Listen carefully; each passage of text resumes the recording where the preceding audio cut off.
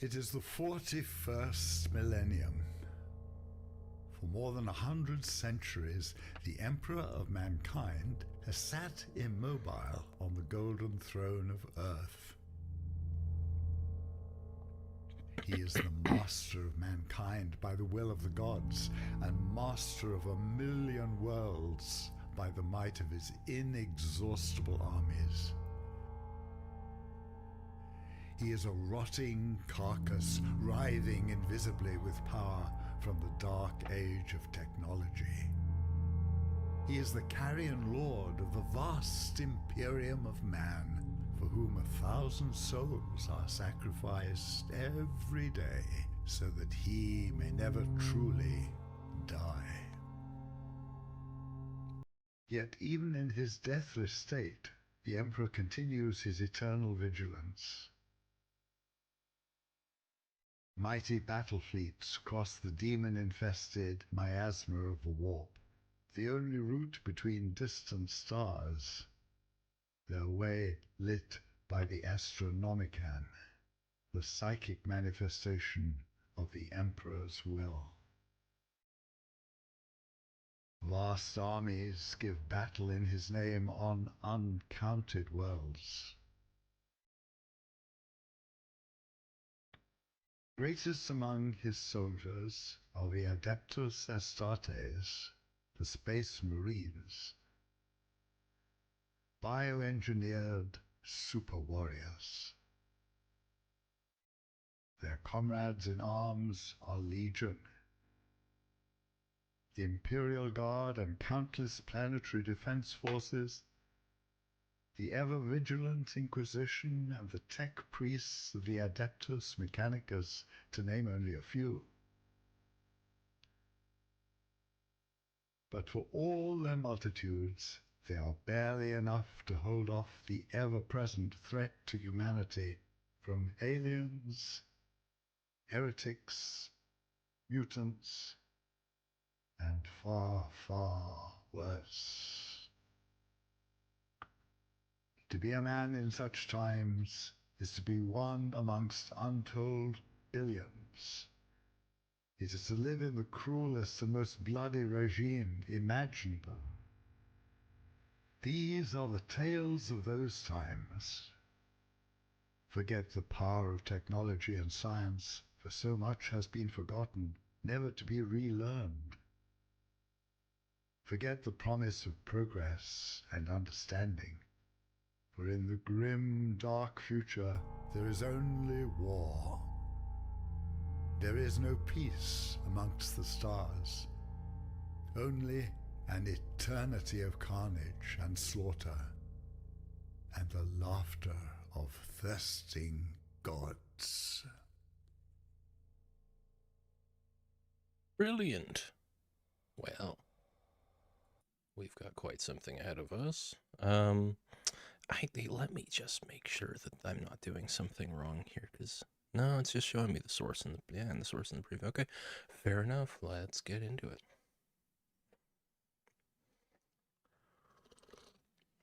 I think it's really nicely done. Really nicely done video paints a good picture. It does. I feel like I get it now. I don't even need to play anymore. I understand.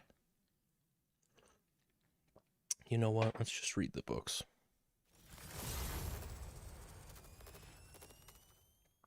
That's them.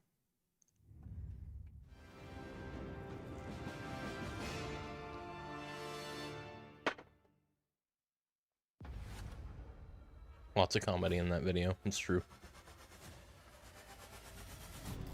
I liked all the death. Ooh. I feel like I'm about to play pinball. Very crisp. Both the drink and this art here. It's sharp. Alright. Gotta go with English on this one. First of many decisions. Well, now I'm stumped. Yeah, it's a little loud on my end. Looks fine for the stream. Let me see. Honestly, I'm thinking 0 across the board. No. Yeah, I'm cool with that. That doesn't give me any guides, so I'm happy there. I laughed at least 3 times, mainly when he said emperor. That's not a word. No, I've never heard this word before, emperor. Stream audio is good. Excellent, excellent.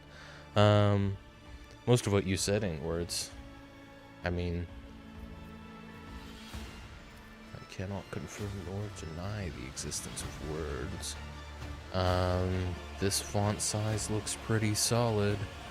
No, I don't want stuff to look weird, so we're just gonna not do colorblind correction.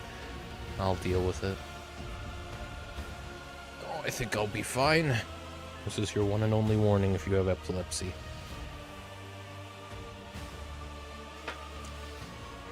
Oh, geez, Cream, when you told me there was a lot of reading, I didn't think you meant before we got to the main menu. No, I actually excel in speedrunning, so I'm good. Yeah, I agree there. Okay. I love the UI so far. Very cool, very stylized, but not overwhelming.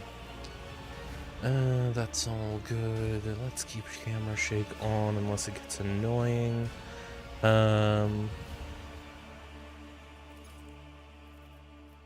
Why is Steam Deck above Ultra?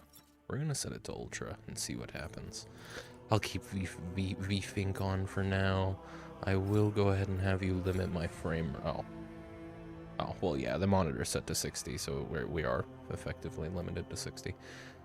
FSR, oh, what is that? FSR. Can't remember what that even is. Turns on one of the presets for FSR, saves memory and time spent on rendering a frame. Is this frame generation? Decreases image quality.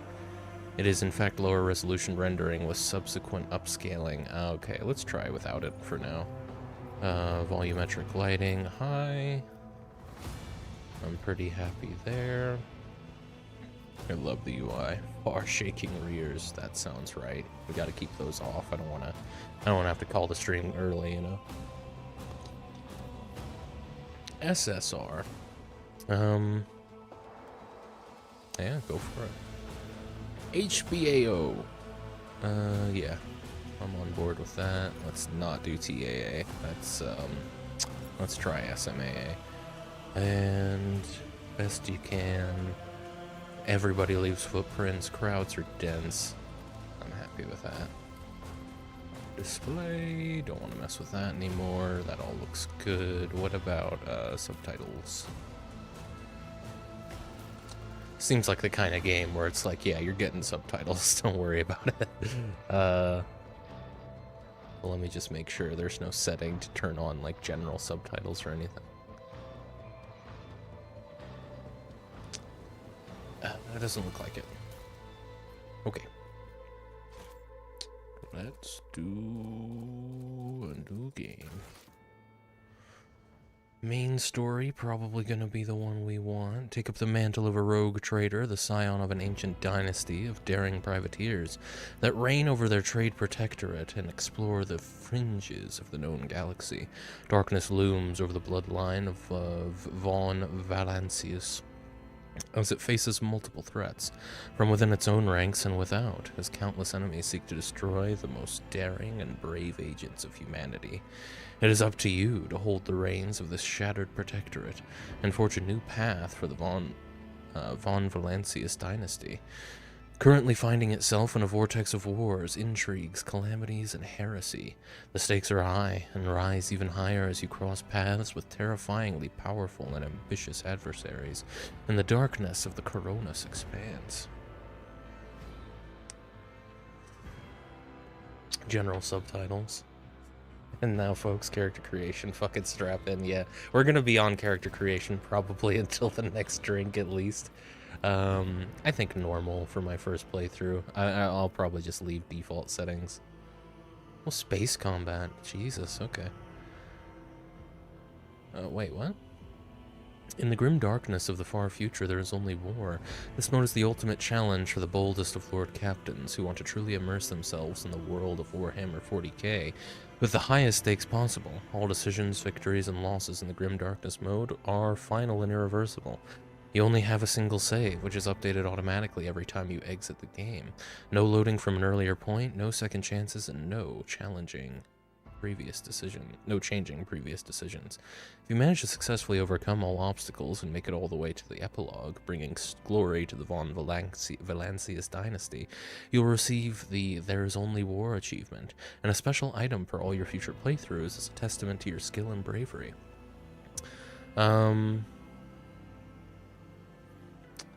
This game can be very hard. I'm doing Daring and Grim Darkness, so 4, 6, and Iron Man mode. I do not recommend it. I kind of want Iron Man mode, because I mean, I can just police that myself. I do worry about glitches more than anything when it comes to doing Iron Man mode. I'm definitely keeping it on normal. So I don't want to go past that. I'm gonna try it. I'm gonna try it with Iron Man mode on. I just hope there's no game-breaking bugs, but I don't.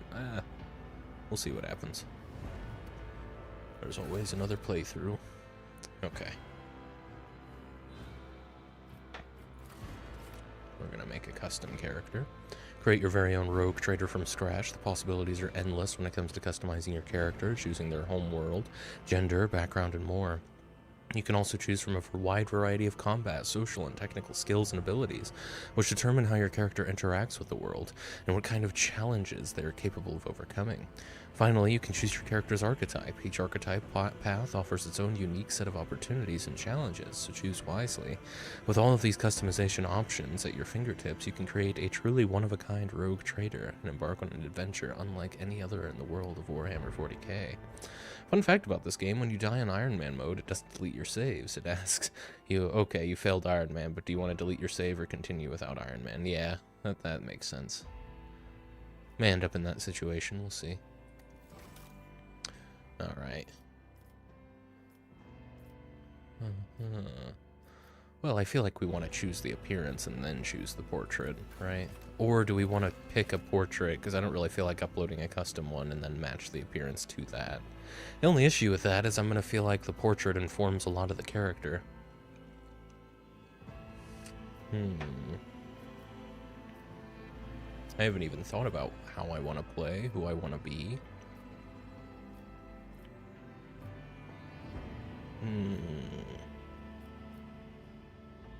Well, let's just see what I can do with the game for now. We'll go with this. And... Alright. Oh, I like this guy. Kind of a mealy gentleman. Oh, not bad. Not a fan. I don't know. Just no. Not for me. Not bad, not bad. Not bad either. Oh, now here's a lad. This guy doesn't know what's going on. Oh, and that's all of them. I'm a priest, and my character is fat and wide, while his portrait is not. My headcanon is that he had it made a few decades ago before he discovered cake. Ah. This guy looks pretty silly. I don't know if I want to be silly.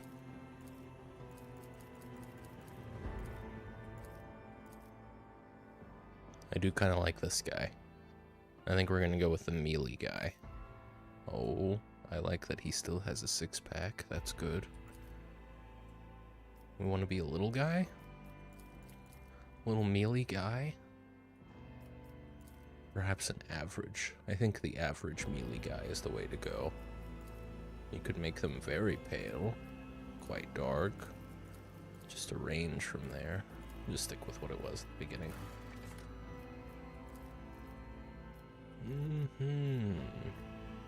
Now I do quite like this. I think we can all agree this is probably the best, but I don't think the mealworm's gonna get that one. I kind of like this. I kind of like this for our guy, you know? I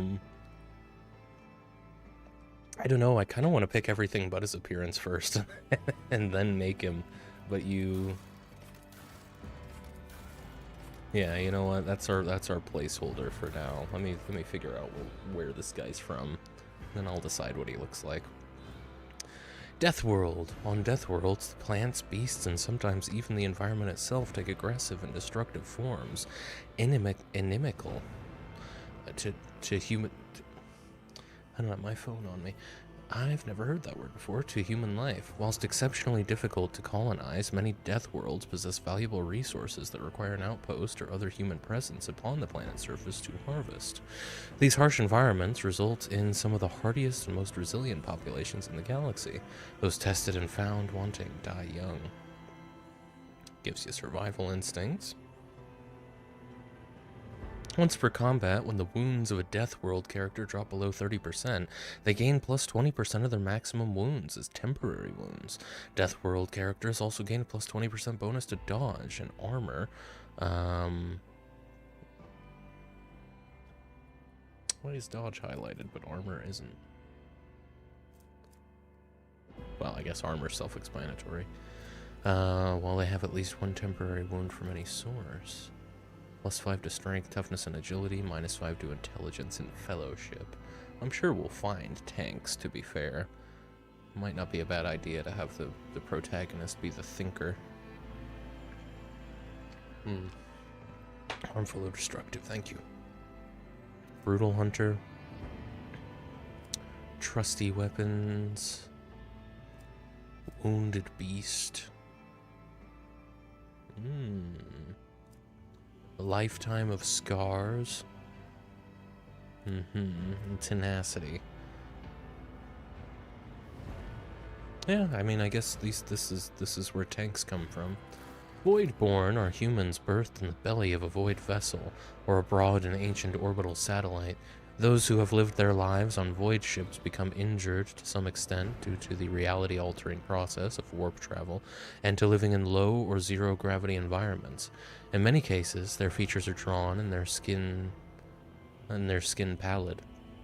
They may even have minor deformities or a strangeness to their speech, gait, or general appearance. Sets them apart from others.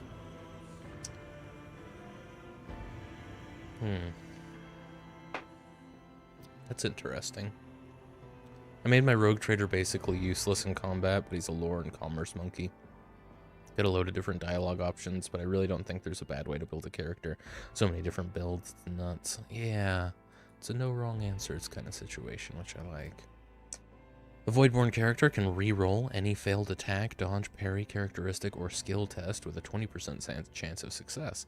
The chance cannot be greater than the base success chance of the roll. Additionally, any enemy dodge or parry against a Voidborn character has a 20% chance to fail after a successful roll. I'm kind of liking these guys. They only have a debuff to strength, but plus 5 to willpower and intelligence. Following features will be available after Origin Advancement. Bloody Mess. Anytime a Voidborn character scores a crit, there is a 10% chance to double the damage.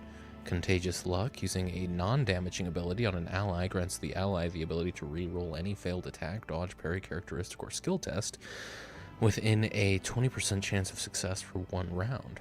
This chance cannot be greater than using non-damaging ability on an enemy grants them a 20% chance to fail a successful dodge or parry test against a character for 1 round.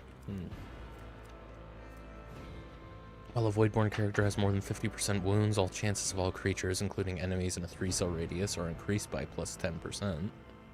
While a Voidborn character has less than 50% wounds, all chances of all creature, including enemies in a 3-cell radius, are decreased by 10%. Just a flesh wound, the Voidborn character has a 20% chance to survive after suffering lethal damage, surviving with 1 wound. And Be Smart. Anytime an ability or talent uses the Fellowship bonus, a Voidborn character can instead use the Intelligence bonus, if it is higher. Additionally, Voidborn characters can always upgrade Intelligence, even if their archetype does not allow it. I'm leaning Voidborn. Hive World. Hive-world population is so dense that great swaths of the surface of the world are frequently covered in gargantuan cities, bejeweled with towering spires that pierce the atmosphere. Hive-worlds are vital to the welfare of the Imperium, and are the beating heart of its economy and the war machine. They produce munitions for the Emperor's armies in vast manufactories, mine valuable minerals, and refine fuel for the Imperial Navy. Innumerable regimes of the Astra Militarum are raised from their massive populations as well. Strength in numbers. Hive-world characters gain a plus... Wow. A +1 fellowship, I imagine, bonus divided by 2. Resolve if there are more than... So you gain plus half of 1 plus your fellowship bonus.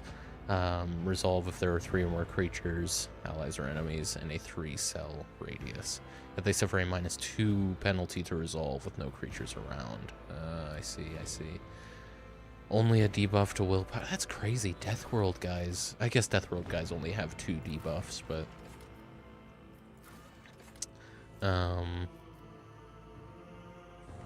So Fellowship and Agility +5, Willpower -5.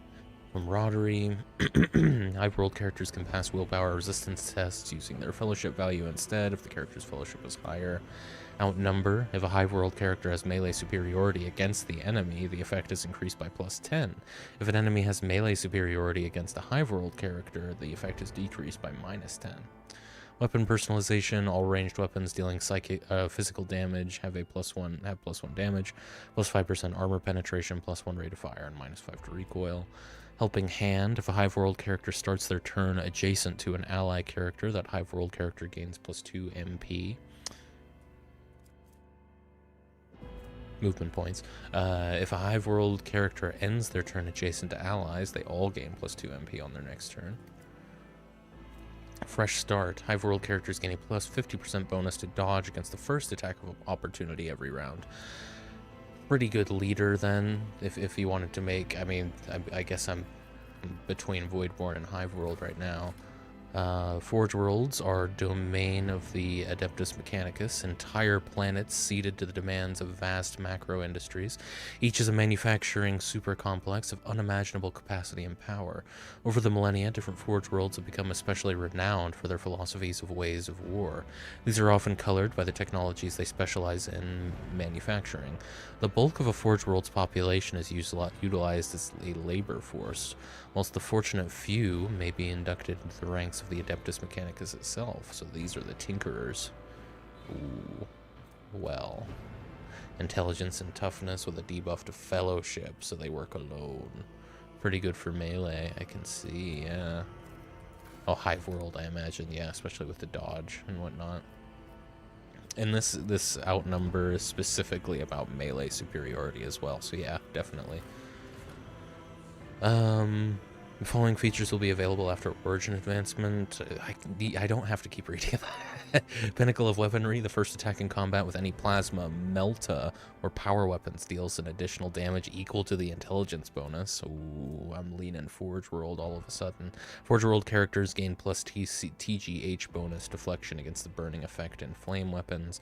Steel of the Forge. While wearing heavy armor, Forge World characters gain +1 MP, +1 deflection, and cannot fall prone.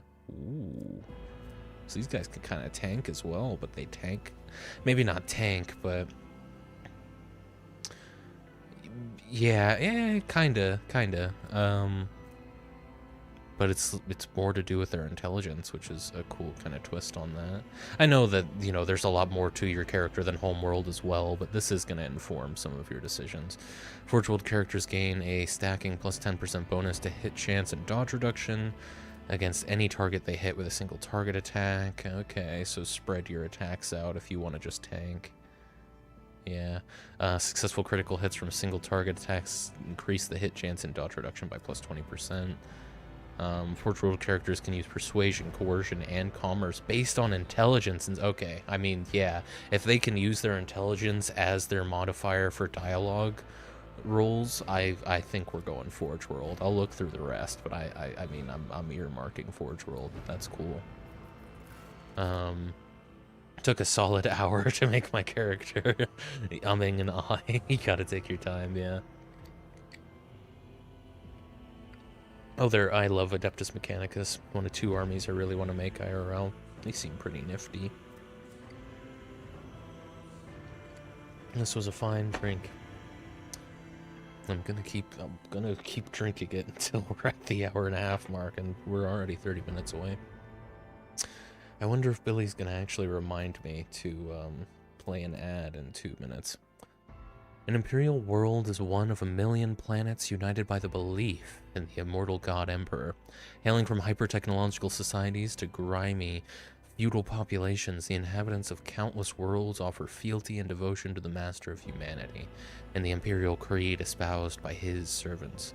The designation of imperial world encompasses a vast array of wholly dissimilar worlds that are, nevertheless, part of the Imperium. Features humanity's finest. Imperial world characters can select any characteristics, except for weapon skill or ballistic skill, and add a +10 bonus, so they're the humans of the humans. I see. Talents, ready to serve.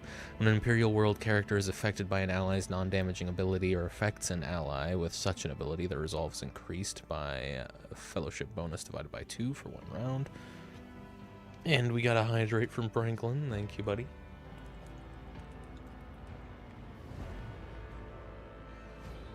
Don't mind if I do.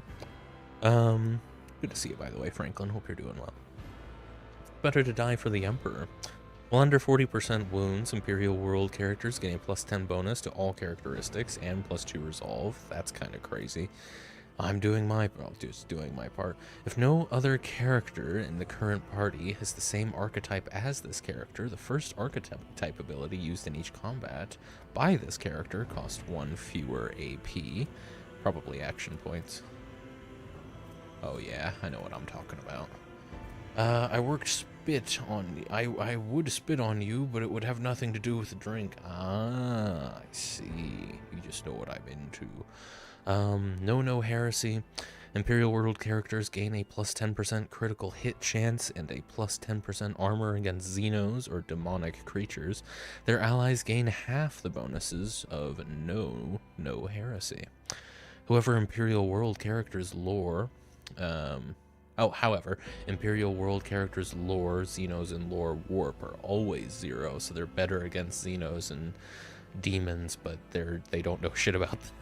That's pretty fun for roleplay. Stronger together. All allies, including Xenos in the current party, gain a +5 to the same characteristic as was chosen for humanity's finest. Very cool. Oh, wow. Okay, that's cool. And Fortress World. Oh, hey, Billy, very good timing. Look at you. All right, let's play an ad. So yeah, I think that's based then on, not based in general. It's based on when you actually open the software. That's when the timer starts. So just open the software as soon as I start the stream is what I need to start doing. The lore reason for that, by the way, is that 99% of all humans across the world are kept purposefully ignorant of aliens and chaos. They literally don't know they exist, and that's on purpose. That makes sense, yeah. You can't know there's different people. That's the best way to make sure you're always racist to them. When you see them, it's like, no, I don't know anything about you. Fortress World. Fortress worlds are planets where the entire populace is immersed in warfare. They constantly train for the day, and they may be called upon to defend the Imperium, a charge they solemnly uphold.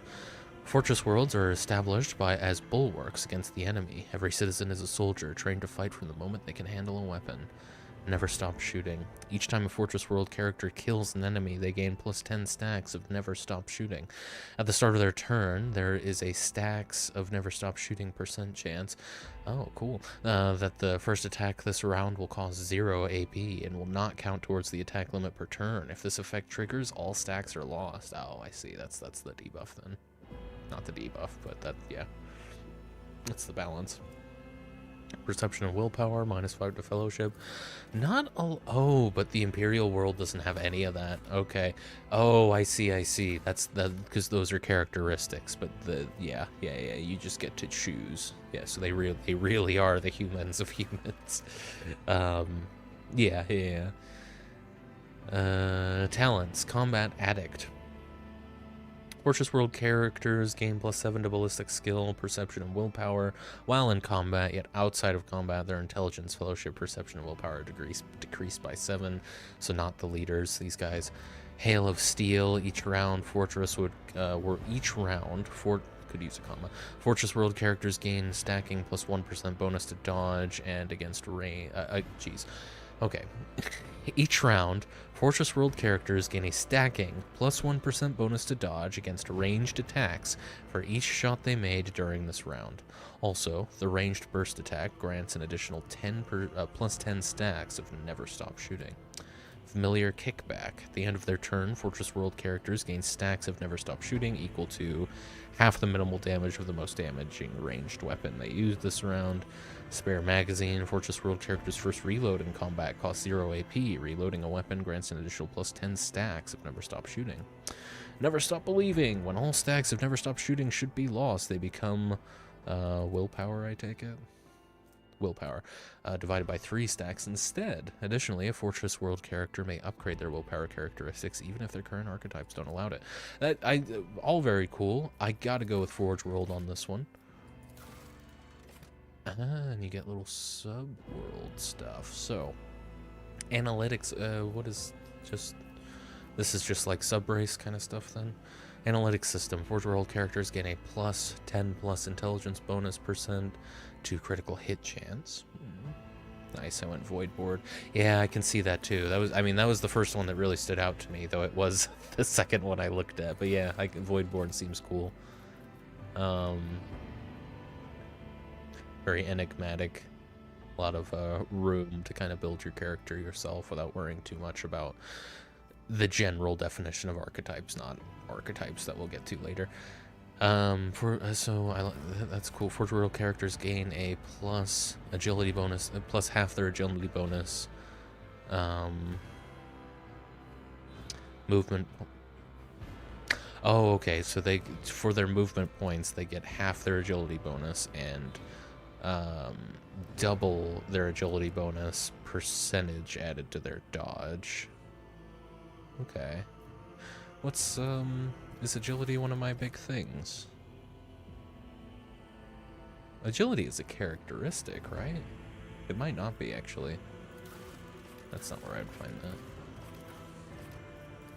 No, agility is a characteristic, yeah. Okay. And Forge World characters gain a +5/+2 times their toughness bonus percentage in armor. I gotta go with analytics system here and boost my critical chance with intelligence. Okay, origin. If I choose an origin and I go back to his appearance, I can't take the hat off. So I am going to want to just have one of these slotted to decide what he looks like when the time comes, but that's... I guess what I kind of worry about here is some of these do add things, don't they? Perhaps it's time I decide what he looks like. Okay, let's do that then. This guy's a tinkerer. He likes to tinker. I'm still leaning towards,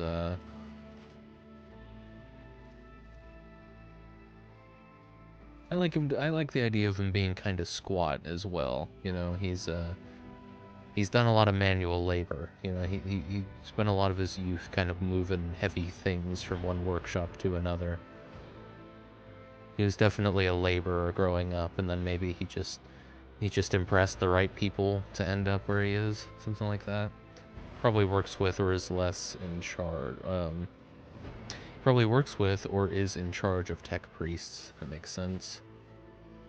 And I think, yeah, make him a little darker, so that I don't know, that just tracks, I suppose. You know, he's exposed to a lot of like smithies and whatnot and all kinds of all that. Let's see. I do kind of like him balding. I think we're gonna keep that. And I think, yeah, the darkest hair color we can give him. Or nah. I want to give him some real bushy eyebrows. It looks like you start with with pretty much the bushiest eyebrows. We could have him have no eyebrows, like he burned them off a long time ago. I kind of like that.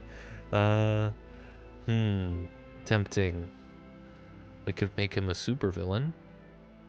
We could make it look like he really cares about how clean his eyebrows are. I don't know. I like him not having eyebrows. Yeah, let's do it. No eyebrows. Tattoos. Look at this guy. Yeah, I like him already. You can give him essentially eyeshadow, right? What kind of man is he? Is he a good, kind man, or does he live in the real world? I'm thinking this guy's gonna be extremely practical. More than anything. Like, he's not gonna go out of his way to do evil shit, but he's... You know, he's also not gonna... He's not gonna stop to help too many people either. He's there to get the job done. Is this just a beauty mark? Yes, it is. If he's incredibly practical, he might not have tattoos. Well, let me see if we can find any real techie kind of tattoos. That looks a little tribal. Not really tribal, it looks a little... I don't know how to describe that. Religious, I suppose. Cultish, yeah.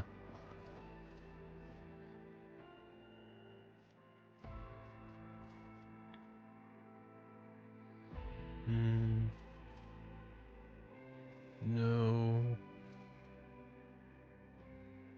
No.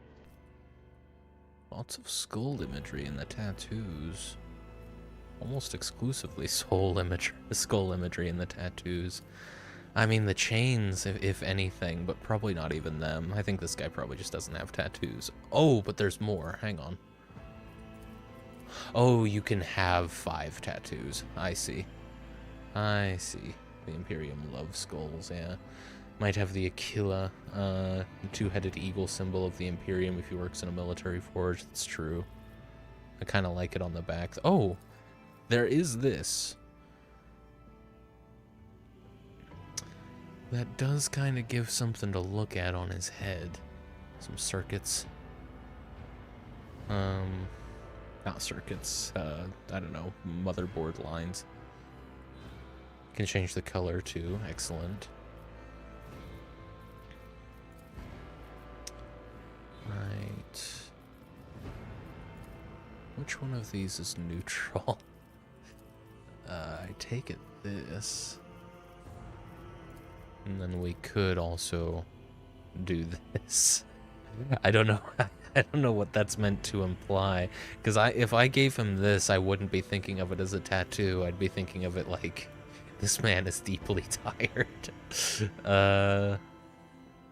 Does make him look kind of evil, but I like the look. Hello, Jack. Hello, Ghost. Welcome in, Ghost. Oh, I see. I'm liking this so far. Augmentations. You can give him, I see, prosthetic jaw. My character has that eyeshadow, and I did it because my character is warp-touched and half insane. I see. I think this guy just doesn't sleep much, is my thought process.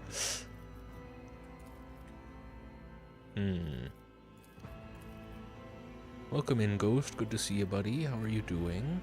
I do kind of wish these adjusted the hair. I fully understand why they don't. That would be a lot, but it'd be cool if there just wasn't hair growing along where this thing actually went.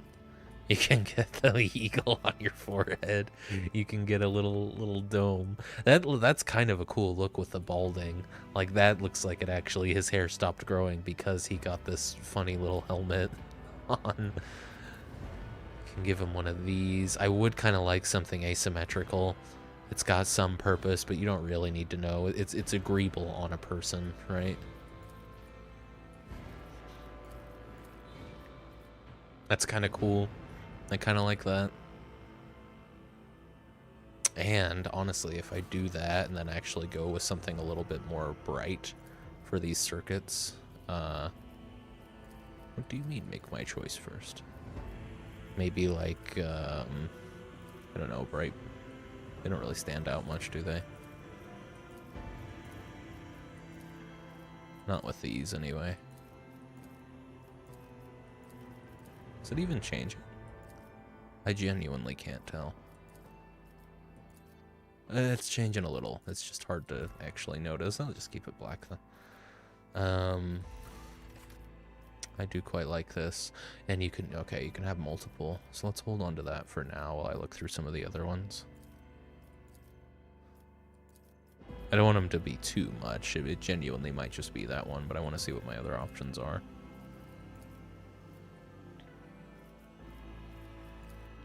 I think I still prefer this.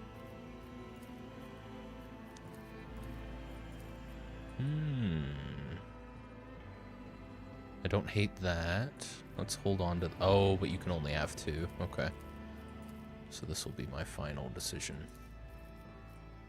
I like that. Just a little nodule on his skull. Maybe that's where they put the thing. I don't know. He's beginning to look very techy. I like it. Yeah. It's working out.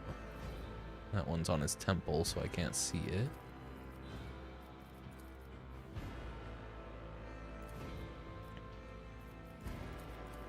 Got a lot of these little ports to put on their skulls.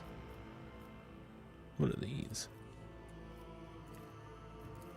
Oh, I see. They're just like little dots. Okay, I like this. Yeah. And his voice. I'll see you terminated. For the Emperor! Engage the engines. Ooh, I like that. This could be an opportunity. Blood and mayhem shall be our anthem. Not bad. What about Mad Mail? Time for a round of space regicide. I'm leaning more heretic or pragmatic. Unleash the storm of macro cannons.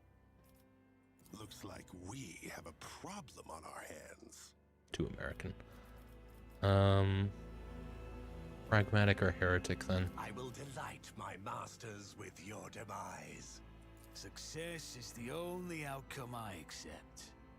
I don't need luck. I have strategy.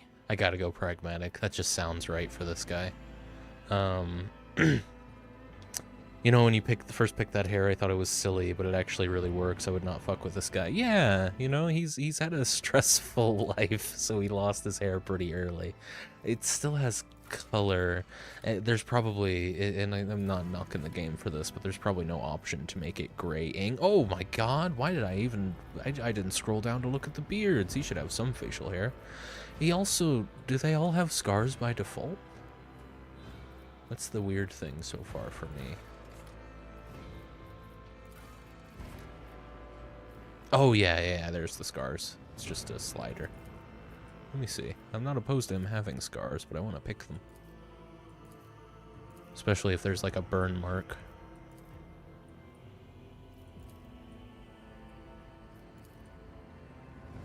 That's where we started.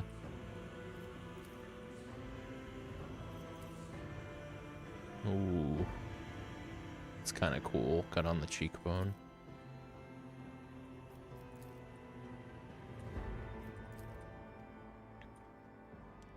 That looks like it could be a burn.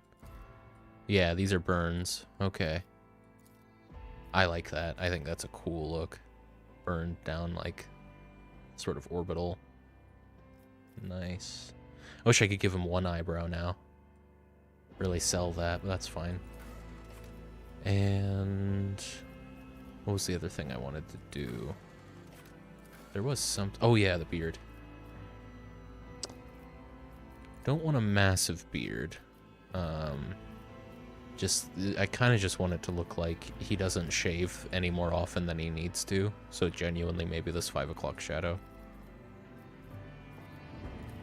Could make it a little scraggly.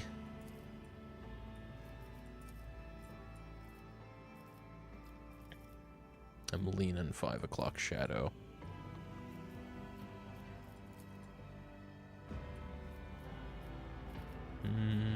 Yeah, let's do that. And when I click like right over here, there should be a monitor right here, but apparently there is. That's my preview, which is weird. Let me see something real quick. This game alt tabs pretty well by the looks of it. Let me just... Settings... Beard.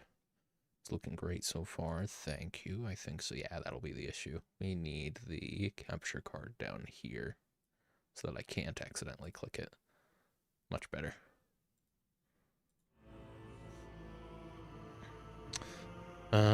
Really is. It helps that the Imperium is so fucking drippy. Yes, indeed. Let's pick up portrait then. That's not far off, honestly. Maybe this was him when he had a little more hair and a little more body mass.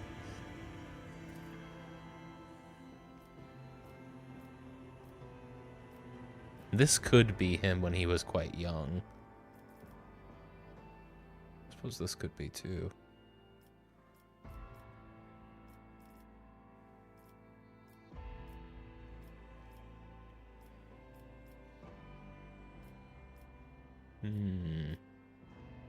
Did you pick his class yet? No, I wanted to go, because once I got to Origin and I was picking out clothes, I wanted to decide what he looked like then and there.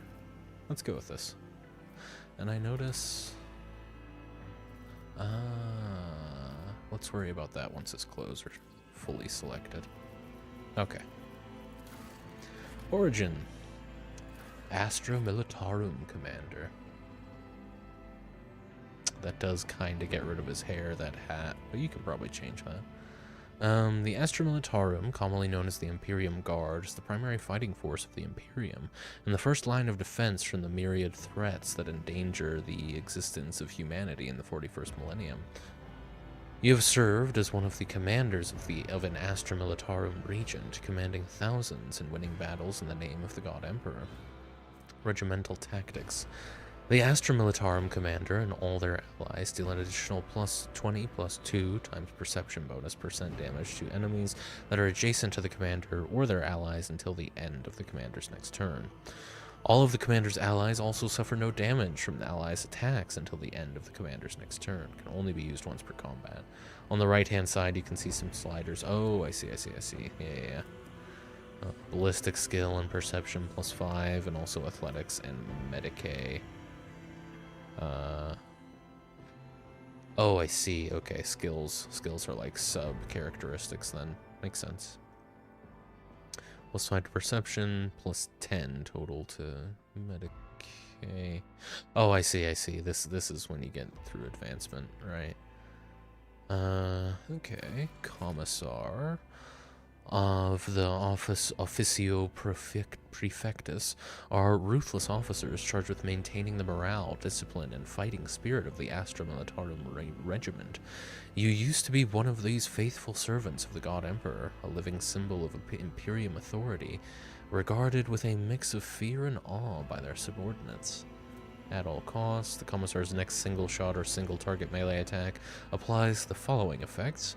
Enemy target, the target becomes marked. The ally who kills the marked enemy gains an extra turn after the current one with plus 2 AP and plus 4 MP.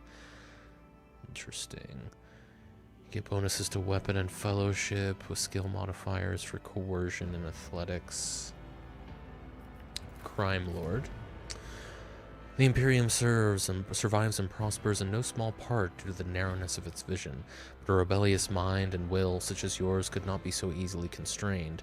The dark paths of smugglers and renegades that wind behind the facade of the Imperium society offer a dangerous refuge for those unwilling to bow to the law. You used to be one of these dangerous yet resourceful individuals. You get bonuses to weapon skill and perception, as well as skill modifiers for awareness and logic. Okay. Ministorum Priest. The Ecclesiarchy. The Ecclesiarchy. That's fun. I like that. Known formally as the Adeptus Ministorum, is a vast institution that oversees the galaxy-spanning religion of the Imperium. The Ecclesiarchy's complex hierarchies of cardinals, missionaries, preachers, and zealous laity. There's another word I've never read before. Ensures the prescribed prayers and invocations are made, all the while instructing laity, like lay priest. Okay, I see. Instructing the masses to guard against heresy and deviancy. You used to be one of those fiery and charismatic individuals concerned with keeping a close watch on your congregation. Yeah, lay people. Yeah.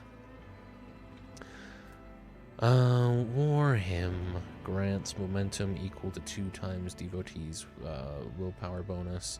The ability also grants an additional willpower bonus momentum for each enemy that is either in a 5-cell radius around the devotees or was hit by the devotee this turn. Probably not going to go for this one.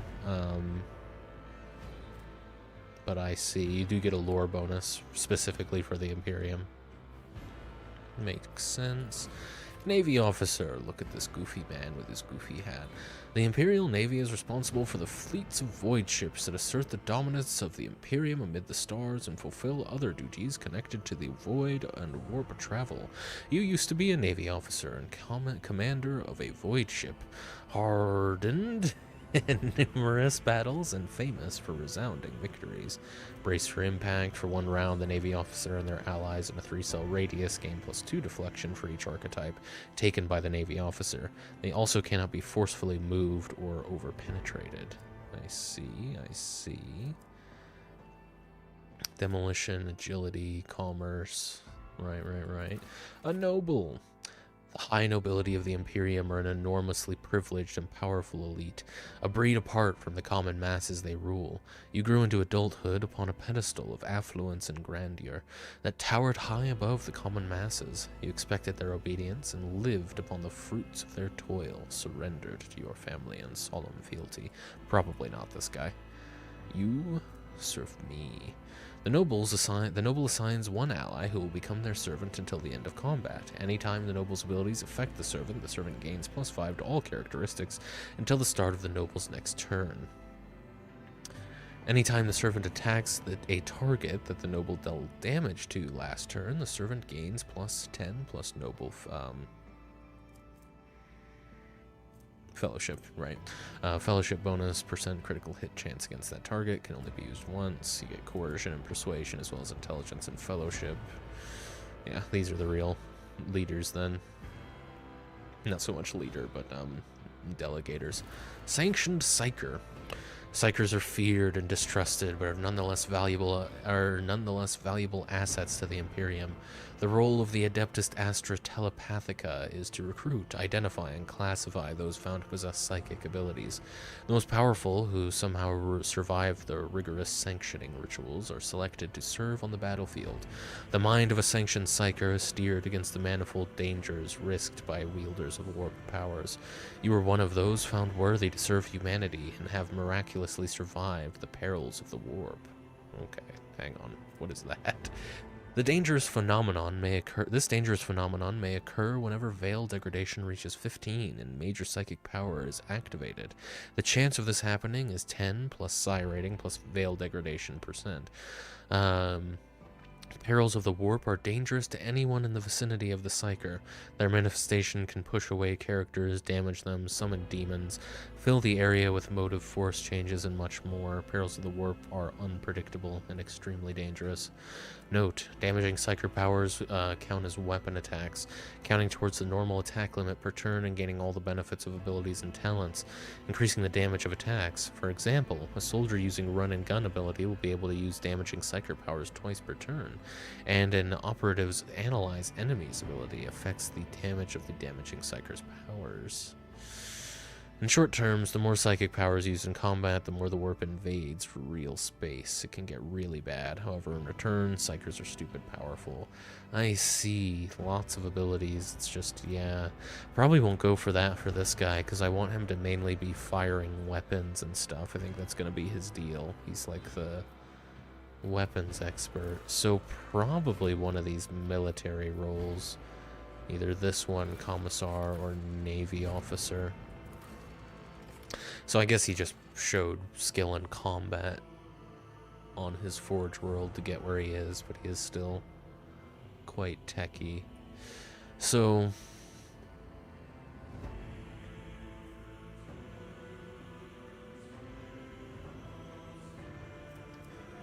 this feels right up my alley, I suppose.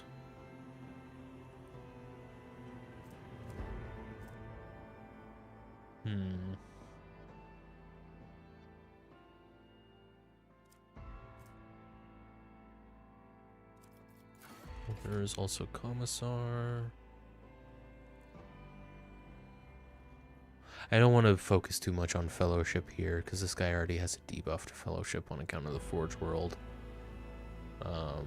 Definitely commander or commissar, I think, based on your lore. Yeah. Let's go with Astra Militarum commander. There he goes. Alright, Triumph. This is his crowning achievement, I take it. This is what got him famous, anyway. Through reforms and leadership, he restored a broken Imperial Guard regiment to its former martial glory. You can get Imperium lore for that. Illustrious glory, you and your guardsmen defended a shrine world and received a high commendation for your feat. Athletics bonus for that. Feat of greatness. Ooh. It probably wouldn't want this, though, right? Well, what is it, first of all? You utilize your talents as a commander to achieve a great victory over the ruinous powers. Mainly just because I'm going to be using my intelligence rather than fellowship skills for... Forge World characters can use persuasion, coercion, or commerce based on intelligence instead of fellowship. Oh, but hang on then. Does persuasion itself... Skills affected by the fellowship characteristic. It represents the character's talent to manipulate other people through negotiation. It allows a character to reach their desired goals in dialogues by making good impressions and peacefully convincing others to agree with their point. So if I have a bonus to fellowship, is it gonna be like a flat bonus from my intelligence because I'm a Forge Worlder, plus my bonus to persuasion if I'm doing a persuasion check? Because I might go with that.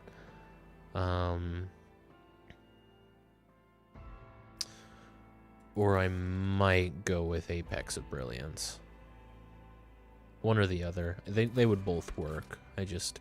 If this could make it so I'm more inclined to talking, that would be better. Actually, I don't think so. I'd go Apex. You're probably right. So yeah, let's go with Apex. It seems unlikely, and I don't really want to look it up. And on that note, we're about halfway through. I'm gonna make another drink. I'll meet you over there. I'll need to mute this. Let me make sure. Oh, I don't need to.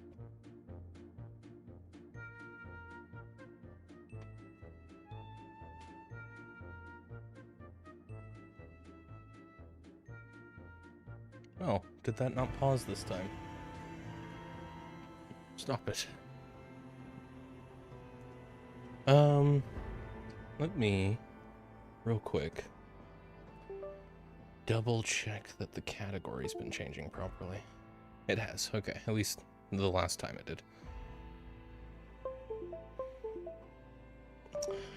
Alright, Darkest Hour. This will be my flaw, then.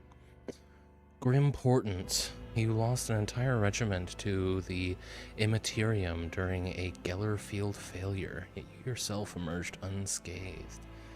That's a drop to your perception, or your awareness. Brand of Shame. As the commander-in-chief of a disastrous military campaign, you were buried in shame. It's a drawback to your coercion. Shadow of Torment. Captured by heretics, you suffered unbearable torture at the hands of humanity's enemies. Ooh. I mean, I kind of have to go Grim Portents, because both of these are going to be my bread and butter. So he gets a little too absorbed in his own head, this guy. Archetypes. Don't forget to have a look at the color scheme for your clothes. Never know which one will be your favorite. Let's have a look now. Turn off the helmet for a bit.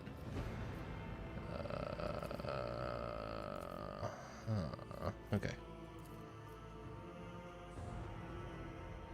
Mm-hmm.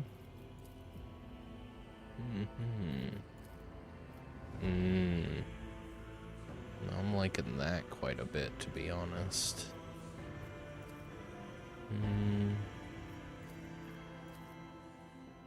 That's not a bad look either. Ooh, I think I'm leaning this way, actually. I'm leaning towards either this or the full black. I'm assuming that's black anyway.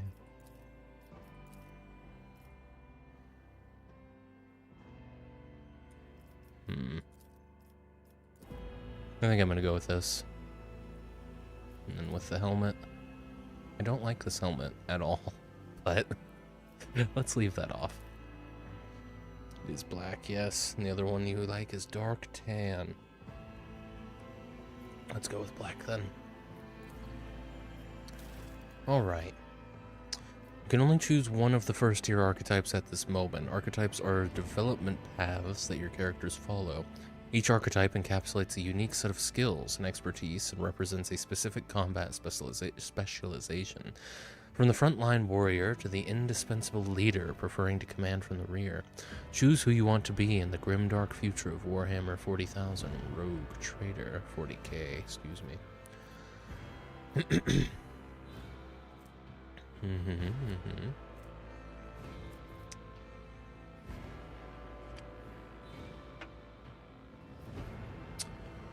Warrior, officer, operative, or soldier. I wouldn't mind being an op. Warriors are combatants boasting exceptional melee prowess, capable of dealing high damage in close quarters combat, and withstanding heavy amounts of damage. They also excel at drawing enemies' attention from less defended allies. Core focus, melee, movement and dodge, armor and parry, taunt, soaking damage. I'm probably going to be mostly a guns kind of fella, so probably not warrior. Officer. Officers use their willpower and fellowship to improve the combat capabilities of their allies, turning them into even greater threats on the battlefield. Core focus, extra turns, single target buffs, rescuing allies, momentum. Probably won't go with this either, because I don't think my guy's going to be the one giving buffs during combat. He's going to be able to use his wit to get through a lot of, like, role-playing, kind of dialogue-oriented talking, but in combat, fellowship's not going to be a focus. Operative.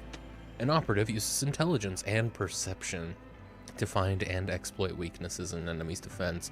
None can withstand an attack from an operative. Core focus, precise single attacks, defense penetration, area debuffs, consistent firing position. Okay, might end up going operative, and if I do go operative, I might choose a different Darkest Hour, because that, I mean, they're all rough, which is great. They're clearly meant to be like, this is a weakness and it's gonna come up.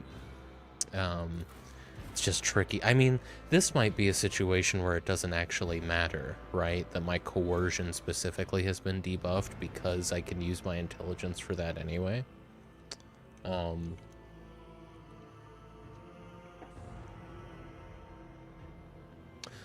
But let's look at soldier as well. A soldier is a master of all ranged weapons, quickly able to assume an advantageous position from where they stand ready to rain fire on an enemy. While well trained in a highly diverse range of arms, a soldier is particularly proficient at blasting their targets with burst fire and area weapons.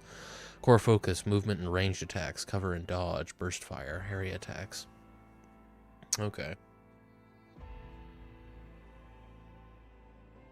I think operative makes more sense for this guy. You know, he's because what is his origin? It's the Astra Militarum Commander, right?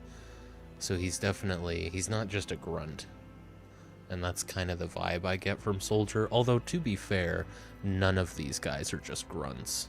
Of course, my archetypes do seem to be informed by my choices up to this point.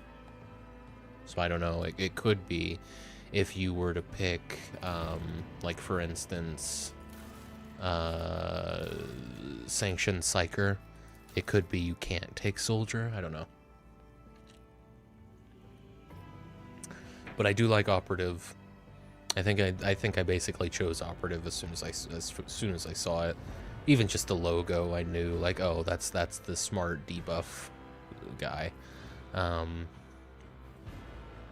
In which case, I think I gotta go with Brand of Shame.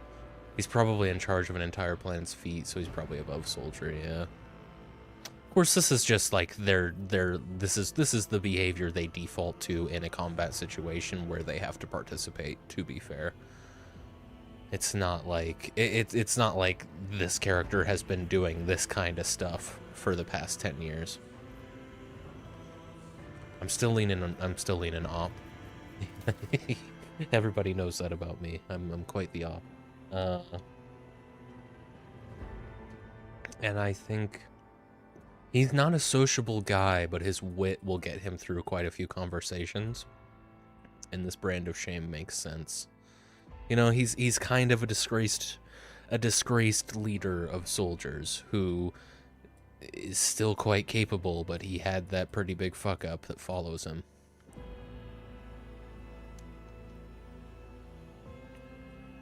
Maybe this was the result of some hubris on his part.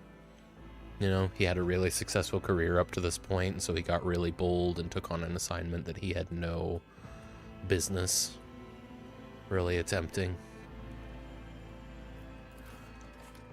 I don't want to debuff to any kind of medical or intelligence thing. So yeah, I think we'll go with this and see what happens. Oh. Add time. The fact that he was given his job back after such a shameful display means he must be a very valuable asset too. Yeah, I would think so.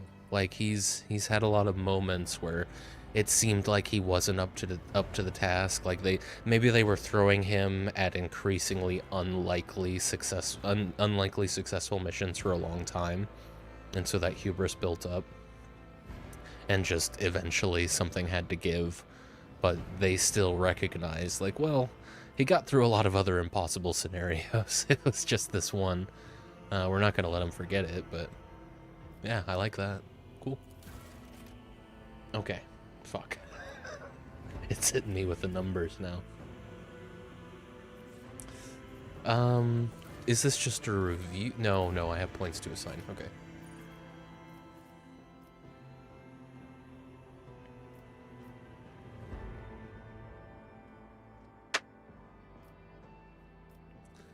Intelligence.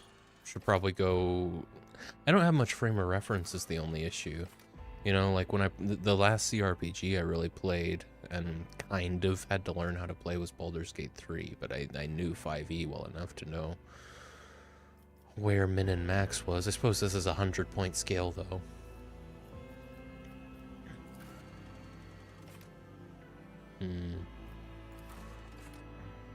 Definitely want my tech use up. Intelligence is going to be your main thing for that. Intelligence is going to be your only thing for that. So let's pop intelligence up. Oh, you do 5 at a time. Okay. And you can do a maximum of 10 for everything? Or maybe a maximum of 40. No, just a maximum of 10 for everything. Okay. Well, yeah, in that case, I'll put 10 extra points into it. I see. That's the pips. It's got it. You want ballistic skill if you want to do guns? Yeah. So let's do 10 into ballistic skill as well. Weapon skill reflects a character's competence. I should read these, yeah. Weapon skill reflects a character's competence in all forms of close combat. It increases their parry and reduces enemy parry chance against melee attacks. It also increases chances of scoring a critical hit in melee combat. I take it you can't reduce. This is just divvy out what remaining points you have. Ballistic skill. BS. Character bonus +4. I don't need to worry about what I'm getting from other stuff just yet.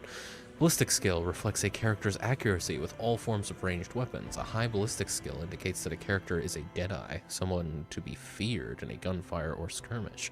The base hit chance for ranged attacks within a weapon's effective range is 30 plus BS. Strength. Strength represents how physically strong a character is. It affects the damage a character inflicts with melee weapons and allows them to lift heavier objects. For each point of a strength bonus, characters deal plus 5% more damage with one-handed melee weapons and plus 10% more damage with two-handed melee weapons. Also affects the athletic skill. Not too worried about that.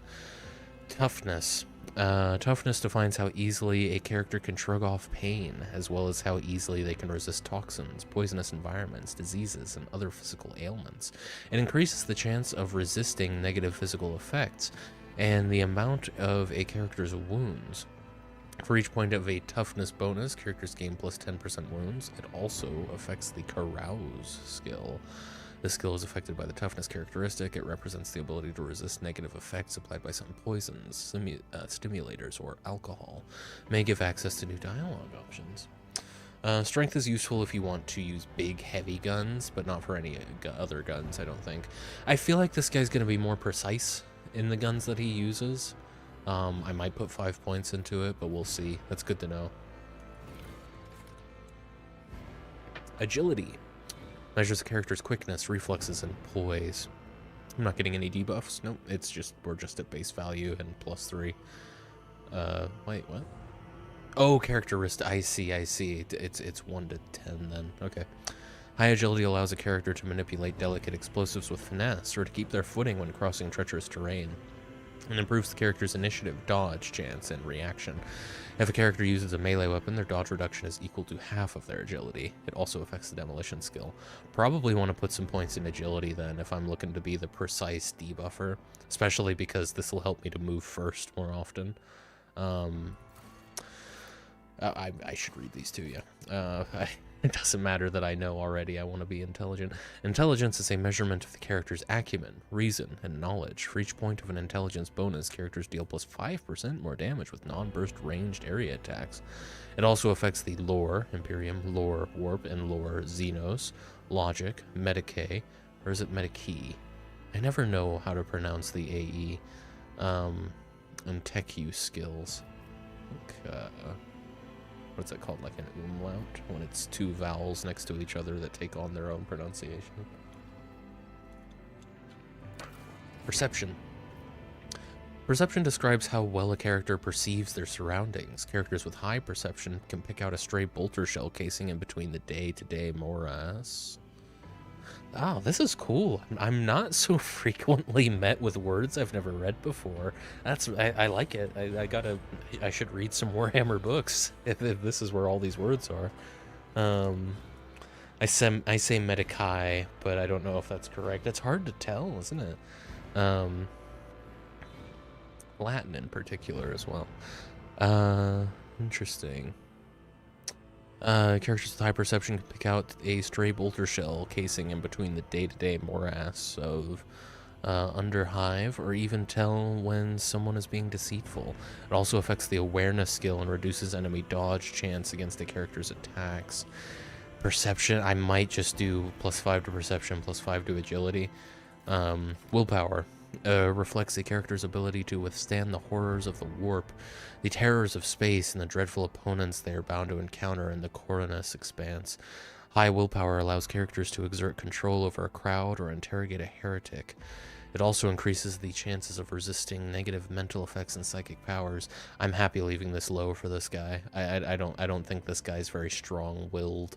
He's happy to get the job done, but like open to, I don't know, other ways of thinking, I guess. Yeah, I think you're right. Perception's a good one to buff. And Fellowship. This is gonna basically be my dump stat. Hopefully we can get someone else in the crew who's good with this. Fellowship represents a character's ability to interact with other creatures, to deceive, charm, or befriend them. High Fellowship will help a character find a way to approach a gathering of unsociable servants, or to effortlessly make deals with treacherous merchants. It also affects the persuasion, coercion, and commerce skills. See, this is interesting. Normally my default approach to a first playthrough of a CRPG is to be the talker, you know, to be the guy who's going to get all the information from everyone. But as soon as I saw this Forge World thing of calculated relations, being able to use your intelligence for that, immediately I just dumped that. Like, no, we're not doing that this time around. That's cool. Okay, so definitely Perception's gonna get 1, and I think we're gonna put 1 into Agility, just to make that a little more competitive in the early game. This looks reasonable. 30 weapon skill, 45 ballistic skill, 30 strength, 35 toughness, 35 agility, 45 intelligence, 40 perception, 30 willpower, 25 fellowship. I take it the arrows mean below or above average. Well, they're probably just like, these are the things you have significantly debuffed or buffed. Okay. Void ship. You only get 1 option, but you get to name it. Sword class frigate. The Sword class frigate is a classic void ship design proven in thousands of battles, combining decent firepower, high speed, and respectable survivability. Estimated dimensions 1.6 kilometers in length, 0.3 kilometers abeam at the fins, approximately. Estimated tonnage 6 megatons, approximately. Estimated number of souls 26,000, approximately. The Von Valancius flagship is the mightiest void ship belonging to the Von Valancius dynasty. Every system aboard this frigate has been tried and tested in innumerable engagements. Its weapons and turrets deliver hard-hitting volleys with pinpoint accuracy. Its plasma drives are rugged, yet reliable in extreme conditions. The flagship's size and maneuverability are perfect for pursuing smaller, faster raiders, and for hunting the countless pirates, Xenos, and heretics in the Coronis expanse. Numerous Von Valancius rogue traders have acknowledged the exceptional performance of this vessel, and with a few minor updates, the flagship has continued to faithfully serve the Von Valancius dynasty. That's about a mile long and has many, many floors. Very cool. It's interesting. It's got like this plow.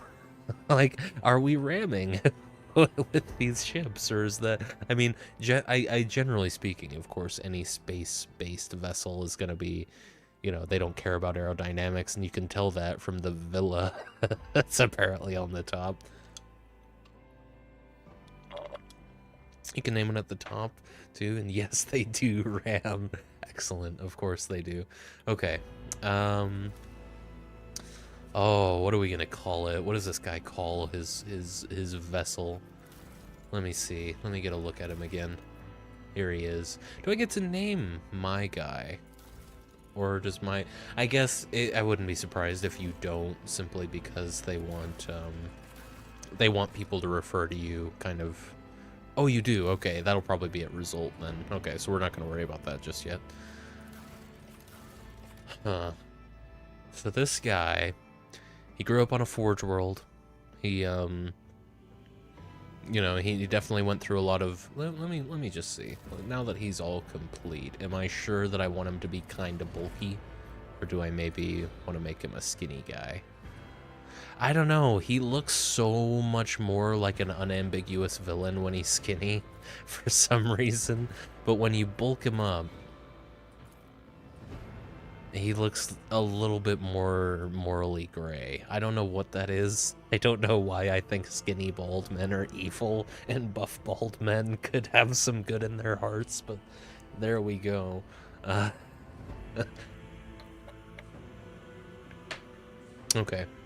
Okay, so yeah, he did a little bit of manual labor when he was growing up at the Forge world, but he quickly made it clear that, you know, he was someone to maybe be organizing things.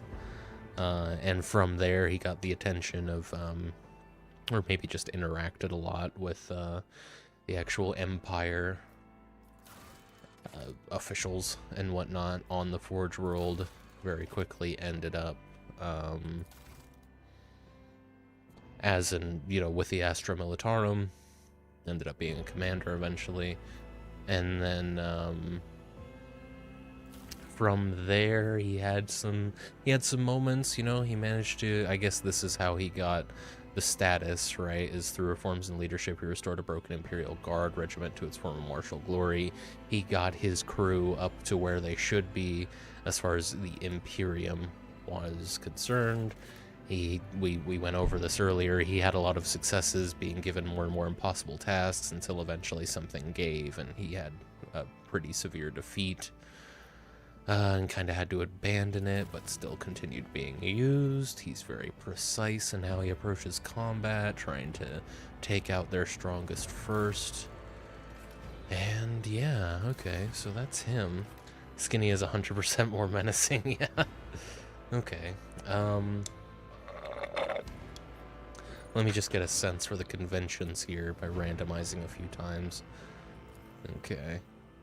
Righteous Absolution, Mercy of the Stars. There aren't really conventions. Servant of His Glory, Light in the Void, Seeker's Haven, Harbinger of War.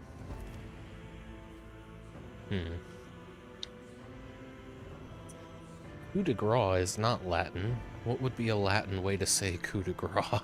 I don't think coup de grace is Latin. Here.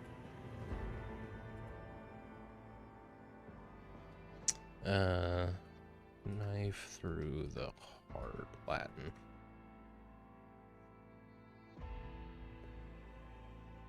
No, I don't care about that.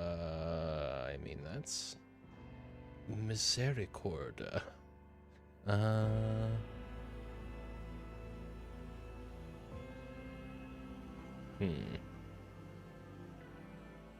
don't really want to use Google Translate, but what's this? Miséricorde. From the French. Oh, it's from the. Well, I mean, it's kind of from Latin. I imagine there's Latin roots there.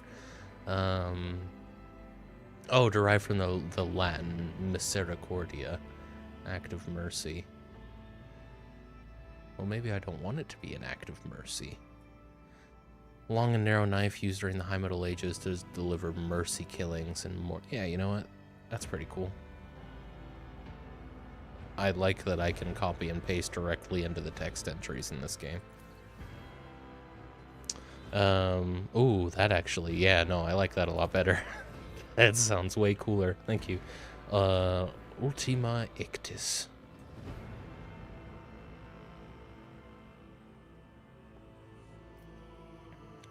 Oh, not Ictus, Ictis.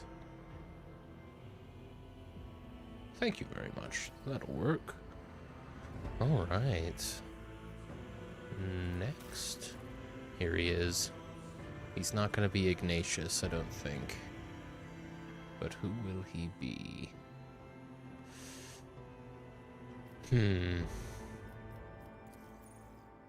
Marn. Wilbur. He's not going to be Wilbur. What's the man's name? Something unassuming, I would think. Definitely Latin.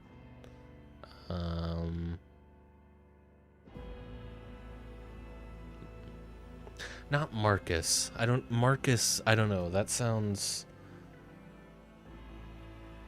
Marcus sounds like a warrior.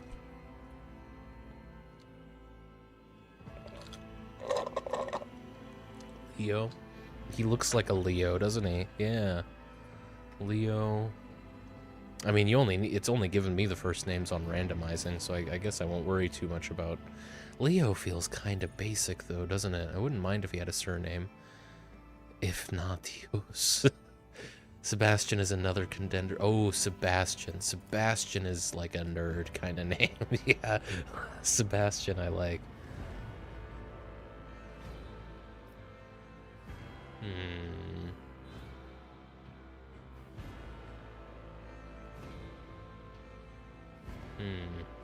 This is a situation where I guess I kind of just want to look stuff up.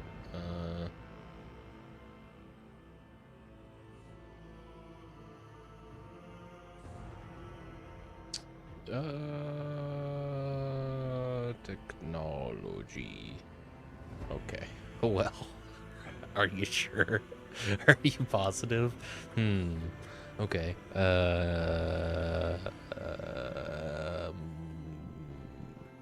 Plus, it's a Latin name, so it's a Latin nerd. Exactly.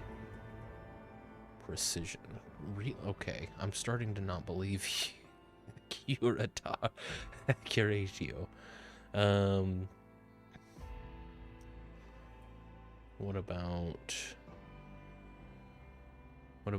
just a cure? I don't know, 2 R's feels like you're meant to roll it. There you go. That's him. Okay. We'll say that's pronounced Accure. That sounds good to me. Ignatius is an English pronunciation. Oh, Ignatius? Oh, I see what you're saying. I see what you're saying, yeah. Ignatius. I see. Augustine? No, I think I'm Sebastian Accure. That works. Yeah, let's do it. Here we go.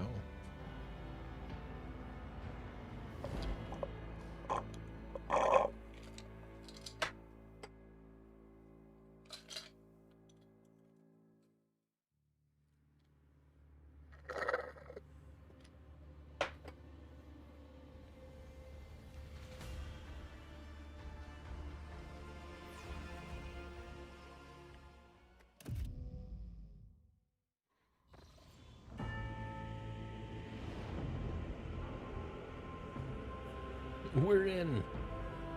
We are in.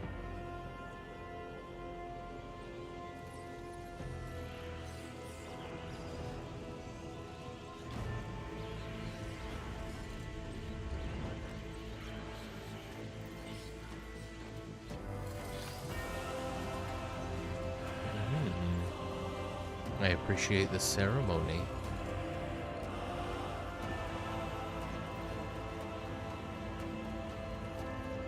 Oh, and we're looking through one of the guys. There I am. Why is my helmet on? An excellent place for contemplation. The man who One has the best view of the cathedral from here. Mesmerizing, wouldn't you say? An impeccable manifestation of the God Emperor's sublimity. This is the issue with CRPGs. Like this, it's been an issue forever.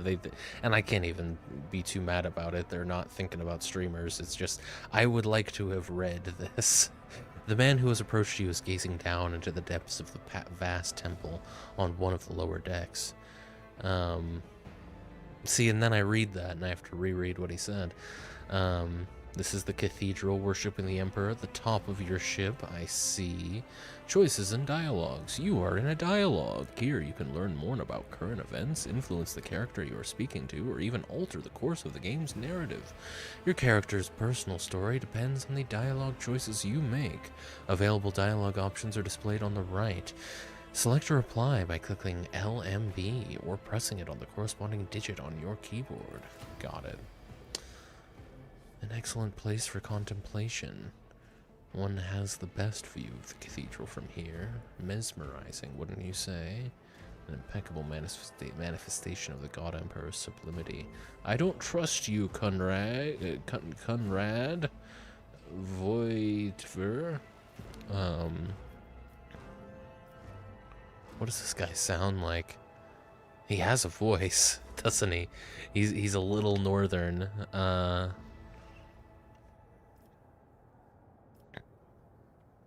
And here's the question. Do I use this as an opportunity to character build, or do I use this as an opportunity to placate? We met. I probably shouldn't say this. It's not Disco Elysium. We're not going the amnesia route.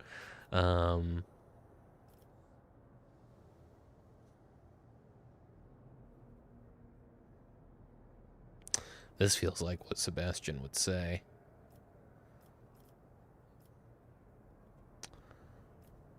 But I think he also knows better than to say what he thinks all of the time. I wish I could get a sample for what he sounds like real quick. There he is. Well, we'll just stick with this for now. Truly an awe-inspiring sight. That is the purpose of all temples to the God Emperor. To inspire awe and reverence. Yeah. For it is the duty of his servants to persevere in their tireless service until they are presented with a chance to give their very life for the master of humanity. He sighs and turns to you, Sean Bean. Yeah, bastard. Allow me to introduce myself. Conrad Voigtfear, Master of Whispers, in the employ of Her Ladyship Rogue Trader Theodora von Valencias. At your service. I haven't had the pleasure of speaking with you in person before. Voigtfear bows his head and focuses attention on you. You can hover your cursor over highlighted words to learn more about them. The tooltips that appear can help you better understand the world of the game or its mechanics. Words are highlighted when they first appear in a text. Scroll up the dialog box to see the desired highlighted term again. A rogue trader, a subject of the Imperium with a unique hereditary title.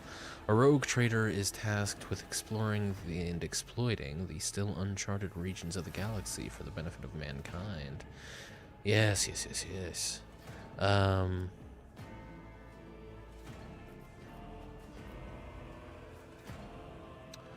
Lieutenant General Sebastian Accure, Scipio Grimald, commander of the 8th Army of the Scanthian Janissaries. My regards, Lieutenant General. The Astra Militarum is the hammer of the God Emperor, isn't that what they say? Well, it is likely that fate will give you ample opportunity to demonstrate your talents as a commander.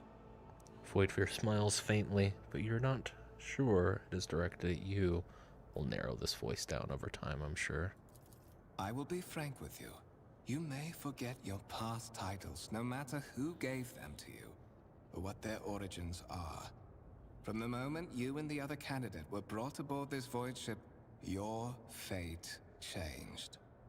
You now serve Lord Captain Theodora von Valencias, and carry the burden of an heir of this house. Henceforth, you share your dynastic name with Her Ladyship. Bear it with honor.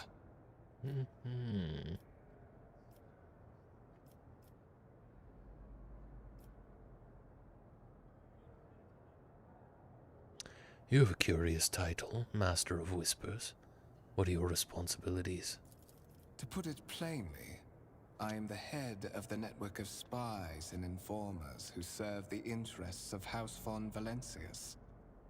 I uncover weak links both among Lady Theodora's retinue and in the ranks of her rivals.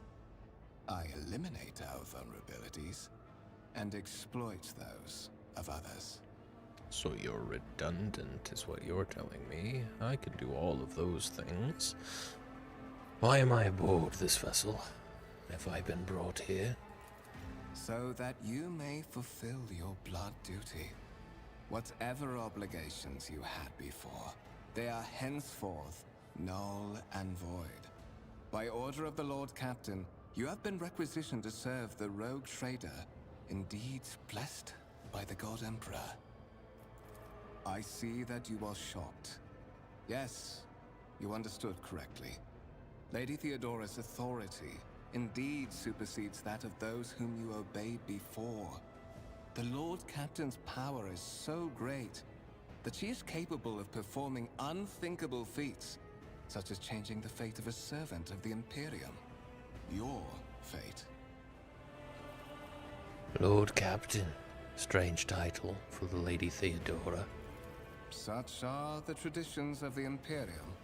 Lord Captain is the title that was established in the annals of the Lex Imperialis at the time when the first rogue traders entered the God Emperor's service, and therefore, it is sacrosanct. Tell me about the ones on whose ship I have found myself. I would rather not discuss the Lord Captain behind her back, especially not on board her ship. No one knows better than I that whispers are wont to attract particularly close attention. Whitford laughs and shakes his head. Suffice it to say that her ladyship is the bearer of the sacred warrant of trade and a woman of immense power and entitlement. However privileged your position may be, I ask that you do not incur her anger by being disrespectful or obtuse. Lady Theodora despises both qualities. Warrant of Trade, the sacred relic document that affirms the preeminent rights of a rogue trader throughout the galaxy. You say I am one of the rogue trader's heirs, so there is another candidate? There is. And you will meet him soon enough. I assume you had some goal in mind when you decided to seek me out. Let's address it. But of course, I have come to invite you to a meeting with Lady Theodora. I imagine you have many questions for your patroness, and I'm sure she has just as many questions for you. It is regrettable that you haven't yet had an opportunity to speak. It has been an arduous voyage thus far. The Lord Captain and Master Ethelthrad von Valencius are conversing on the observation platform. Let us join them there. Alright. Rogue trader Theodora von Valencius desires to personally meet... to journal then, I see. Just a pop-up. Personally meet with the person recently brought aboard her flagship. A storm is brewing over the dynasty, so the Lord Captain has something important to share with her heir. If she ever gets the chance. Kunrad Voitvir, a master of whispers serving the von Valencius dynasty, has graciously offers to escort the dynasty heir to the Lord Captain, Theodora. Here we go. Can I follow, perhaps? Oh, why do you appear off screen?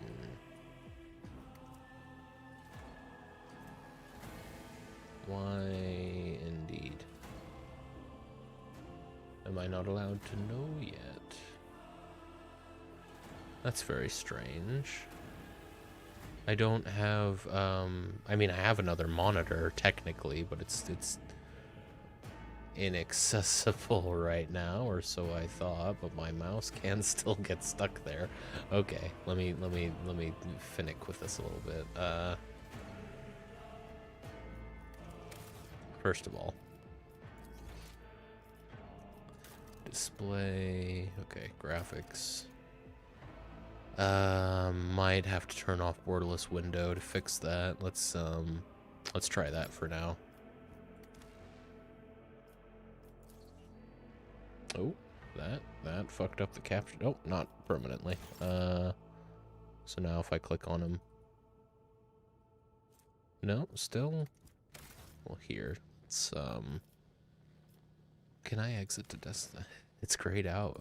I don't want to exit to desktop. I'm gonna put borderless window back on because I do prefer to have that if it's an option. But apply that, save it. Make sure it comes back. It does.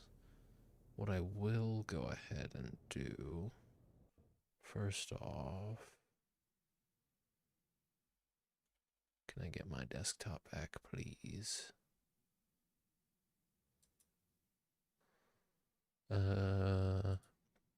Just to double check that this is not accessible.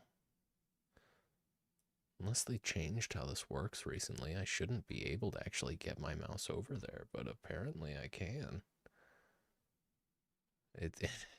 To make matters worse, it's actually harder to get my mouse where I want it. This is weird. I haven't seen this happen.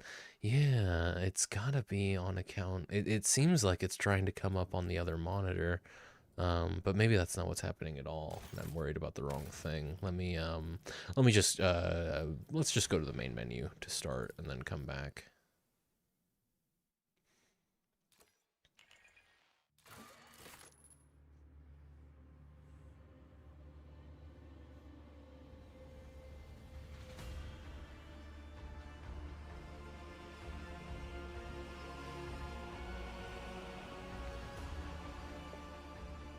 It feels like the game bumps the loading time, the loading percentage up to 90%, and you're actually just watching, like, the last 10% is a representation of all of the loading time.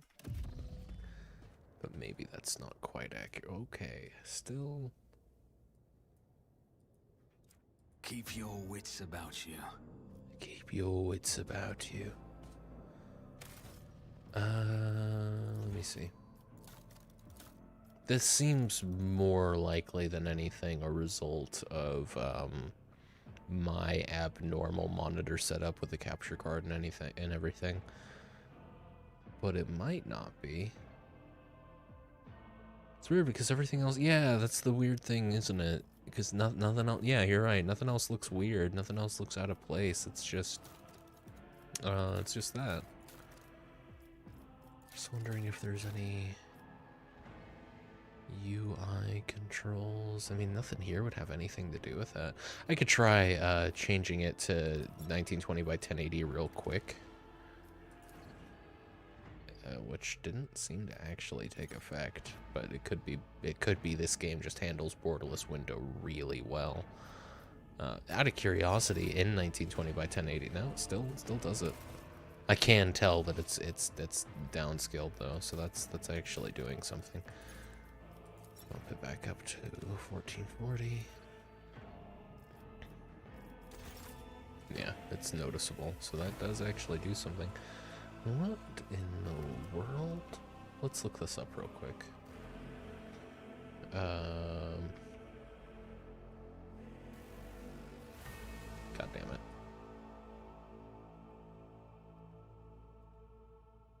Character sheets pop up half off screen.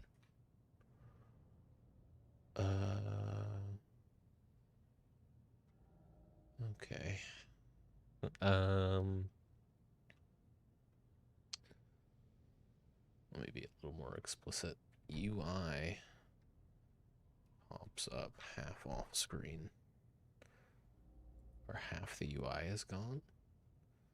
Have the bar on the right hand side of the screen, but the buttons are supposed to appear in the... No, that's all fine. My character bar looks good. This is from 2023.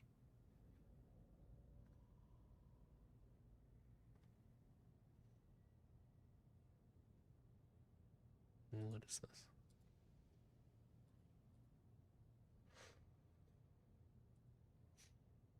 Keep getting the frosty... No. It doesn't appear to be a very common bug either. Huh.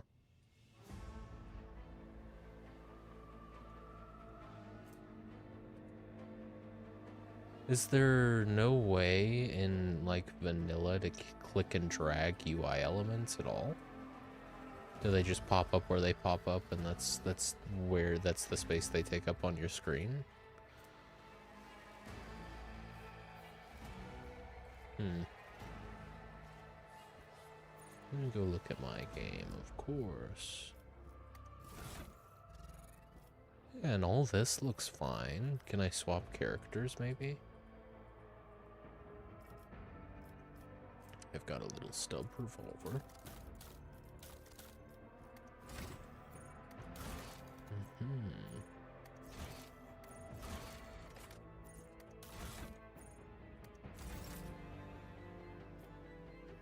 Oh, that's good to know. Party formation.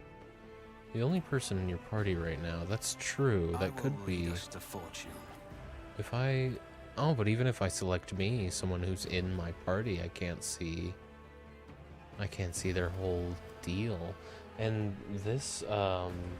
Here, let me try exiting and re-entering. It could be because I unplugged this monitor while I was in the game. I don't remember if I'd started or not yet. So yeah, we'll just exit the desktop and restart. See if that fixes it. I think I'm going to use the restroom while it's restarting. Just need it to stop first. Ah, we are. That's a fun thing about this capture method. you don't actually exit the game. You just get on a frozen version of your preview, and so it's really hard to tell. I must be a different setup. All right, I'm gonna use the restroom. I'll be right back.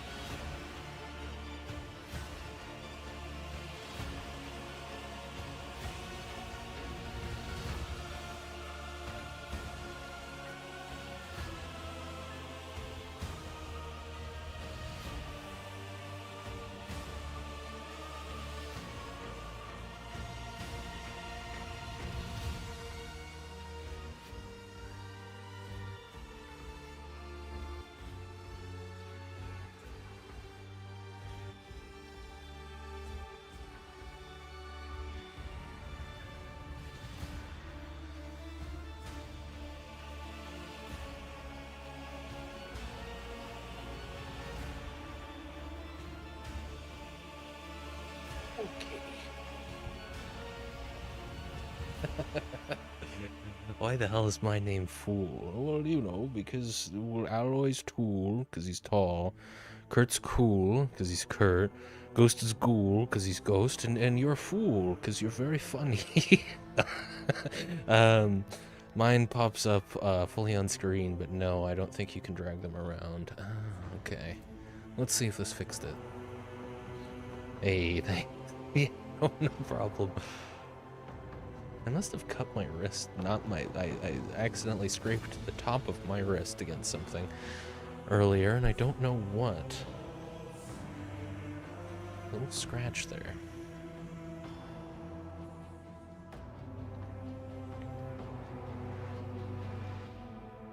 Gotta think about what the next drink is. Not that I'm in any rush.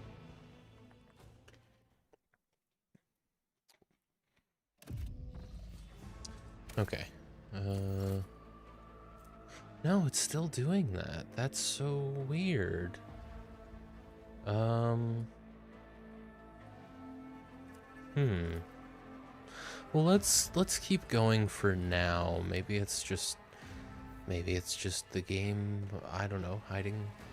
I was mostly hoping that I could just follow this guy, but maybe the game just wants you to get used to interacting. I really don't understand what's causing that. No, it's weird because my other monitor is down to the right, bottom right. Yeah, you can see I have to scroll down here and keep going this way for my actual mouse cursor to show up there. So it's not like it's trying to show up elsewhere. Look at all of them down there. Fools. I will lead us to fortune. I don't know about that. Let us not dawdle. Could I... Interactable objects. Some objects in the game can be interacted with in a special way. They are marked with specific icons. Some icons allow you to study objects. Others will transfer the character to neighboring locations or launch a small event. These icons become visible when your character is standing close enough to the interactive object. Click LMB on the icon to perform the associated action. Some interactive objects, such as doors or chests, may not always be marked with icons, but the cursor changes when you hover over them. Hover your cursor over an object.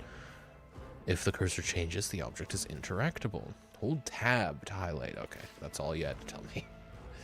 If I see you raise your head again, I'll hand you over to the tech priest for servitorization. Worker? The crew member is hard at work. Oh, no, that's not dialogue. The crew member is hard at work, bowing his head in fear and avoiding even looking at you. A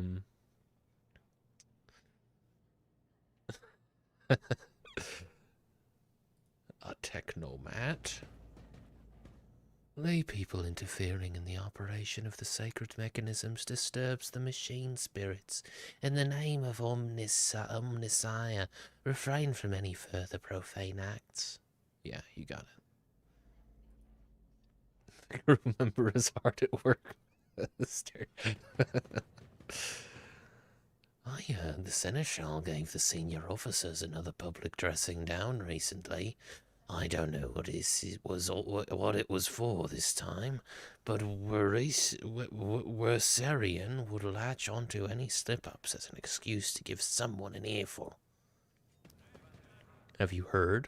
Apparently the lower decks got a big influx of new blood after the last on-world resupply. Is there some pestilence spreading through the crew? And that's why we had to make up the shortfall? Last time it was blue leprosy that culled our ranks. Another technomat.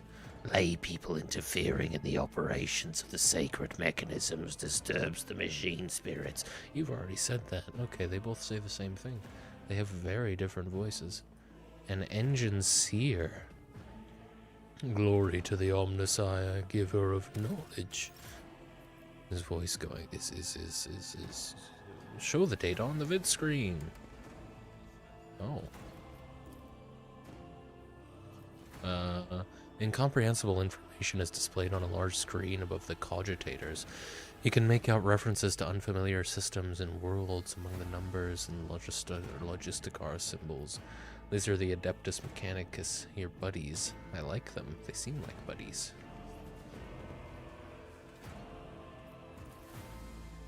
I take it both of these show this. No, they don't.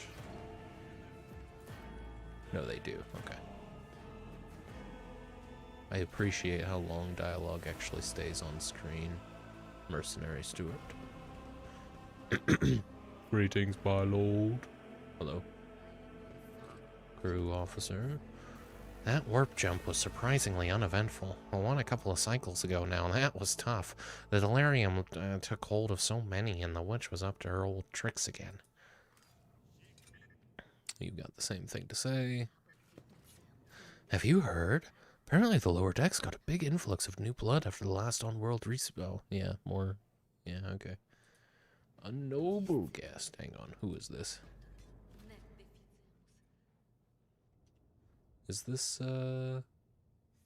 where'd the man I'm following go? There he is. Be with him in a moment. How long do we have to wait for an audience? How many days has it been already? And more of that. A worker.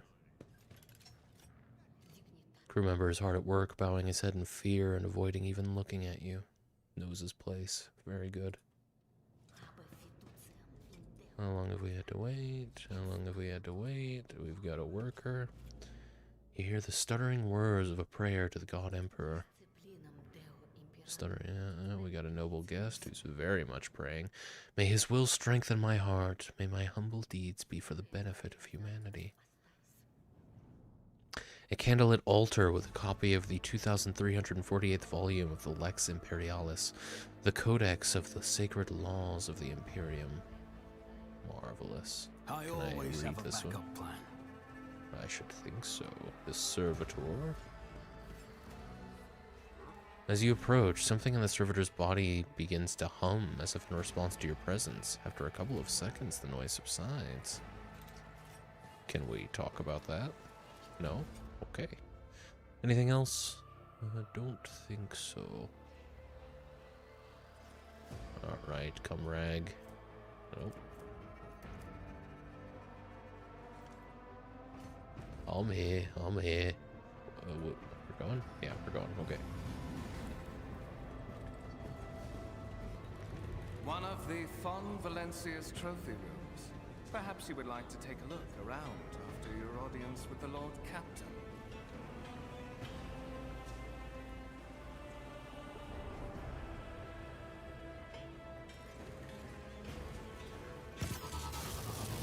What's happening?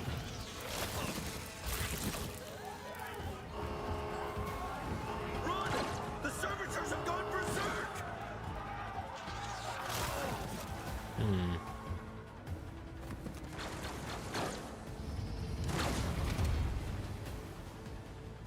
I see. Your demise is already calculated. To survive in the grim darkness of the far future, you have to face enemies of all kinds and fight for your life. These hints and tutorials will familiarize you with the combat systems of Warhammer 40,000 Rogue Trader. Click the button at the top of the screen to start the battle. You have been ambushed. The battle begins. Sebastian AQ or shoot, something, something. Was that a hint I got earlier then of the... Oh dear. Oh dear.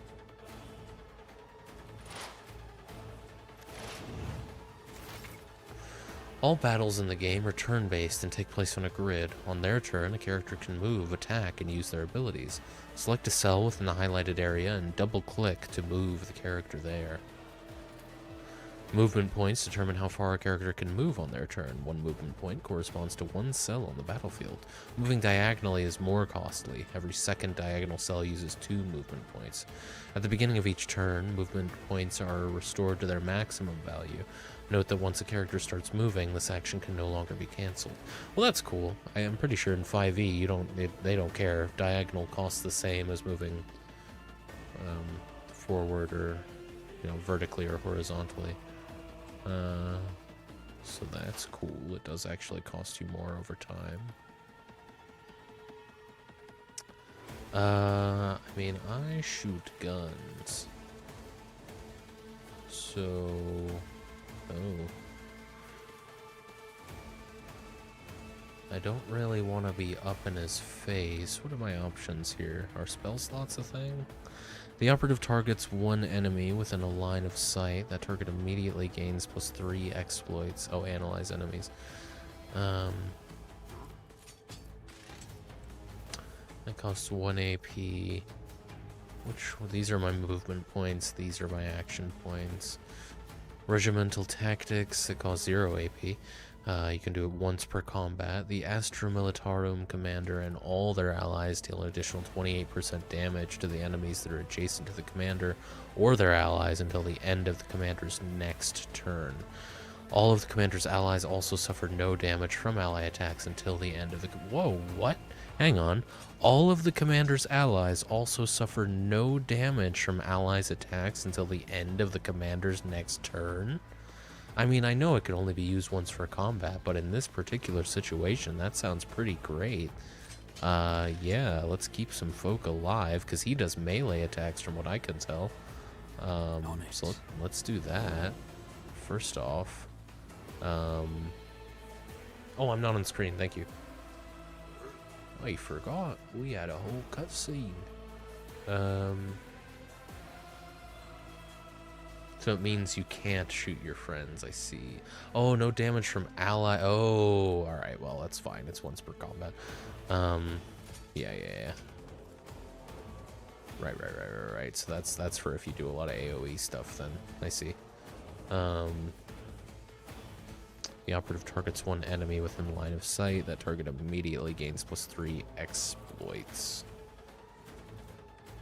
If the operative hits a target with an exploit stack, the attack deals +5 times your perception bonus % more damage. The damage is also increased by 10% for each exploit on the target. The attack removes all exploits from the target.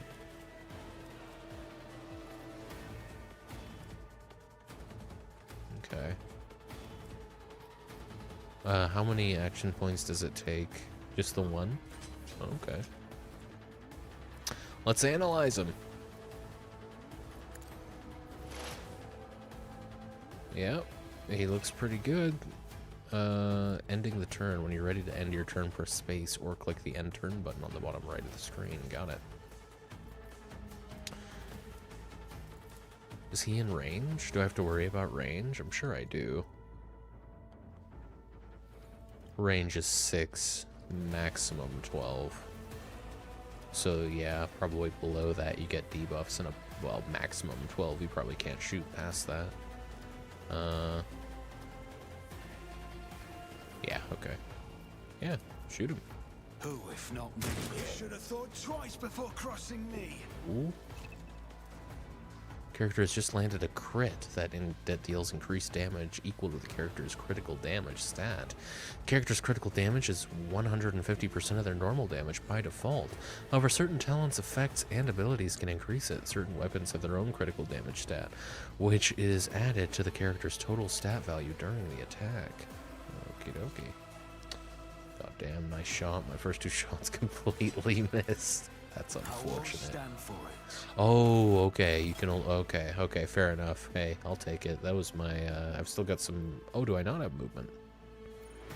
No. I guess I foregoed my movement in deciding to shoot. I don't know what happened there, but nothing else to do. Go off.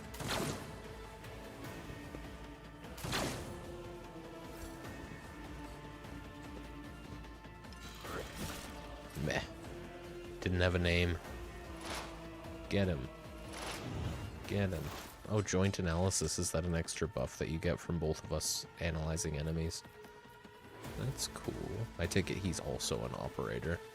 If I could see his character sheet. I'll see to it. Yeah, when you shoot, you commit to not moving. Okay, good to know. I can scarcely believe What's it. suspiciously poor timing for such an accident.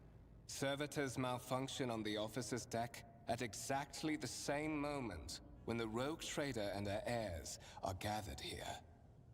I have blocked all passages between the upper and lower sectors of the residential decks.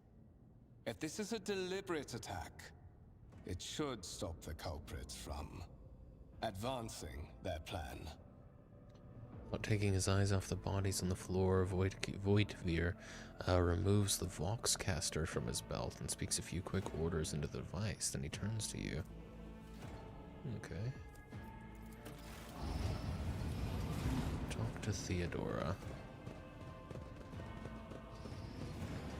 Spread out. No one is allowed to enter the premises stations. I'm afraid I must remain here.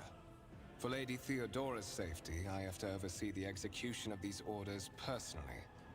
I hope you will have no difficulty reaching the observation platform on your own. It is just at the end of this corridor. Master of Whispers gives you a curt bow. Very good. Best of luck.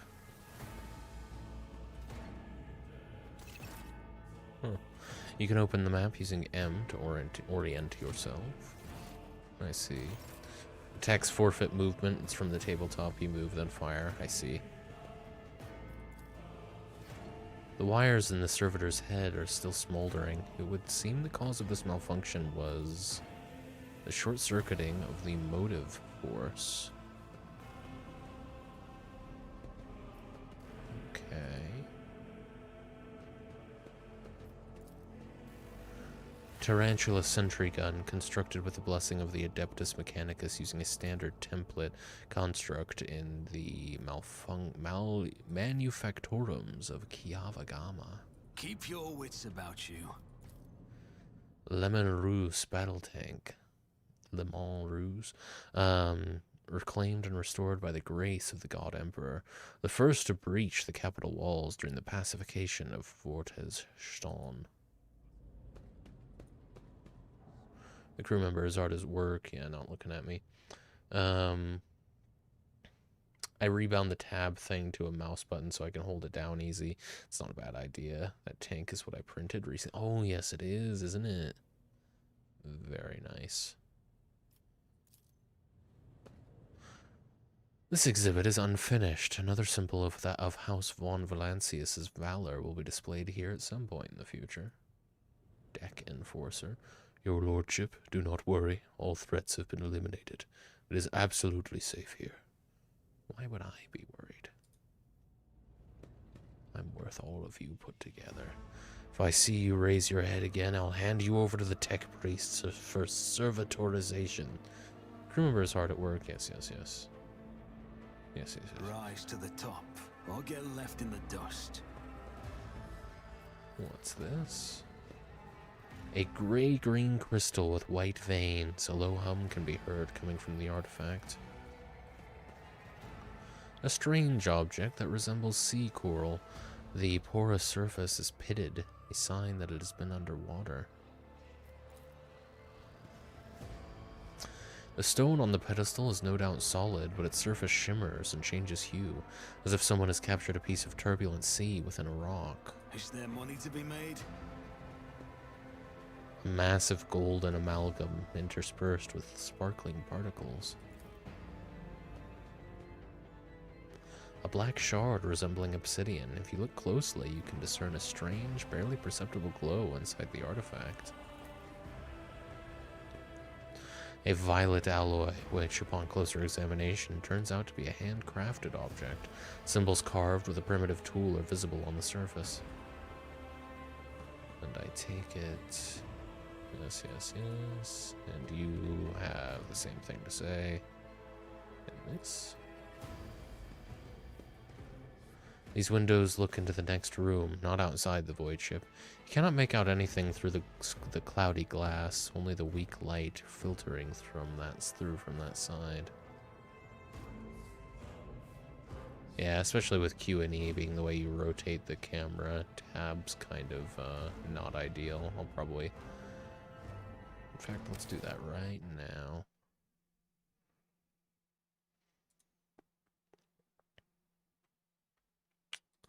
Manage. Well, no, you don't manage profiles, do you? You have to...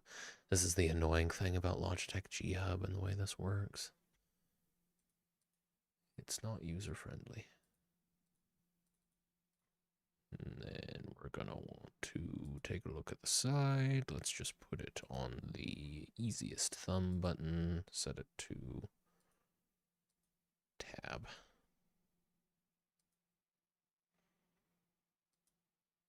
Ooh, time for ads.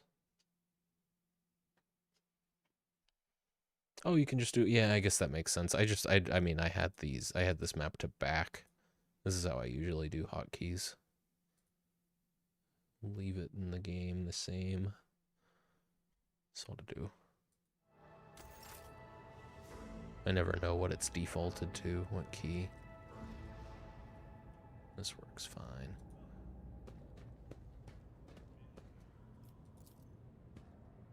Yeah, so let us not dawdle. That.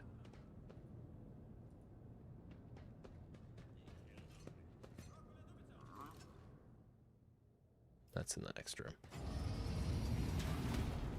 I'm still unable to see my actual character sheet. I don't know what to make of that. I'm sure there are other ways with people in your party. With pleasantries. Yeah, I can see all this information without actually having to do the whole hovering. I mean, it's not even a hover, but that's bizarre. As you approach, yeah, okay. So that's just something the servitors do. Grand Void Ship Temple occupies the entire space below the officer's deck and is lit by countless candles and lumens. Very nice. I appreciate a big contextual shot. Jocasta Sourback. Sawyerback? No initiative. I don't know why everyone's northern. No independent thought. Only the Omnissiah's commandants, commandants, and adherence to protocols. Hail. Hail. Hail. Okay. To be fair, 90% of people in 40k are British. Yeah. Master of Arms. I am proud that I have raised a worthy successor. Do not hesitate to go hard on them, Jocasta. Oh, that's her. Okie dokie. Some crew officers. May his will strengthen my heart. May my humble deeds be for the benefit of humanity. The lifts carrying people around the decks move with a loud grinding noise.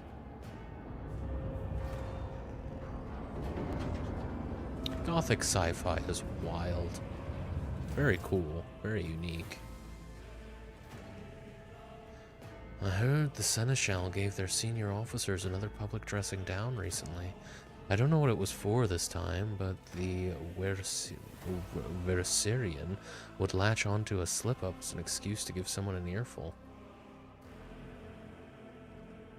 More of that. I beg your pardon, Lordship. After the incident with the servitor, the passage is closed to everyone until the Archmilitant says otherwise. Bastard. So I meant to go that way. I'm going to go... Well, it doesn't matter. I imagine these both lead the same way, and there's seemingly no people over there. I always have a backup plan. Fate and fortune favor the bold. Is there no way to, like, follow my guy? Miscalculations are for commoners. I don't make mistakes. I make profitable learning experiences. There's a log. Very accessible log. So unique. I absolutely love it. It's good stuff. We've already read that. The warp jump was surprisingly uneventful. The one a couple of cycles ago. Now that was rough. The delirium took hold of so many, and the witch was up to her old tricks again. I've read that before, haven't I? I don't know what it means by the witch. A tech priest. Gloria to the Omnissiah, giver of knowledge. Servitor. More of that same. Crew officer. Yes, may strengthen my heart. May my humble deeds be for the benefit of humanity. Deck enforcer, servant, crew officer, deck enforcer, servitor, crew officer, all sorts of folk. Oh? That is simply irrational, Lady Theodora. Assimilation into the trade structure would be political and economic suicide. Practically an admission of heresy. Says the man dressed in peculiar garb, his voice tight with tension. His face, half of which is covered by sin skin, is twisted in a grimace of displeasure and disbelief. Then suggest an alternative that will satisfy me. I have described the situation. No worse than my seneschal could have done. Make a decision. What will you do with Ion 6, Edelthrad? Survey the room. A first impression of Edelthrad, who appears to be about 30 years old, is a parchment-like skin stretched over a tightly bundled mass of sinew, implants, and bone. Nervously twitching fingers, the face twisted by a slight tic, and the jerky movements are all signs of some illness or defect that has taken over his physical form. In stark contrast to Edelthrad, Theodora von Valancius's features appear as if they were carved from marble, eternal and indestructible, head raised high, proud posture, hands clasped casually behind her back. Everything seems to emphasize the difference in status between her and Edelthrad. Next to the two of them, you see two more men. One is a gray-haired officer of impeccable bearing, who is studying the contents of his data slate, which is a tablet, right? An electronic digital storage device similar to tablet. Yeah, okay. The other is a behemoth, bristling with holsters and baldricks, containing all manner of weapons. Cream's quick lore. The Omnissiah is one who the Adeptus Mechanicus worship. It is the very idea of technology. Worshipping anyone or anything except the Emperor is heresy, but the Adeptus Mechanicus are so necessary to the Imperium that they've come to an agreement. The Mechanicus are allowed to worship the Omnissiah if they worshipped the Emperor as the Omnissiah's earthly form. Ah, I see, of course. the little sect loophole, sure. Our second candidate has joined us. Approach and give me your answer. The dry female voice and the powerful feeling of being watched force you to look at Theodora. The rogue trader is looking straight at you. Her gaze, like herself, is predatory and oppressive. Consider this hypothetical situation. Ion 6. A new world on the fringes of the Coronus expanse. High seismic activity, regular magma eruptions, metamorphic rock deposits, prospects for large-scale mining. The world is populated by natives who worship some heretical underworld spirits that protect those who offer them sacrifices. Flights of fancy, you might say, but attempts to install ore extractors have failed for the second time. The mining crews sent to the planet's surface simply vanished overnight. My question to you is, what would you do with this poisoned treasure? Passive skill tests. Your character skills reflect their knowledge and capabilities. Some dialogues automatically initiate passive skill tests. If such a test succeeds, new information will be revealed or a hidden dialogue option will unlock. If your character is traveling with allies, the party member with the highest score in the applicable skill is selected for each given passive skill test. Okay, I've succeeded 2 lore things, so Xenos and War. I'm leaning towards this.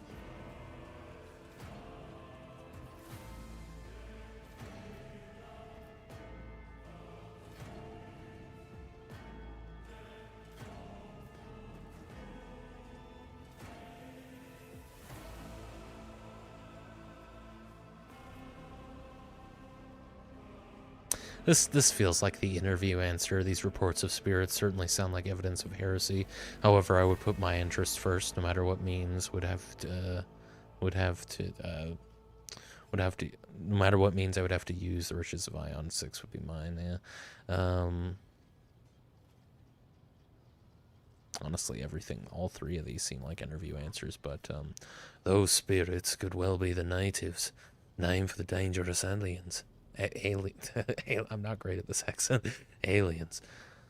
I would first verify if that is indeed the case, and if the population of Ion 6 engages in Xeno worship. Reasonable and prudent. However, chasing after ethereal creatures may prove a rather long and fruitless endeavor.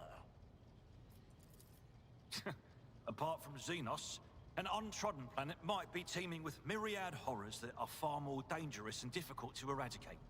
I suspect that you are simply unaware of their existence. I take it I'm competing with this guy.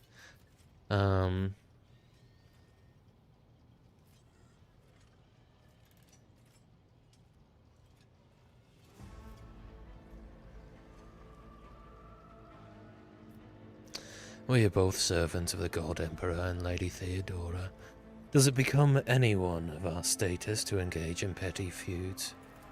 Even among his flock, not all are of a piece. I suggest you familiarize yourself with that fact before you are sorely... Edelthrad, I believe I gave you an assignment on this ship. Explain to me then why my senior congregator is still dawdling about the officers' deck, instead of proceeding to the middle decks to commence the inspection of the compartments in his purview. I beg your forgiveness, Lady Theodora. Your presence has such a profound effect on me that I well forgot the time. Edelthrad bows ceremoniously and takes his leave without sparing you another look. I chose my priest option of I would burn the planet and every heretic on it. Heresy cannot be abided, and she shouted at me for wasting resources. I'm sure there's no right answer to that one. It's always going to be like, she was looking for an opportunity to critique whatever you say.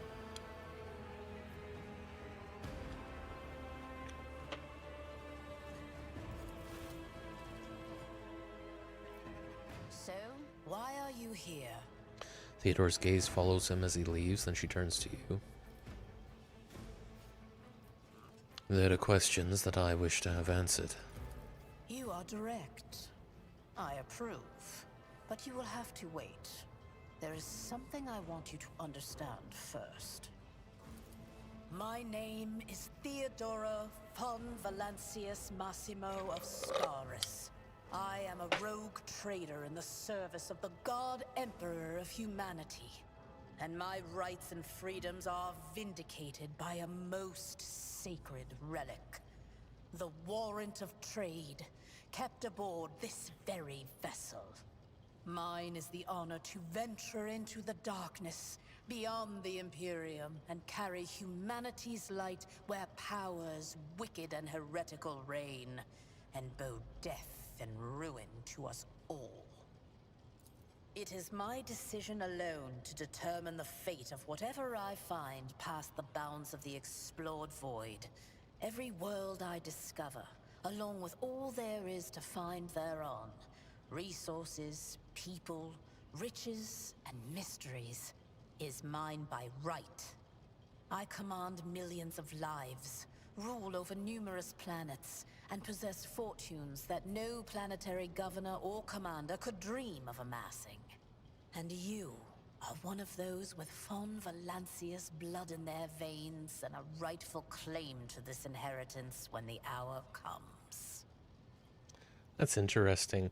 It's not even just like blending aesthetically blending sci-fi and gothic, themes. It's blending sci-fi and like late medieval kind of social norms, with this like these bloodlines and everything. That's pretty cool.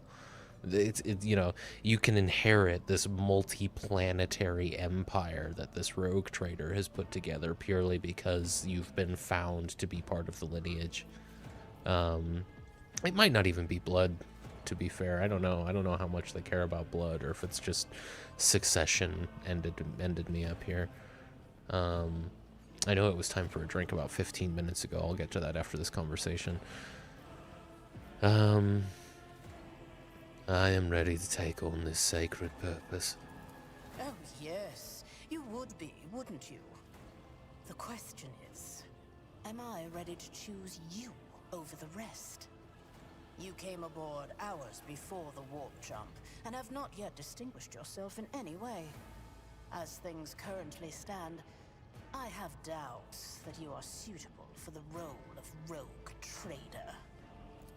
Bloodright alone is not enough to earn the high honor of becoming the bearer of a warrant of trade. Nonetheless, your abilities and talents may yet prove useful. If not for the role of Lord Captain, then for that of their closest ally. Alas, even those responsibilities can at times be too challenging for those who share your blood. Kunrad Voitvir served me for many years before he made his mistake. Did I hear you correctly? The Master of Whispers is related to you. His kinship to me is most distant, as is yours. Yeah. Nonetheless, he does bear the name von Valancius, even if he avoids using it publicly, and as such, strictly speaking, can be considered my heir. That door, however, is closed to him. Voitvir's performance in his current role is satisfactory. Or it used to be, at least. Thank you for clarifying. I ask my questions now.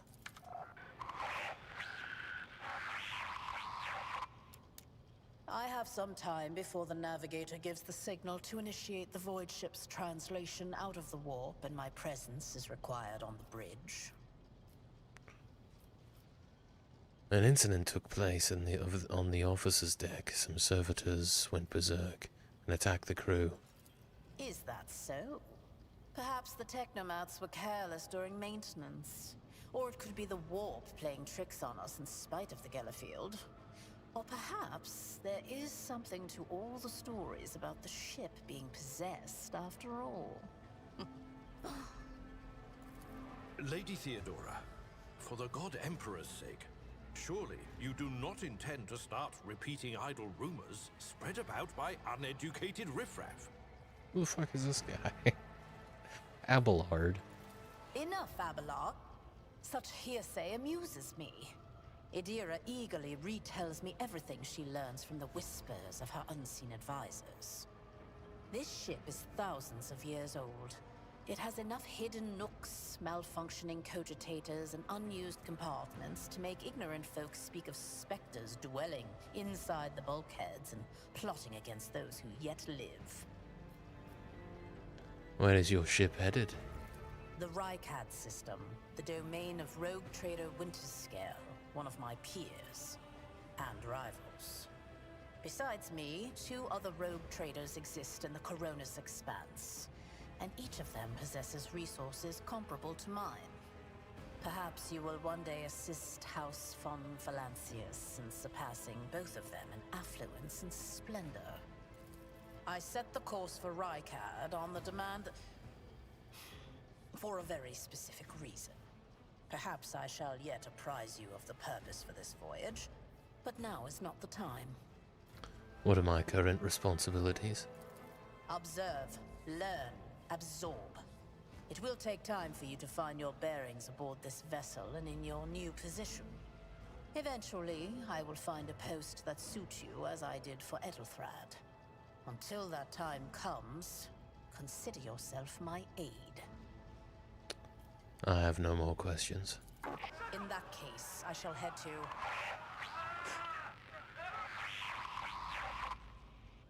Disturbances reported on the adjacent decks.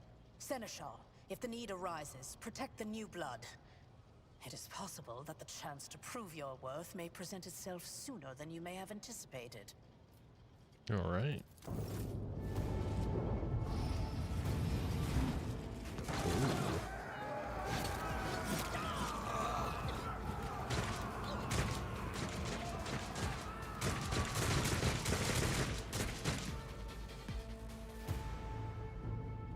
Your arrogance will be your downfall. To the dark powers. Well, it's time for another drink, so I'm gonna mute this and I'll meet you over there. I'm actually gonna leave the room immediately because I know what I'm gonna make next. It's gonna be real quick, and I need a cherry. Also here, real quick before I leave, I'm not visible right now. Let's change that. Let me see. I just want to double check that. Yeah, just making sure I did actually play an ad at the 3-hour mark. All right. And why do we keep going back? Why do we keep going back to The Simpsons? Is it looping? That's weird. It's not looping. Well, autoplay is off. Let's just set it to... Oh, that could be. Could be we didn't actually get music for all of that. My bad. That's fine, though. Okay. Back to it.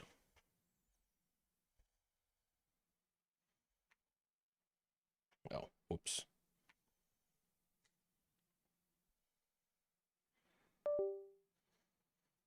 And I want to be over here. All combatants act in turns, and their order is determined by an initiative roll. The order of turns is displayed on the left side of the screen from bottom to top. The character at the very bottom goes first, and the one above them, and so on. So Theodora goes first. Is Theodora gonna move independently? Yeah, she's not a part of my party right now, so I should think so. Get to it. Who are these people? I can't, well, hang on. Heretics. Just heretics. Yeah, we'll make short work of the heretics. Don't touch me! A tactically sound approach. Reduced to dust. Ooh. One fewer target. Stay vigilant. Okay. Yeah, I think we're gonna be just fine. Out of my way.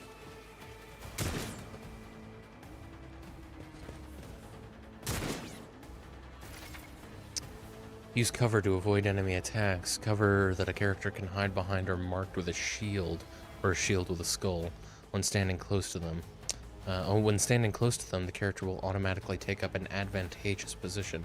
In this case, the chance that enemy attacks will hit the cover and not the character behind them increases.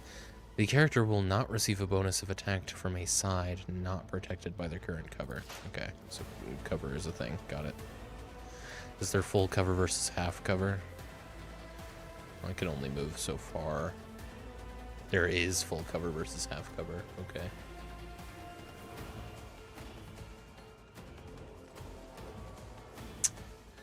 I kind of hate to just stick...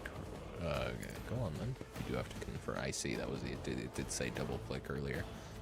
Well, I'm not going to be doing any AoE stuff, but it is once per... Even still. It's not super useful right now. Why don't we analyze some enemies? Like...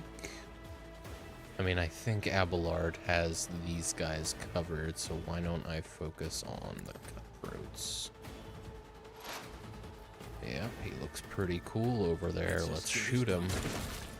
Okay, that's death. I didn't know this gun did that much damage, but that's me done. Good luck, everyone else. Oof.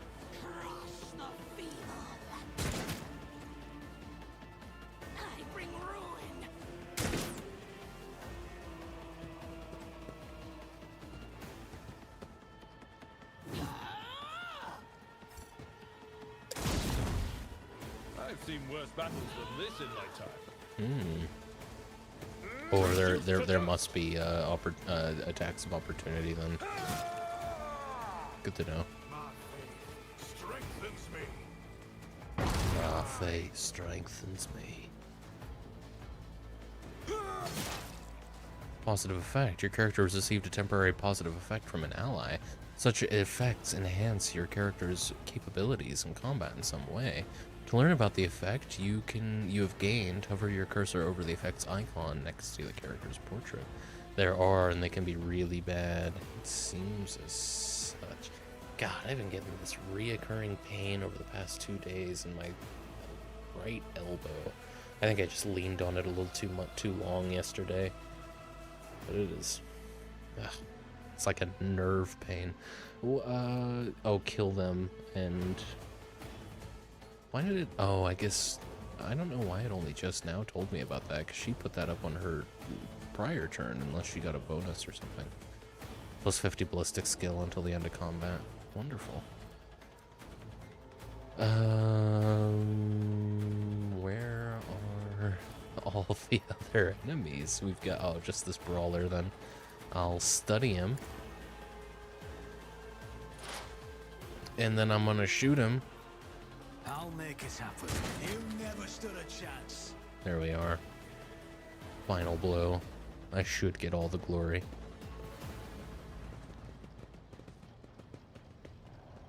Mort, take a team with you and clear a path to the transport line. Do not let a single whoreson survive. We need to bring back Whoreson. I mean, it's a little sexist, but, you know, we still say son of a bitch, right? Didn't bat an eye when that scum burst onto the deck, huh? Not bad. I have seen many an officer who panicked at the sight of combat on the upper decks. The false sense of security offered by their position makes them that much more vulnerable to the harsh realities of warp travel. She looks at the Vox in her hand. All you can hear is lifeless static. Warp, an alternate dimension of pure energy and madness existing as a mirror to real space, also known as the Immaterium, the Empyrean, the Ether, the Sea of Souls, or Warp Space. What are your orders? Mort has gone on ahead to clear a path for us. If you want to make yourself useful, go after him and see if the Arch-Militant requires aid. And be quick about it. Very well. Find the Arch-Militant. This strikes me as something that could have a time limit. Not like a, you know, like a, if you get there real quick, he's like, hey, good timing, you know, something like that. Not that it needs to have that, just that I am currently operating under the assumption that it does. I didn't see what direction he went. The warp is where all chaos comes from, too. Demons and chaos. That's interesting, and we use it for, like, this warp speed kind of travel? Because that's kind of cool. It seems pretty imperative to maintaining a galactic empire, and yet it's the source from which all of the Empire's enemies hail. Not all of them, but the big ones. This appears to be the only direction I can go, so it's probably that way. Unless... I should have paid more attention to where the guy went, but... Oh, that's right, I can... I was given an order, so I'm not going to defy it by trying to talk to anyone else. We'll just go. I always keep my options open. It really is just it's the voice actor doing a Sean Bean impression. The massive metal structure never stops moving for a moment. Light bounces off the orbits and figures representing celestial bodies. A very cool design, this. I love the idea that even on such a advanced ship, their map is still very much steampunk. That's nifty. Yes, it's the only way to get around the galaxy quickly, and it's stupidly dangerous. That's cool. That's a good sort of twist, right? On because you know it's like Star Trek does. They just do. Star Trek and Star Wars both just do kind of a light speed thing, right? With the engines on their ships, they just go fast within this realm. But with Warhammer, it's like a whole different sort of wormhole world that you have to go through, and it's fucked up, and it breaks the laws of physics. It's really cool. I know how to take risks. Let's not waste time with pleasantries. Every time I double click him, he talks. I wish there was a way to just lock my camera to my guy.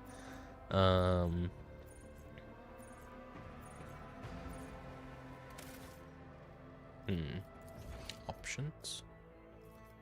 I don't think it would be under options. Always keep your eye on the prize. Okay, well, we gotta stop to talk to Jocasta.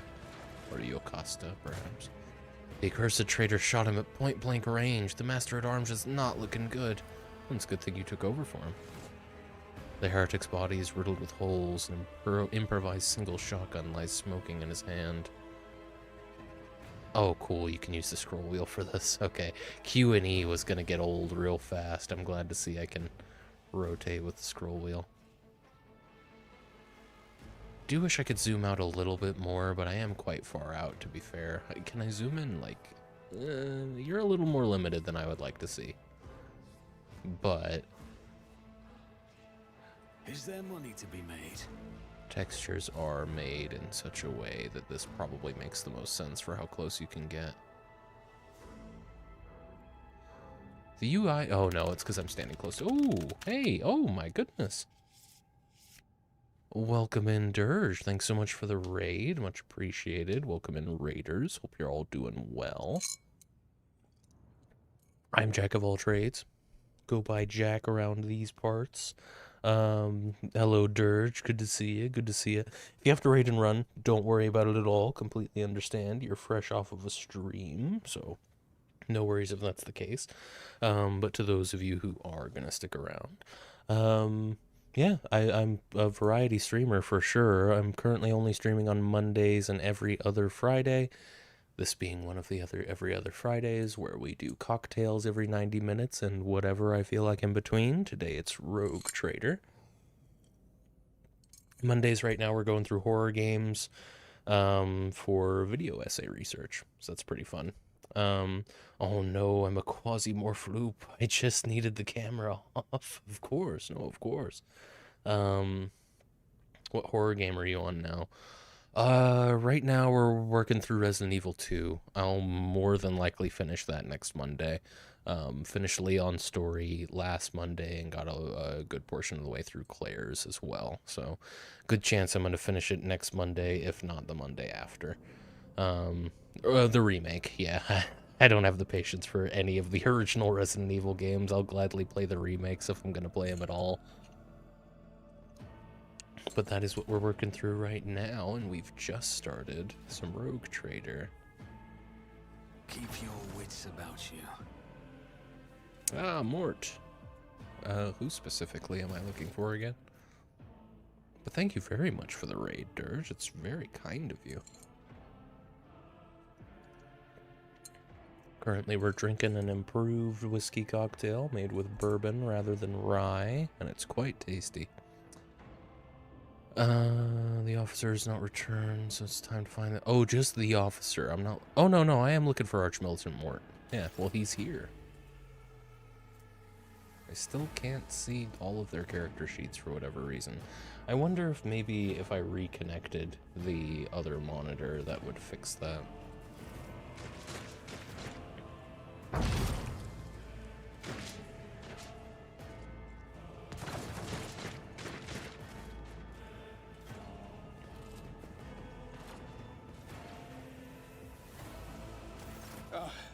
Thank Providence you are alive and well. Always on time, eh, Kunrad? The moment we finish chasing the riffraff around the deck, you show up. Always just after the fighting's done.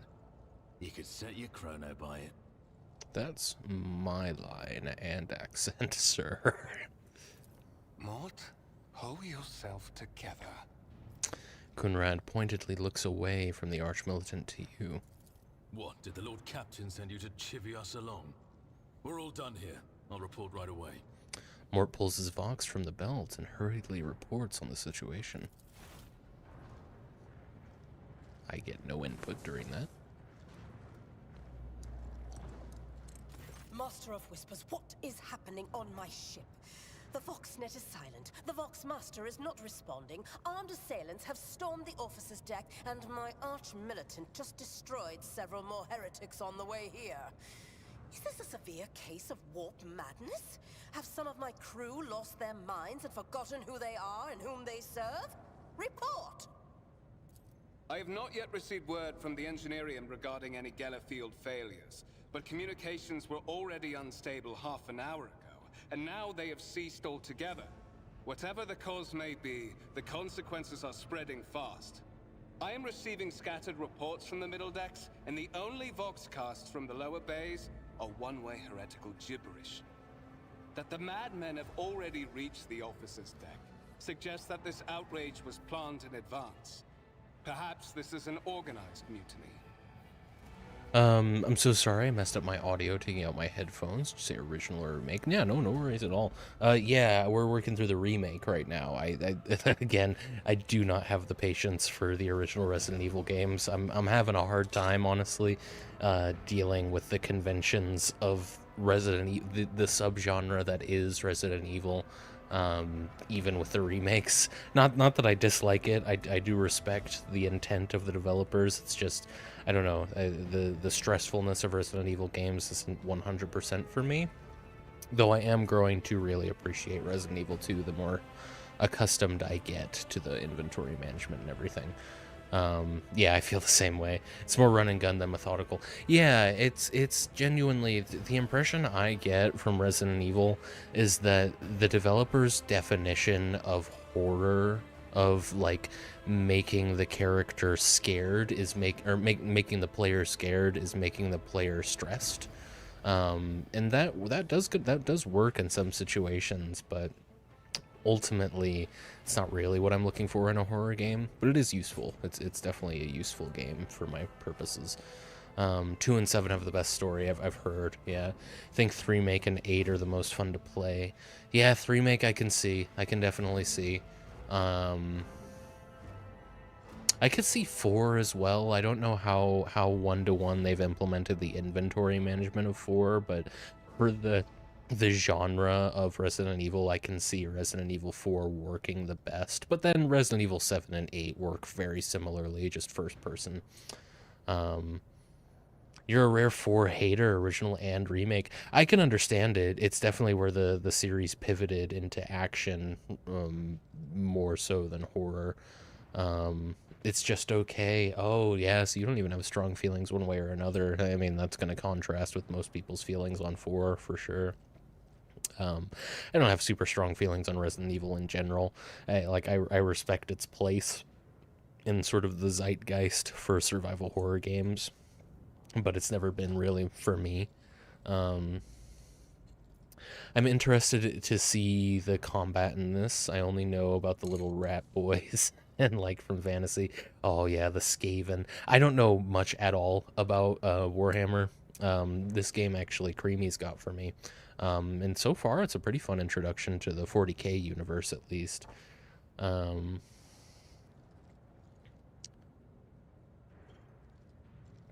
I think its best strengths are stuff other people were pushing better in era, if that makes sense.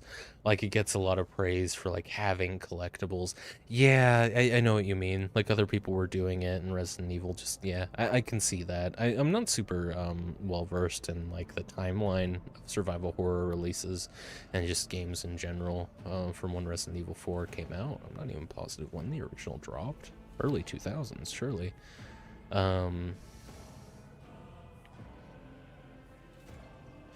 Let's see.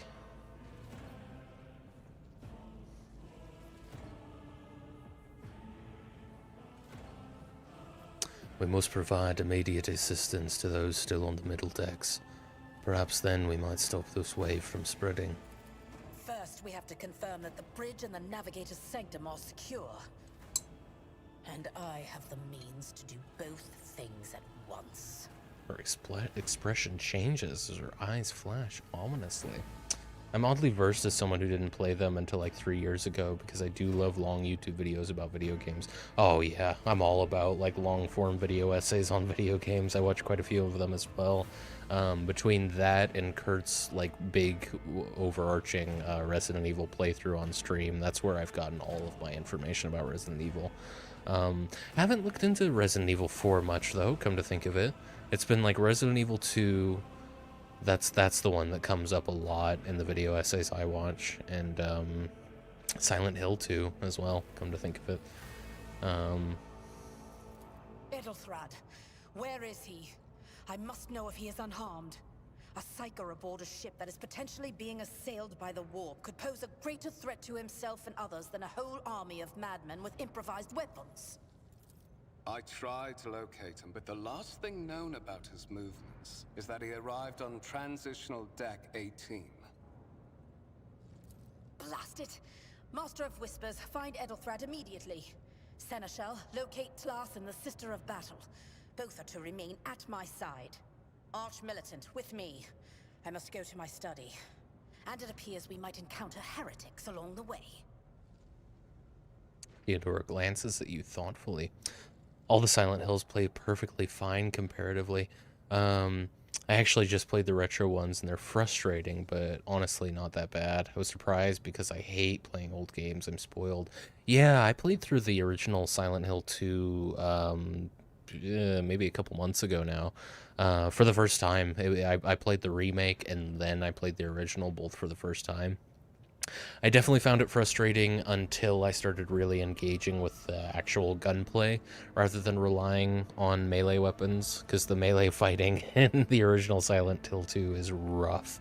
But once you get past that and you actually have enough resources to just be fine using your pistol all the time, I started to really enjoy even the combat in that. Definitely preferred it in the remake, but still, it's so bad. Yeah. Yeah, no, honestly, because Silent Hill, I only have experience with Silent Hill 2, but I do feel like I kind of understand the genre of the first couple Silent Hill 2 games, and I've seen a lot more content about the Silent Hill 2 games as well than I have with Resident Evil. They're not trying that hard to be a really robust combat game where Resident Evil is. And so the combat remains pretty simplistic in Silent Hill 2, and so it gets a lot more leeway because it's not trying to do too much. It's not too ambitious. Sisters of Battle, my absolute favorite army in 40K, and the Sister of Battle. I'm surprised that didn't get highlighted. If I may, Lord Captain. Transitional Deck 18 is at the heart of the disturbance, and if our goal is to bring Edelthrad back, I could use some support. After all, I'm not as adept at directly confronting enemies of the house as the esteemed Arch-Militant, and taking into consideration Edelthrad's psychic powers. Everybody is so far up her ass, man. Like, I don't know if this is gonna help, guys.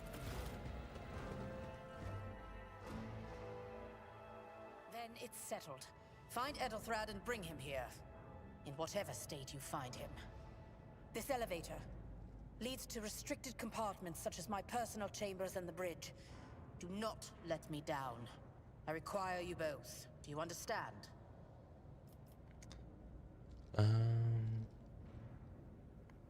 Okay. I shall do everything in my power.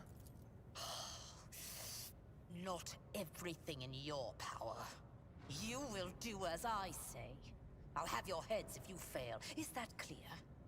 Then move out. Mort, come. Okay. I get the sense there was another situation where there wasn't a right answer.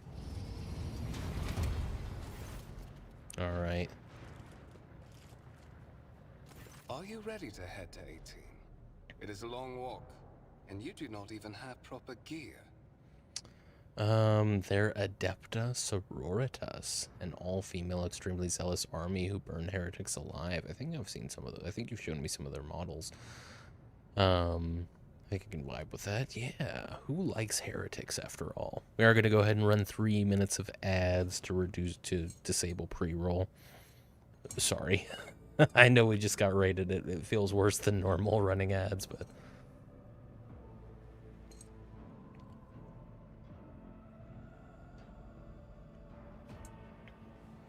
Wouldn't be called heretics if they were good people. No, indeed. That's what I always say, yeah. Exactly. I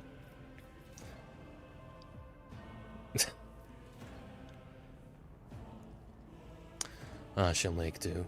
Lead the way.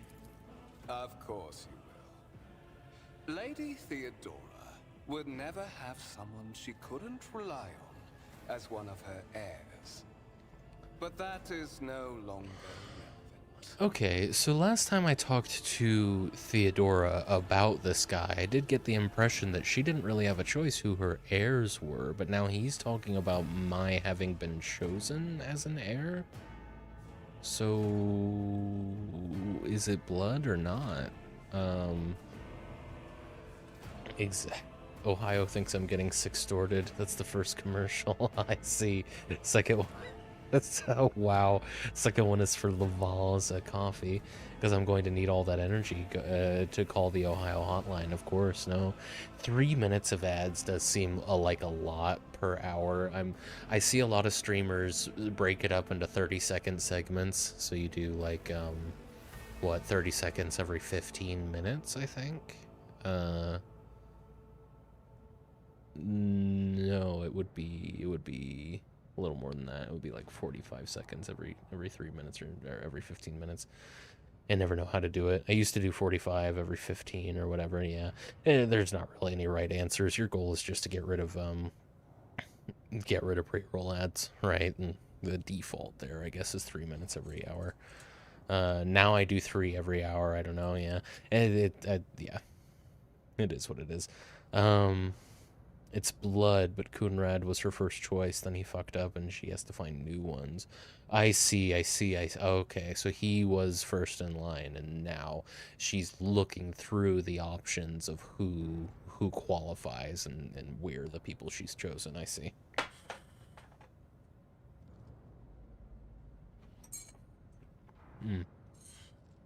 Love a cherry at the end of the drink. I think I've had cherries I like better. These Woodford Reserves are nice, but I think I prefer filthy cherries. They make good stuff. I guess I am kind of seeing why they call them bourbon cherries, although we did have bourbon on these cherries. Continue. Something hits you hard with a sharp crackle, and you are consumed by unbearable gut-wrenching pain. What? Oh. Yeah. I promised you a special destiny, Sebastian and Cure. It's time to fulfill it. I never saw it coming, so I can't complain too much, but I feel like if a player did see that coming, they'd be a little upset there wasn't a way to confront him.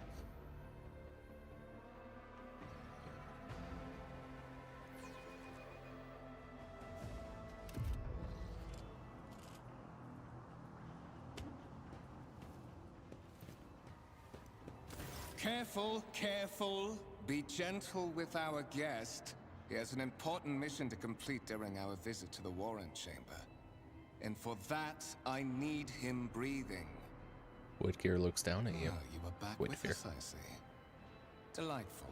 Well, your guy kicked me awake. Oh, he's looking for the warrant of trade specifically. Okay.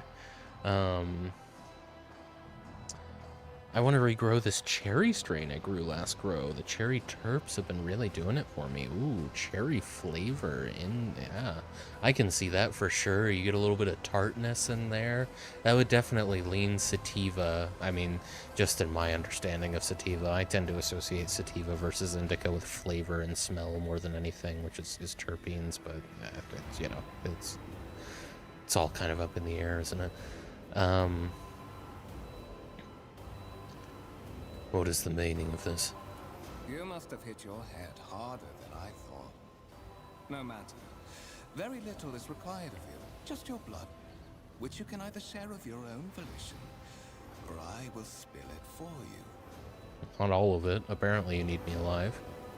We are in the anteroom of the Warren Chamber, this void ship's most hallowed vault. There, beyond those gates, lies the relic that gives Theodora all of her power. The sacred warrant of trade. Only one obstacle remains on my path to obtaining it. The gates of the chamber are guarded by the Sentinel, an ancient device that will only open the door to a true heir of the dynasty. I expected to do this part myself, but never mind. You will offer your blood to the Sentinel. So he was planning on doing this for a while then. It's so hard, it's all so muddled. Yeah, people have just been subscribing to different conventions for indica versus sativa since, like, the industry was an industry, right? So, or even since before. So yeah, it's kind of all muddled, exactly. Plant genetics are so hard because of how black market it was kept, so we didn't have a pedigree or testing. It's honestly a gripe of my life. No, yeah, because I think someday, maybe 5 to 10 years from now, it is going to be based on chemical makeup, whether or not something gets labeled as an indica or a sativa, because it seems like that's the core difference. It's what cannabinoids are in the actual plant, what's really prevalent and what's not. But nobody knew that, 20 years ago, and so things, like Blue Dream got labeled a sativa when, of course, for one, seed by seed, that's going to change soil by soil, but for another, that was, somebody smelled it and was like, oh yeah, that's sativa. It's and it's so subjective, and yeah. She gets all her power from a warrant of trade. It's such a European game. Yes, this is all they need, yes. They need the paperwork.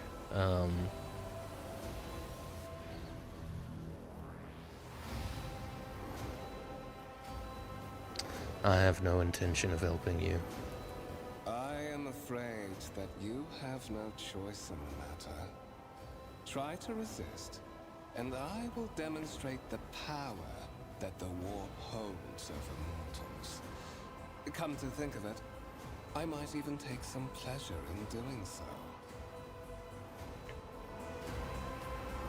To the void with you.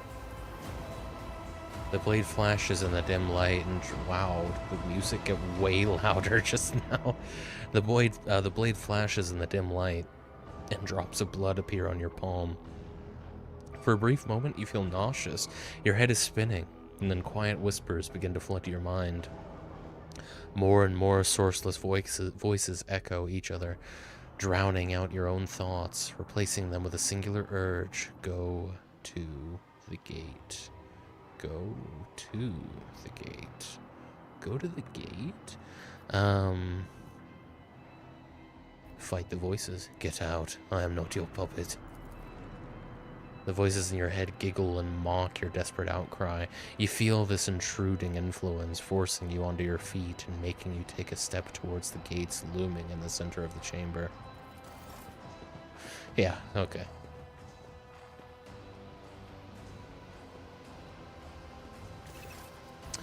In the gateway arch, you see a cogitator with a human likeness built into the front panel. As you approach, the torso twitches slightly. This is a servitor. An obedient automaton created from a lobotomized human being. The sentinel turns its head to you, one of its eye sockets lighting up with two ember-like irises. It's signed by the God Emperor. It's important, Dirge. Oh, I bet he has such a funny hat. He'd better. Oh, yeah. Skill tests and dialogues. One of the available dialogue options requires making a skill test. Unlike with passive tests, which are made automatically, in this case you can decide whether or not to select an option, the consequences of which will depend on the result of the associated test. Success or failure affects how dialogue develops. Depending on the context, you might change the course of the conversation, alter the character's attitude, or perform an action whose consequences will only become apparent later. Hover your cursor over the dialogue option that requires a skill test, and you will see a tooltip detailing your chances of success. The number after the skill's name indicates the difficulty of the test. Once your character starts traveling with allies, the party member with the highest score of the applicable skill test will be selected for each test. Got it. I mean, I kind of have to. Tech is something I'm at least okay with. Oh, and it's 100% chance. Well, yeah, I'm going to examine the device. Succeeded. You carefully inspect the design of the gate cogitator. Just remind me, any type of digital computer in the Imperium of Man. What immediately catches your eye is the strange alloy that was used as material for the machine's components, some of which are unfamiliar to you. You suspect this might be some kind of archaeotech relic, an incredibly rare and powerful piece of technology from humanity's ancient past. Gained 20 experience. The servitor on the gate begins to move. With the screeching and groaning of metal, it leans forward, closer to you. Its lower jaw opens with a drawn-out shriek. much wider than the jaw of a living human could. The servitor's mouth is filled with sharp metallic fangs that glint in the dim light. Oh shit, hang on. All this weed talk reminds me I need to charge my fucking device. As you know what my plans are later. This thing's been dead since this morning. It's not, the vid screen to the right of you lights up, yeah, showing strings of mysterious symbols on a green background. A whisper runs through your consciousness, insisting... A whisper? Decision consequences. You were wounded by the corrupted weapon, which led to a warp entity invading your mind. Insisting, demanding sacrifice. The voices that filled your head after Voidfear wounded you with his blade did not go away. On the contrary, their source coiled itself into a tight knot somewhere in the depths of your mind. Well, examine the Sentinel. The servitor looks noticeably different from the ones you are used to. Its skin covering its skin covering is stitched together with copper thread, and it has metal hinges in place of the standard joints. It seems that the creators of the Sentinel did everything to ensure that the service life of this unit would be much longer than that of ordinary automatons. He has a skeleton derb, so he's Catholic, basically. Then he definitely has a funny hat. Those guys love hats, yeah. Probably looks like them dang old skeletons in that Ghosts band. No, I think so, yeah.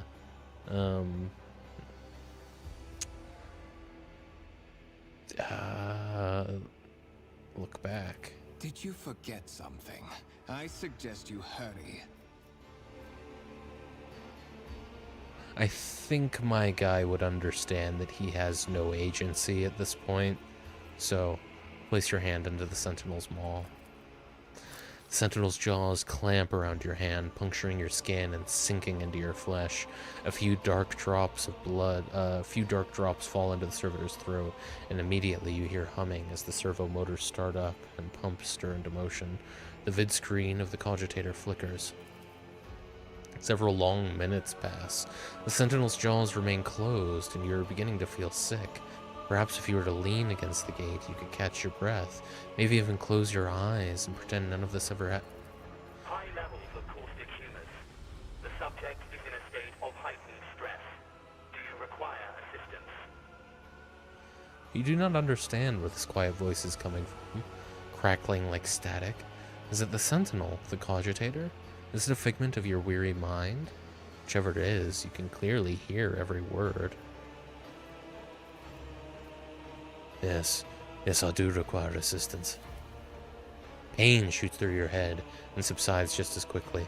It would seem the entity coiled in your consciousness does not have the ability to do you any real harm. You were wounded by the... Yeah. Request accepted. Initiating defense protocol.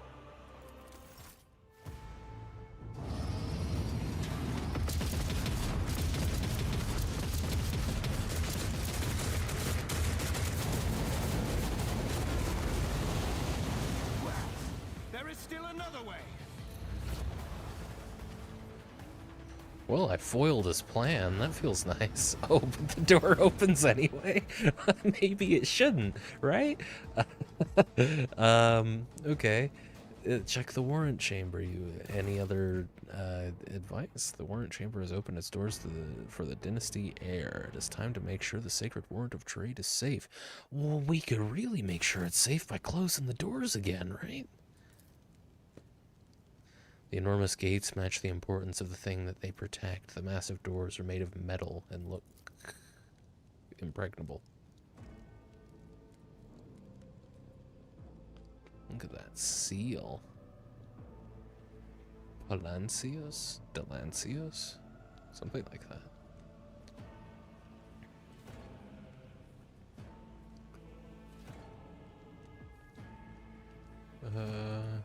Okay. Let's do it. Ah, oh, they wrote it on real big paper. Of course they did, yeah.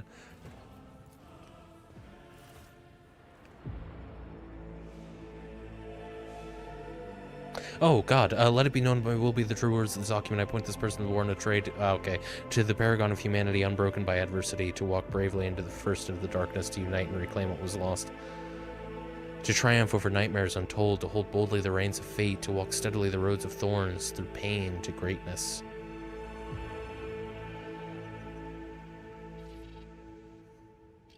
Escort the child of the house to safety. Servo Skull's creaking gradually turns into comprehensible words. I mean, it tracks. Imagine reading terms and conditions like that. You gotta like walk up and down it. No, it'd be perfect. You would certainly read every word, I like to think. I need to contact someone, preferably Theodora. Voxcast frequencies disrupted. Initiating setup. Establishing connection. Voxmaster, restore communication with the navigator's sanctum. I am trying to contact the bridge. If anyone can hear me on this frequency, regroup all available forces and head to the upper decks at once. I repeat, regroup all available forces and head... Yeah. Communication protocols breached. Signal latency assessment unavailable. Unable to establish two-way connection. That's what hell actually is. You get to the gate and it's terms and conditions for the first eternity. No, I would think so. You gotta know what you're getting into. So glad you seem to be having a good time with this. No, it's fun. Yeah, I mean, I've been waiting all week to play this, so I'm definitely glad to be getting into it now. I need a weapon. I am utterly defenseless. Distance from the current location to the nearest arsenal. Initiating situational calculations. Servo Skulls goes silent. Its relays clicking. Second after second passes, and you realize that the Servo Skull will not answer you. What madness is happening here? Who are you? Who addresses me? Temporary obnubilation following acute stress. Mobile unit of the Warrant Sentinel standing by. Lead me away from here. Middle and upper decks. Assuming the probability of safe placement in areas of concentration of armed units. Calculating. Twitches, makes a few clicks. Unauthorized units from breaching the warrant chamber. Preemptive sealing must be initiated. The mobile unit will start executing the received order immediately after the safety of the warrant is secured. As the game's story unfolds, you'll see notifications at the top of your screen indicating that the status of your current objective has been updated by the new information, and that new information has been added to your journal.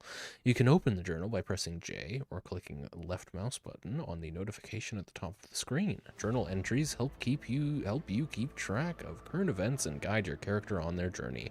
The quest tab tracks the progress of the main story. Here you can find information about any quests you have accepted and their current status. Use the journal to help yourself understand where to go on the next steps of your adventure. The rumors and contracts sections also contain important information. You will learn more about them later. Okay, I've got a Servo Skull with me now. A Vox Skull, even. Rise to the top, or get left in the dust. I'm in the beginning of this. Yeah, I haven't even finished the prologue yet. We're spending too much time making drinks.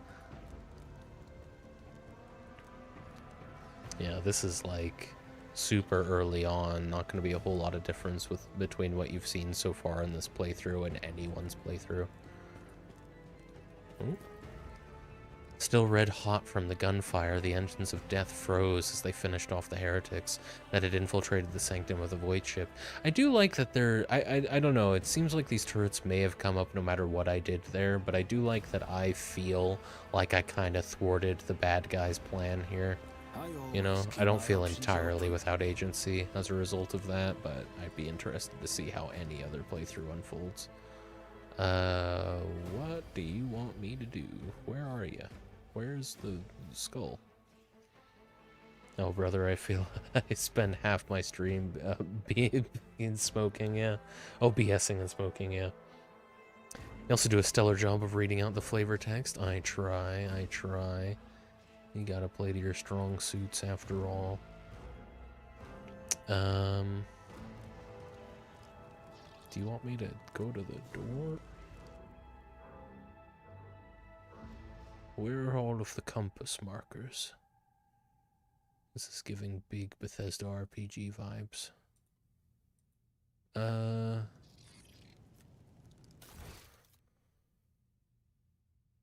Oh, we gotta, yeah, of course we do. Of course we do. I thought it was kind of weird that we weren't.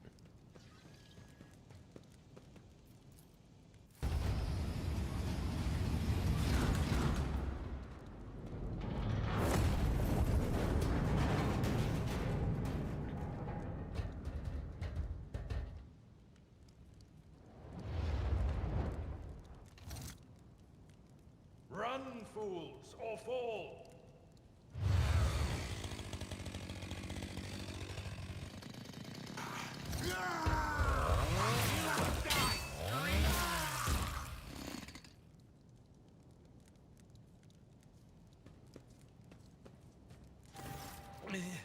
Master, whatever are you doing in the Warren Chamber? How did you... Throne, preserve me. What is the meaning of this? The throne of the Emperor, I take it. Golden Throne of Terra. An arcane cybernetic artifact that encases the God Emperor's physical remains entire and preserves them using stasis fields and psi fusion reactors. Wonderful. I actually feel like I struggle more with partially voiced games like this. Yeah, it's tricky, especially like in a game like this where it's hard to say when they're actually going to talk and when they're not. Or you know, when your character doesn't have dialogue either. Yeah, I know what you mean. It's easy to miss bits here and there. My playthrough went like this, but I had some unique dialogue being a priest. But this is the prologue. I think it's probably mostly railroaded. You do get a lot of choices throughout the game, though. I know there's multiple endings. Yeah, I didn't expect there to be much leeway in a prologue. There really can't be. That's just how a CRPG is going to be. It's going to play out pretty much the same. Heard this one gets pretty wild with choice. It was near the top of 40k games I was looking at trying. Yeah, I didn't have... Creamy's got this for me, so I'm really glad to have it now, because I wasn't going to be able to jump on anything for the Warhammer 40k sale, unfortunately, so it's really nice not having to pay for this. Writing is awesome. You get loads of choices for roleplay, and consequences. Yeah, common. Creamy's W, of course. Seneschal Abelard Versarian has lost some of his former polish. His forehead is sweating, and one of the sleeves of his coat is torn and soaked through with blood. Nonetheless, despite his heavy breathing, he stands firm, and his gaze is demanding, albeit somewhat surprised. Kunrag Voidfir is a traitor. When we parted ways on the officer's deck, he stunned me somehow and brought me here. What? He intended to take revenge on Theodora for something, and trying to reach the warrant was somehow part of that plan. Oh, holy God, Emperor! I presume he is the one responsible for the mutiny.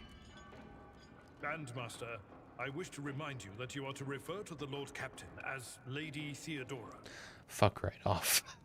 I'm not doing that. This is a practical man. He doesn't stand on ceremony.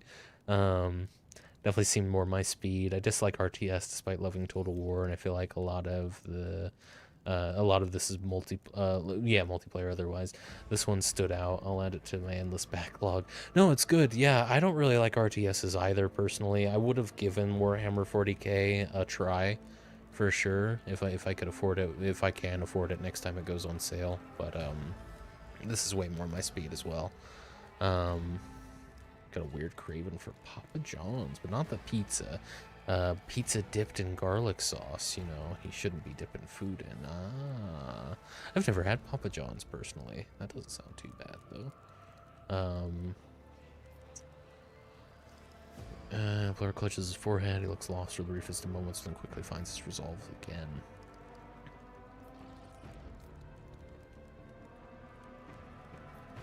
Why don't we leave matters of etiquette for another time?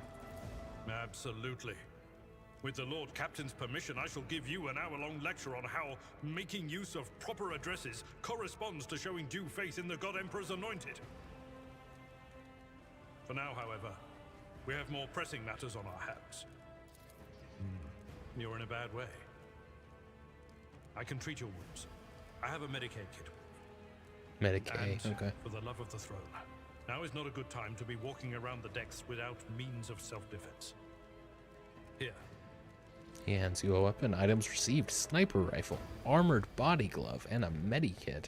I suppose I can't really rely on this guy pronouncing it properly, because in a game like this, the voice actors probably... I bet you hear a couple different pronunciations of Medicaid. If you do, the best recommendation I can give is play on easy at first. Give yourself a fair shake. It's a huge learning curve. Yeah, from what I've seen, yeah, definitely. Treating injuries. While fighting, your character can lose some of their wounds. Your character has suffered an injury after being attacked by Kunrad. This happens when a character receives damage that exceeds 50% of their maximum wounds within one round. The exact percentage of wounds a character must lose for this to happen may vary depending on the difficulty of the game you choose. Injuries reduce the character's resolve. When a character initially suffers an injury, it is considered a fresh injury during the first 3 rounds. Once 3 rounds have passed, a fresh injury becomes an old injury. A fresh injury can be healed using a medikit without passing any skill tests. Old injuries can be healed with a medikit, but they require the character administering the treatment to pass a Medicaid skill to succeed. Use medikits to restore wounds and heal injuries. Note that when a character loses all of their wounds, they fall unconscious. Once the combat is over, the wounds of all party members are replenished automatically, but any injuries they may have sustained remains. Those can be healed with a medikit. Medikits can only be used by characters who have the field medic feature, base skill, Medicaid, or have taken Medicaid skill advancement at least once. Whenever a character uses a medikit in battle, a Medicaid skill test determines the number of wounds that will be restored as a result. Abelard can heal your character's injury. Click left mouse button on Abelard's portrait, select the medikit on the panel at the bottom left of the screen, then use it on your character. Abelard needs to be standing right next to your character for him to administer the treatment. You've got new items. All items are added to your inventory. You can open it by pressing I or clicking the bag icon on the right side of the screen. Once on the inventory screen, weapons, armor, and other items can be equipped or interacted with in other ways. Medikits can be used to replenish wounds and heal injuries. Good lord. To equip new weapons or armor, open your inventory from I and double-click left mouse button on the item. Alternatively, you can hold left mouse button and drag item to the right slot. It will become highlighted once you start dragging the item. To view the parameters of an item, hover your cursor over its icon and wait for the I think I understand that. You can switch between party members using the arrows at the top of the inventory screen or clicking left mouse button on the character's portrait. Item descriptions contain comparisons with any corresponding items already equipped on the character. Got it. Ayo, you need self-defense. Hands you the longest range weapon. It's got to be based on your class, because my guy's an operator, which is like precision, sort of debilitator kind of guy, so I imagine that's why I got the sniper rifle. So I've armed myself, and if I wanted to... Your seneschal is always there for you. Yeah, that's still a problem, not being able to see all of that. So I actually do not remember what it said to me. I need to remember before I make that next drink in just a second to refresh the monitor pixels. He gave me a sword and a pistol, makes sense. Just thinking like, man, how do you know you need to defend yourself if your sniper rifle's distance away? Yeah, I mean, at least this guy's got a sword, so I can just hang out in the back. It is the 40k universe, yeah. Oh, here. Let me help. I won't forget this. That is a noticeable improvement. Now you're prepared for the trials ahead. The lower decks are teeming with heretics instigating the rabble to revolt. But that is the least of our problems. The ship's enforcers are rounding up the scoundrels and suppressing the resistance. The situation on the middle decks is much worse, although strike teams have already been dispatched there. All communication with the bridge and the engineering bay was lost. So, apart from scattered voxcasts, we have no information to go on. But that is not the worst of it all. All these jolts and shaking are most alarming. These are signs that the navigator and the master helmsman are having difficulty translating the ship out of the warp and into real space. I fear that they may have already lost control. We must reach the navigator's sanctum and get a handle on the situation. If we can manage that, some aboard this vessel may yet survive. So, I mean, kill on sight is kind of sensible. No, I think so. How did you find me? You sent me a Vox message. Specifically, a Voxcast on the officer's frequency, which I had the good fortune to receive. You mean to say you did no such thing? I sent a Vox message, but not specifically to you. I could see that having gotten to you somehow. Could be the Vox did it of its own fruition. Or the servo skull, that is. I think the Warren Sentinel may have sent that message. It appeared when I opened the chamber. Warren Sentinel? The Lord Captain barely ever ventures down to the chamber, and I was at her side only once or twice when she did. And I did not see anything of the sort. The Warren Chamber is an ancient and rather sacred mechanism that the ship's tech priests treat with the utmost reverence. I assume that whatever it is that you did, you must have activated certain processes and caused the Sentinel to awaken. But then, why did none of it happen when Lady Theodora did the same? Perhaps I am better than Lady Theodora. Tech priests, the rulers of Adeptus Mechanicus, they revere technology as the object of their devotion. They direct the endeavors of fabrication and lead the followers of the machine god in unforgiving crusades of ruthless acquisition. I heard one of Theodora's Voxcasts. Lady Theodora's. Which one? The last one I received was about the Navigator's Sanctum, and that was a good while ago. In any case, let us hope that the Lord Captain is well, and safely in charge of the ship's defense. In the meantime, we must do all we can to prevent the ship from veering off course. What exactly has gone wrong with the translation? I am no helmsman, or God Emperor preserve me navigator. However, I've spent my entire life aboard void ships equipped with warp drives, and I know that portents such as these do not bode well. It could be that the Gellerfield has faltered. Perhaps the navigator was struck down by warp corruption and is fighting for the last shreds of his humanity as we speak. Weird that we don't get a pop-up for Gellerfield either. That feels like some sci-fi shit that I'd like to know about. If we get thrown off course, we will be forever lost in the war. Naturally, we would likely not have long to live in that scenario. But I will not resign myself to such an outcome just yet. What can we expect to find in the Navigator's Sanctum? During warp transit, the Sanctum is closed to all who are not involved in traversing the Empyrean. And for good reason. For the Navigator to open their third eye and perceive the way, the Sanctum must be bathed in the energies of the Immaterium. Only a Navigator can withstand such an ordeal. For the rest of us, any contact with the warp is fraught with perils such as loss of sanity, spontaneous mutations, and death. Abelard does not bat an eye as he lists all of the horrors that you are about to face. It's interesting with the whole Navigator thing too, like they have to mutate people in order to work with the Void. So it's, or the Warp.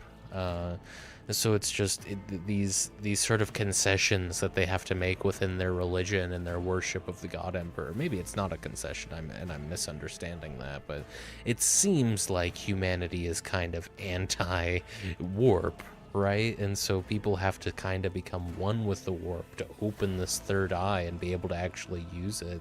It's just, I don't know, it's interesting. The Navigator's Sanctum, very well. Will you lead the way? Absolutely. Let us proceed. Let's go. Oh. To arms, loyal sons and daughters of the God Emperor!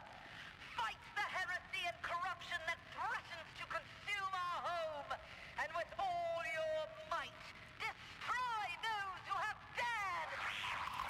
The Lord Captain is calling her crew to battle, which means the Vox networks are set up for broadcast transmission, not message exchange. Splendid. While the rogue trader inspires proper resolve to fight in her subjects, you and I shall prove that her trust in us is well deserved. Onward. Onward. All right. Oh. We gotta make another drink, guys. The spoils that much sweeter. Combat begins with the tactic. Excuse me. You know what? I'll read this after the next drink. Okay. I'm gonna use the restroom first. We're still on the streaming computer. Let's change that. Twitch is apparently trying to roll out 1440p streaming, and I'm sure that I won't get early access to it, but I signed up because I could. If they gave me enough bitrate, I absolutely could do 1440p streaming on Twitch. But from what I've heard, the people that get 1440p streaming don't have enough bitrate to do it, so it's like, well, what are you guys doing? I'm not playing exclusively static games here. I need a good 20 to 30,000 kilobits per second for 1440p, but they don't care. Twitch doesn't care at all. Combat begins with a tactical phase, during which characters cannot attack or take other actions, but may try to take up advantageous positions. Select a character by clicking on their portrait at the top of the screen, then click on the cell you want the character to move to. Red cells are areas inaccessible to the character. During the tactical phase, each character in the party may move up to their maximum movement points, but cannot position themselves adjacent to an enemy. That's pretty cool. You get a whole movement phase. I mean, you're the guy with the melee weapon. That's really cool. It's like, I assume if you get ambushed, this might not be the case. Why don't you fall back as far as you can? Cover would be nice, but it's not a very... You don't get much cover here. I might want to move. So I don't imagine there's a whole lot of risk in the prologue, but I'm sure it's there. I might want to move over here, which means it wouldn't be a bad idea for me to just try and get back into a corner. Yeah, this is the positioning phase, which you don't get if ambushed. You can absolutely die in the prologue. Ah, fair enough. I'll put him here in the hopes, you know what, I might as well put him as far over here as I can. He doesn't have cover either way, so that I can get him over here to be taking sniper shots. That's cool though. I haven't seen that in any other CRPG. A game like Fallout, like if they did a modern CRPG Fallout, which I mean, they won't, but I can dream. This would be a good idea, since it's like a shooter CRPG. This makes a lot of sense. Started my first game on the hardest difficulty because that's how I usually play CRPGs. I died. I knocked it down to 4. Yeah, I'm as much as I like these games, I'm not experienced enough with them to play on very high difficulties. With CRPGs, I definitely default to the normal difficulty. Part of that's on me though. I just don't use my items and stuff enough. Like Baldur's Gate 3 I struggled with because I had all these solutions to every combat encounter in my pack, but I never used them because I was thinking, well, I've got a final battle coming up.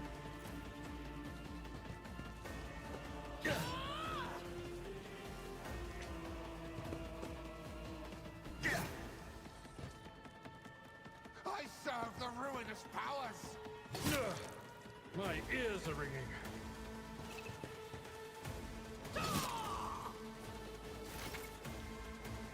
Okay. The combat abilities of characters differ depending on their archetype. Available abilities are located at the bottom right of the screen on the abilities panel.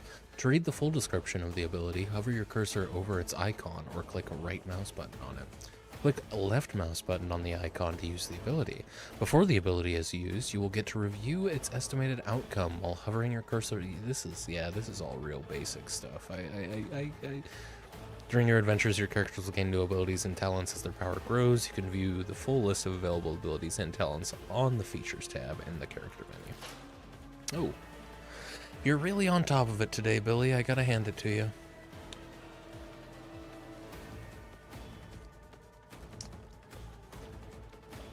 Be careful, your companions can get hurt by your burst attacks or area attacks.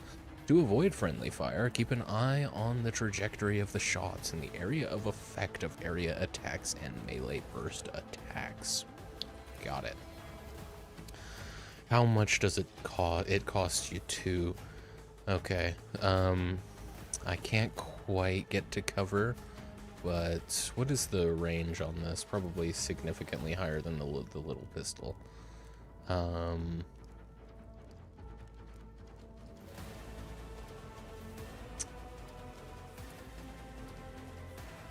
It doesn't show me the range. It shows me the range on the pistol.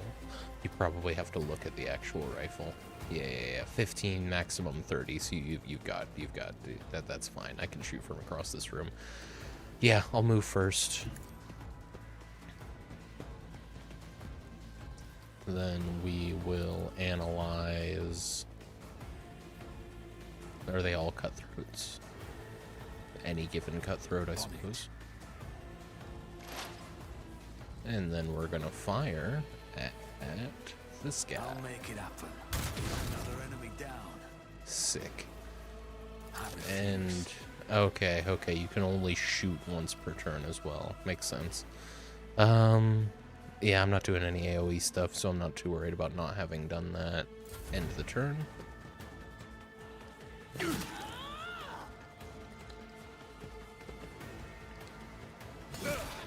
a minor setback. Fuck. Ugh.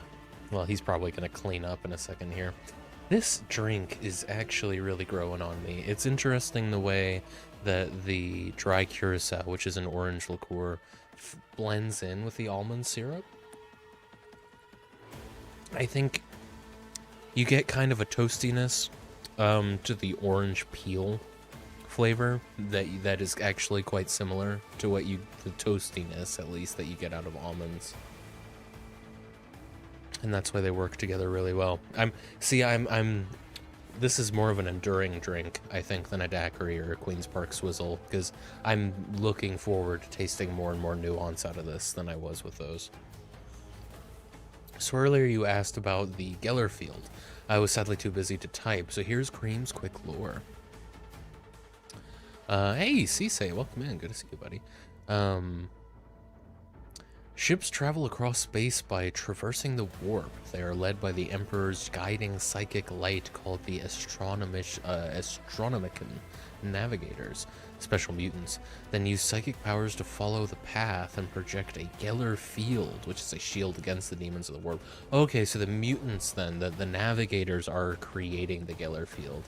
The way the field works is really cool. It literally projects a bubble of real space around a ship, so you basically carry around a chunk of space with you. That's neat. I like that. Yeah, doing well, Cisse. Hope you're doing well. How are you? Would be a normal person's way of saying that. Your new companion is a warrior. Abelard specializes in melee combat and drawing the enemy's attacks. Charge is a unique warrior ability that works only when they are using a melee weapon, and it's not considered an attack action. Use Charge to close the distance between you and the enemy and deal damage. Click left mouse button on the ability's icon and choose a direction to charge in. If an enemy is in the direct path of Charge, Abelard will attack them, and will still be able to use an attack action afterward if he has not used one this turn. Note that Charge can only be used if the character has two or more cells away from their target. Probably won't use that considering the fact that he's surrounded and I don't want to trigger any opportunity attacks, but this character is using a melee weapon. Melee attacks require the character to be adjacent to the enemy. To make a melee attack, click left mouse button on the strike ability, then on the enemy you wish to attack. Unlike single shots, melee attacks hit automatically with no need for a roll. Wow, that's cool. I guess it makes sense. You're not gonna miss with a sword. I mean, even in D&D, at least, you know, it's gonna be kind of at the DM's discretion, especially with 5e. But you know, it's more about whether or not your attack gets through their armor with melee attacks. Of course, you roll for ranged attacks as well in D&D. But anyway, you roll for melee attack. Yeah, whatever. Then on the enemy you wish to attack. Unlike single shots, melee attacks hit automatically with no need for a roll. The enemy will try to dodge and parry the attack if they are using a melee weapon of their own. Melee weapons can be used to make area attacks. All creatures in the area will suffer damage unless they succeed on a dodge test or a parry test if they are armed with a melee weapon. Damage dealt by melee weapons depends on the weapon's parameters and the attacker's strength score. That's cool. Yeah, it's melee versus melee in that case. Doing alright, got off Monster Hunter now, playing me some Zenless for now. Zenless? I'm not aware of this, not familiar with this IP. For one round, the Navy officer and their allies in a 3-cell radius gain a +2 deflection. God, that pull of rum barbon cord is still all up in my beard. They also cannot be forcefully moved or over-penetrated. I mean, I'm staying far as fuck away from Abelard, so that's not happening. Charge? Charge is the thing, which is also not happening. Are they literally all standing around him right now? Yeah. Okay, cleave, wide slashing strike that affects multiple enemies at once, or strike, single attack. Yeah, I mean, we're gonna cleave here, I should think. Go for the ones that I would have to shoot around him to get. It will be done. One fewer target. And that guy parried. Alright. Your character has just missed. To increase hit chance, equip your character with a decent weapon and place them on a vantage point. Abilities and talents that improve weapon skill characteristic will help you hit more often in close combat. For improved marksmanship, learn talents that increase the perception and ballistic skill characteristics. Yeah, no, I won't be able to charge to any of them, so... I could do Brace for Impact. This is once per combat. +2, yeah, I should probably take that, just for him, personally. Yeah.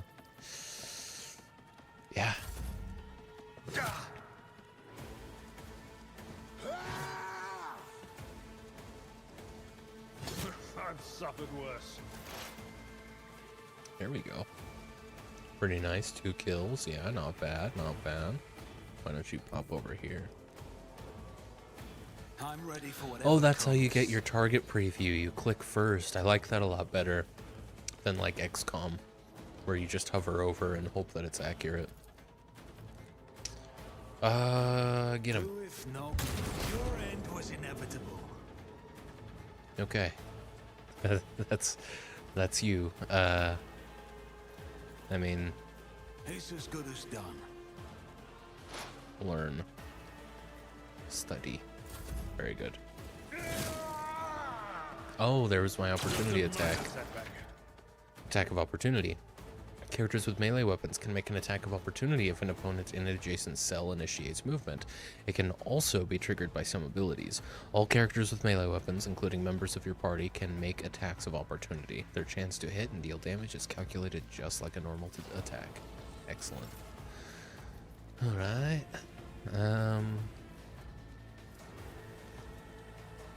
Well, this feels like a charge situation. Oh, I can do that after, though. Yeah. So... At your beck and call. do that. And then charge over to this guy. I took care of this Yeah, alright. Experience points. You can advance the level of your character and companions. Prevailing in battles, exploring the Coronis Expanse, and completing quests earns you experience points. Once you have accumulated enough experience, your character gains a new level. Click on the arrow symbol on a character's portrait to open the level up screen. Each level offers your characters new progression options, which include new abilities, talents, skills, improvements, and other enhancements. Your companions gain new levels at the same time as your character, even if they are not included in the active party during your journey. You can always increase their level later. That is the way to do it. I don't want the characters that I don't like bringing around to just stagnate, so that I prefer that quite a bit. If you level up, everybody in your group levels up. Nice, overpenetrated and got 2 kills. Oh yeah. Abelard is honestly such a chat. He's always overpenetrating, you know, and you can't hold it against him. It's just he's got to find the right lady.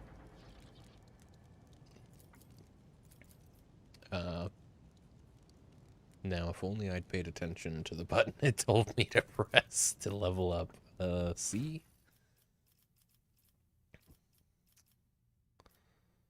Huh.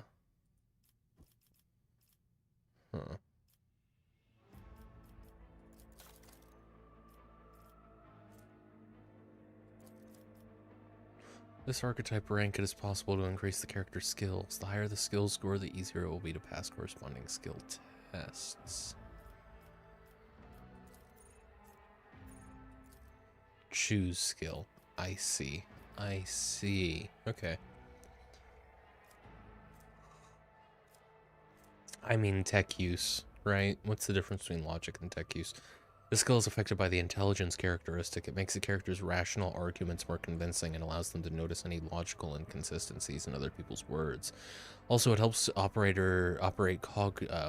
cogitators more effectively. May give access to new dialogue options. Now you get to do the best thing, play with the bodies.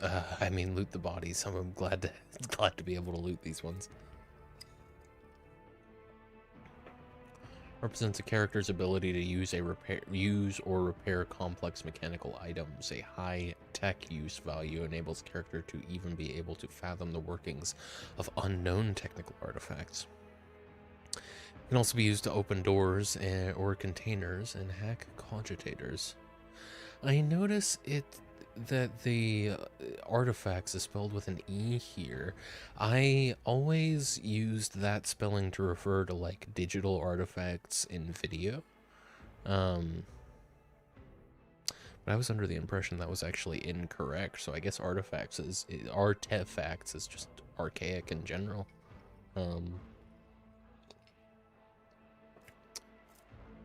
I think I'm gonna go with logic. What is this? Is this just recommended by the game? I imagine so.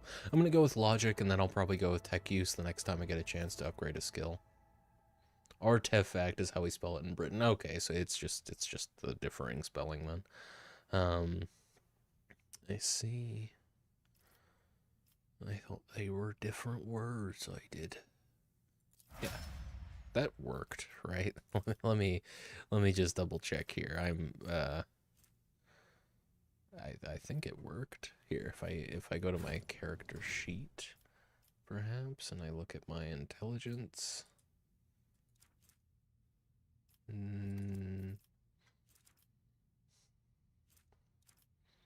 Logic. Yes. There we are. Oh, I see. Those weren't the actual stats. Those were it was choosing which one I gave plus 10 to. Got it. Okay.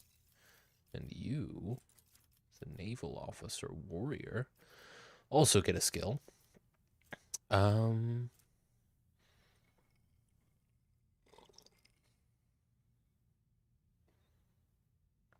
Resist negative effects applied by some poisons, stimulators, or alcohol. May give access to new dialogue options. Or, I think we gotta go with athletics. That just seems like the way to go. Cool. Not a hard decision for the first one. I always have a backup plan.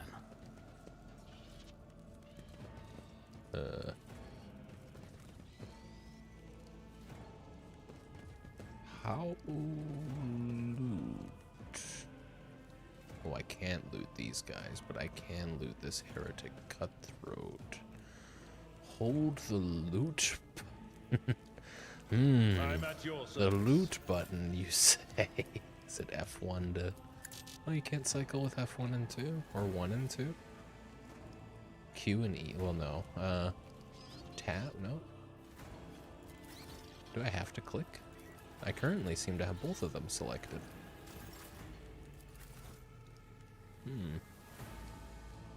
Oh, the highlight button, yeah. We are the spearhead of the I don't want to... Imperium. Here. Oh, no, not you. Always keep your eye on the price. I do everything. What Listen, advice if do you're you going to be in the party, you need to know this right now. I'm going to do everything. No, not you, Abelard. How do I go back to me? Inventory is completely shared, by the way. That makes sense. But I want to control me, not him. And, well, I guess that only shows up in combat. Is it me now? No, I'm controlling Abelard.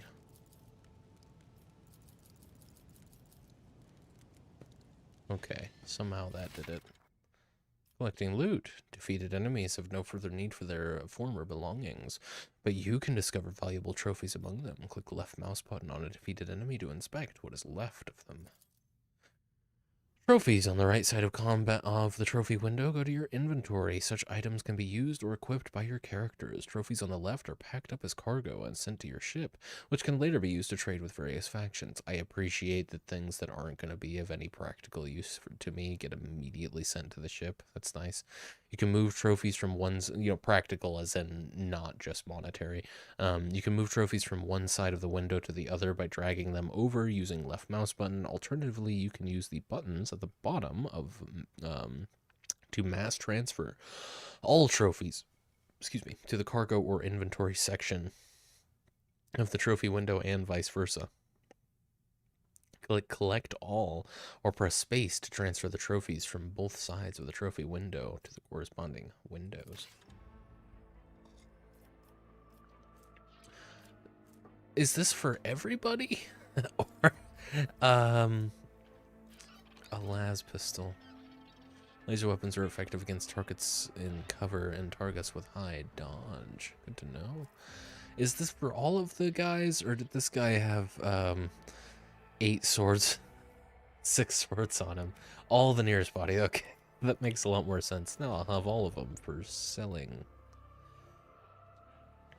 And I assume now they're all looted, which is why my hand symbol's not showing up. Alright. Well, let's boogie, Alucard. Abelard, sorry. I guess you're leading again. I don't know how to keep my guy selected.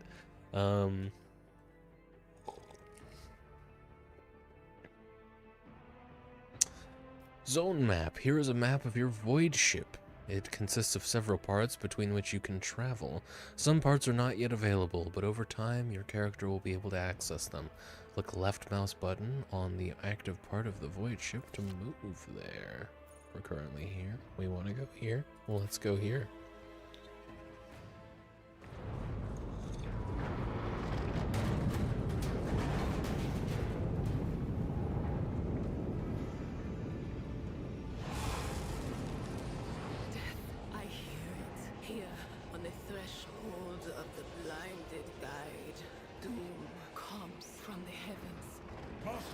Watch your head. Idira, would it be too much to ask that you phrase your soothsayings plainly for once? That was too close. Probably don't want all those swords, right? So next time you can move the ones you want to use to the right. Anything you don't want to the left, and it'll be in your cargo. I see. The game probably explained that to me just now, but I was just reading without listening.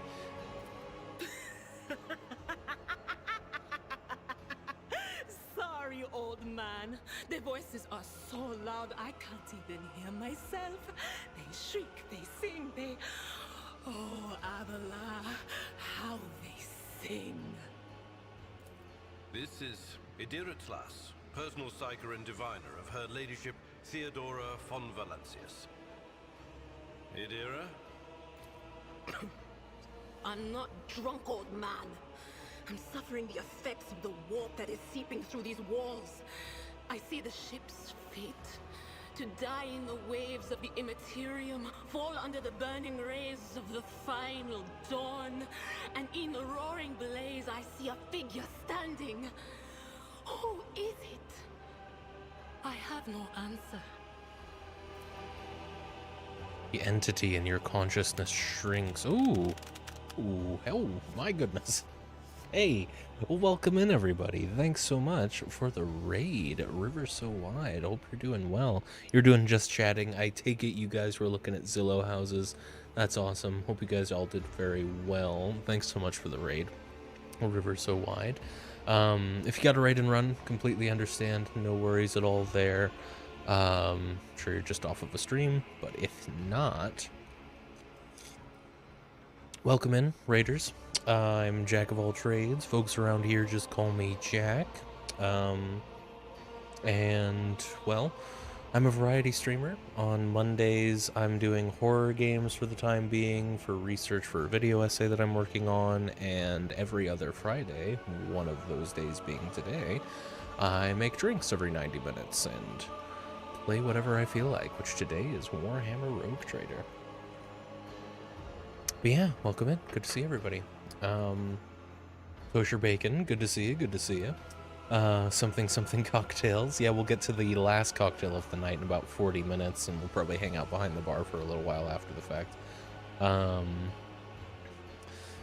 We were indeed looking at weird Zillow houses. We're going to be around for a little bit. I still had half an Imperial Stout to drink. Ooh, Imperial Stout, nice. Hope you're enjoying it. I'm currently sipping on a Mai Tai. First Mai Tai I've had in a long time because I finally have Orgeat for a change. Fear Napalm, yep, it's a Mai Tai. You asked with such good timing. That was perfect. Yeah, it's pretty solid. Made with OFTD, Room Barbancourt, or however it's pronounced, and Mount Gay Eclipse. I do like a good Mai Tai, they're not bad. Got a re-up on our Orgeat. Yeah, normally I make it myself, but it's just it's kind of a pain, you know, with the nut milk bag and the blanching the almonds and all that. But just yesterday I was at a liquor store that actually had it, so I picked some up. OFTD is solid. Really good stuff. I really want to try making my own Orgeat sometimes.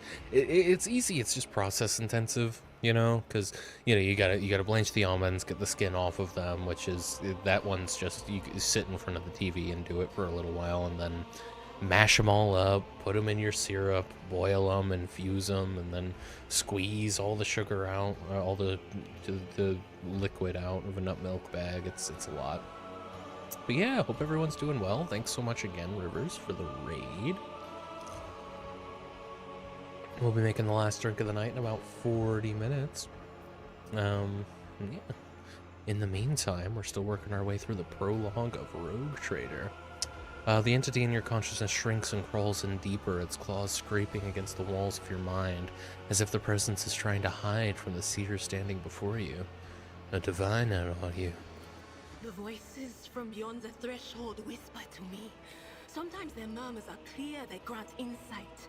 Sometimes they drive me mad. But I am patient.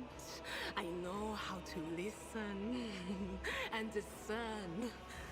But now, with this clamor around me, too many voices, too loud. And you are Fon Valancius, one of Lady Theodora's heirs. Well then, we finally meet. Officer's frequency.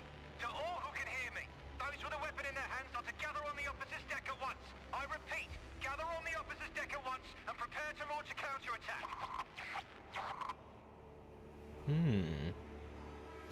That's Edelthrat. Oh, Emperor's Providence. The other heir lives as well. Quickly, we must head to... Not so fast, old man. If we drown in the warp, Lady Theodora's heirs won't be any good to us. If Edelthrad's like me and hasn't yet surrendered his mind or body to the mercy of the warp, then he can still hold on a little longer without us. I go to a local Greek grocery store / deli and get orzata, which is comparable and so cheap, like $4.50. Oh my god, holy shit, $4.50 for 750 mils. That's insane. No, I spent somewhere around $4.50 for like my little, I don't know, 300 milliliter bottle. That's crazy. Does it still have like the nut kind of fat in there that do you have to shake the bottle up? Is what I'm asking, I guess, because I kind of prefer that because it's more similar to the way I would make it at home. That's insane though.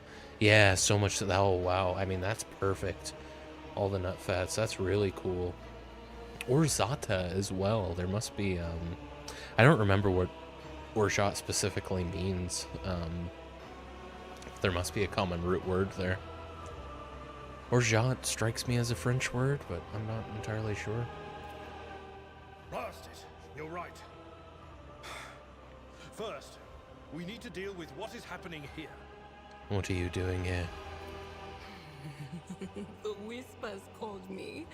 The ones I could make out among all the screams and screeches. Those who are rocking this boat hit us where it hurt. They went after the navigator, our guide through the warp. Other whispers called me to the engineerium, but it was too late. I heard the cry of our master Cog, and the silence that followed. What? You don't mean the Engineer Prime is... Said, without a doubt. And the voices wail, heralding countless nightmares, cackling at each soul among the hundreds that are now joining the warp. The shriek from the Navigator's sanctum was louder than the rest. And it's better that we saved the Navigator than some lever puller from a cooling module or a cook from the middle decks. Horchata actually comes from the same root word as orgeat, Latin word that is carried through the French. Oh, that's cool. No, that makes sense though. I mean, I never would have put it together, but horchata, orgeat, orgeata, I suppose. I'm not actually sure how to pronounce Z's in Greek. Interesting. It makes sense though. Yeah, it all comes from Latin. Which in Greek is fairly heavily influenced by Latin as well. How do you know who I am? What? You think Lady Theodora didn't ask me to peek into the darkness behind the backs of those she sees as her prospective heirs? I have seen you. I have seen the footsteps of your past and the wounds of your heart. The dialogue's well written to make it so that it makes sense without specifically referring to me by name. And, you know, that it reads well without referring to me by name. The seer's words bring back a wave of memories of the bitter, humiliating moments of your greatest shame. Something sour rushes to your tongue, and your head is clouded with a sickening sense of your own worthlessness. We must see if the navigator is well. Oh no. No. Nothing is well about him. Can't you feel the chill crawling on your skin? The eyes watching you? The warp ice has already encased the bulkheads. What follows is calamity.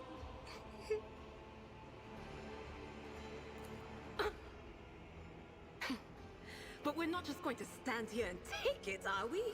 The state of things in here suggests there's a navigator around. Maybe one who's crippled or at death's door, but still kicking. And since our skin hasn't peeled off our faces just yet, his third eye must be closed. At worst, it's a little roughed up. So what are we moping around for? Let's go protect that noble mutant while we're still alive. Yeah, alright. Idira has joined your party, which now consists of several characters. To select one character, click on their portrait. To select multiple characters, hold left mouse button and drag a box around them. To select the entire party and issue commands to all your characters at once, press backspace. Backspace is an interesting one for that, but okay. I have a nose for profit to and focus a taste for here. adventure.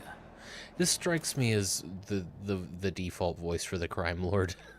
for the Crime Lord origin, because he says a lot of stuff that sounds like something the Crime Lord would say.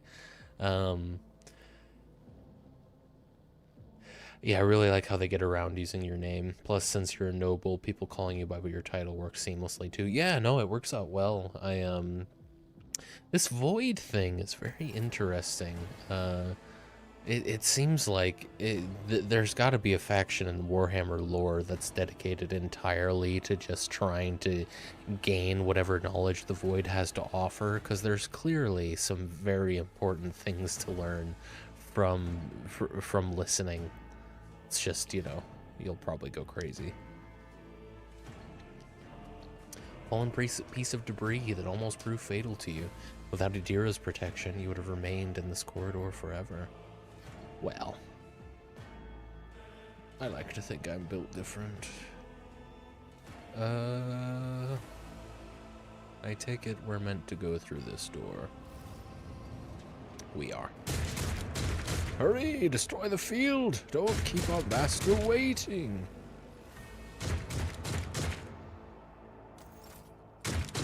Let's get in there. I take it there's nothing to see. I mean, hey. They're gonna stop me from going this way? You guys don't follow? I guess you have to select everybody. No, because there's no... Is that the formation? Probably. Let me see. If I do this, does it change? Yeah, it does. Okay.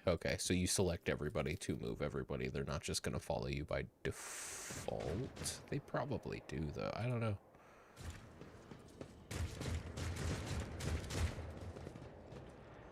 What's going on here? These are heretics. I see.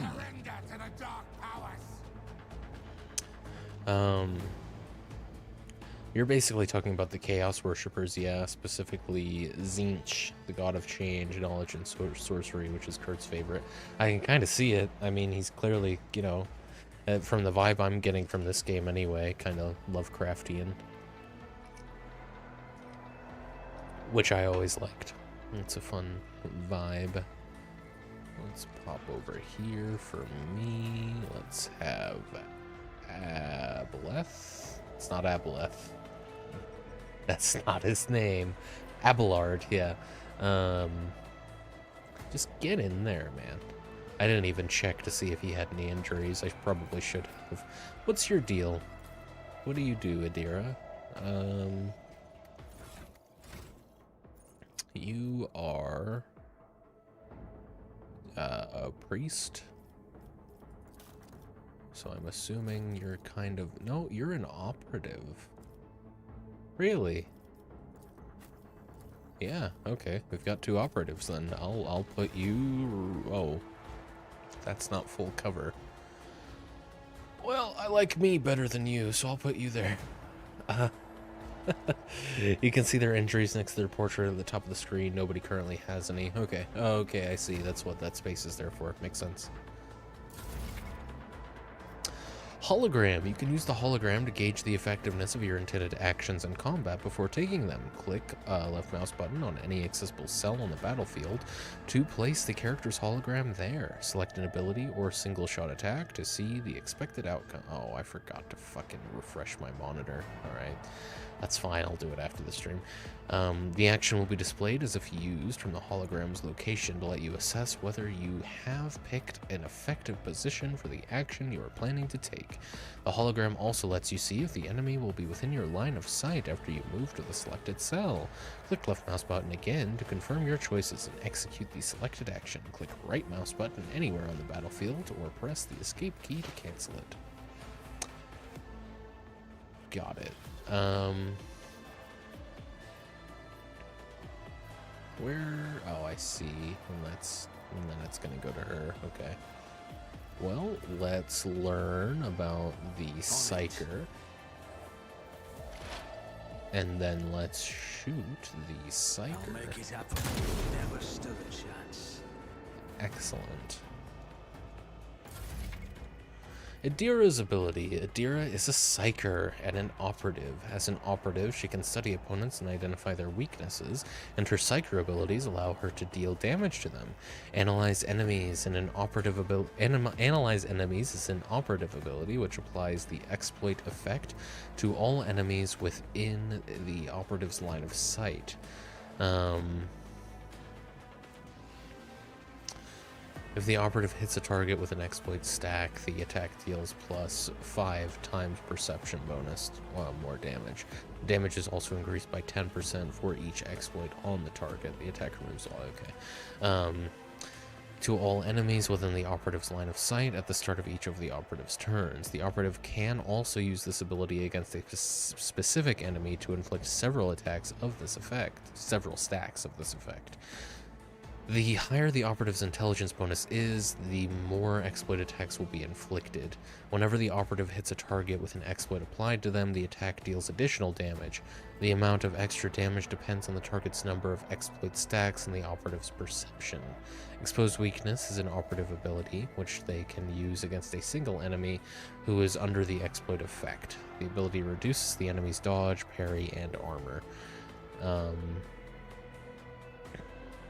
Okay. The amount of reduction depends on the number of active exploits on the enemy and the operative's perception. Adira is armed with a special staff that allows a psyker to unleash psychic powers against enemies. In the future, you will encounter staves that only a psyker versed in a certain discipline can use. For example, you might find a staff that lets a psyker use Inferno, but to do so, they must first have the pyromancy psychic discipline learned. Courier is an interesting font to go for in 40k. I guess it makes sense since you're kind of like reading material provided to you by like the Imperium. But that's cool. God, I have no idea where to start with her. I know that that was kind of the whole point of what I just read, but hey, who pays attention while they're reading? Why don't you go after one of the guys with guns? You've analyzed him. And then I'm gonna have you do a lightning arc right at him. Was that you? Be gone! And that hit both of them. Right, of course it did. Lightning hits multiple people, but also allies. Psychic Shriek hurts one guy at a time. I see. Well, that worked out anyway. Yeah, get fucked. Okay, let's... can you do a charge, maybe, on this guy? That needs to be larger, that font. Is there a UI scaling? Because I can't read that at all.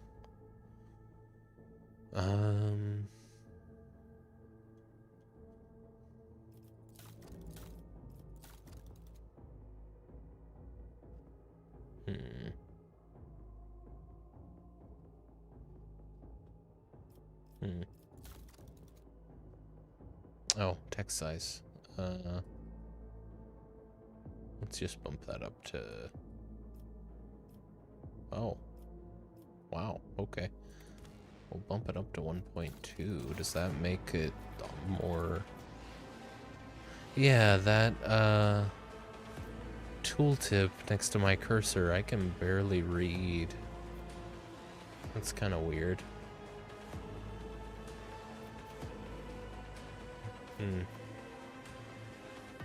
Oh, you know what? I'll bet I know what that is. Here, let me alt-tab and then tab back in.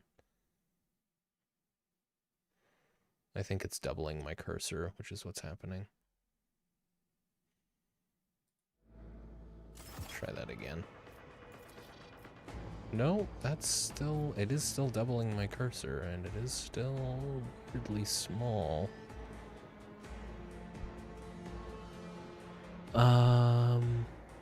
No suitable... It's also really close together. Okay. Weird, that. Let's... I mean, honestly, just a strike at one of these guys is probably fine. Someone else can do this.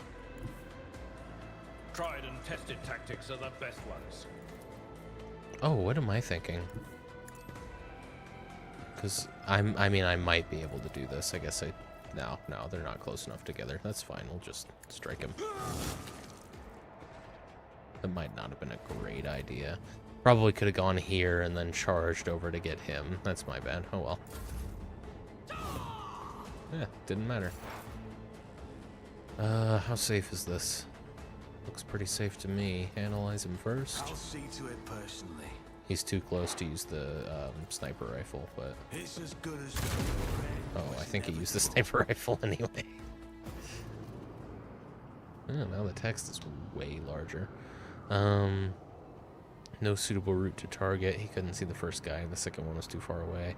If he can move, then yeah, that would have been the way to go.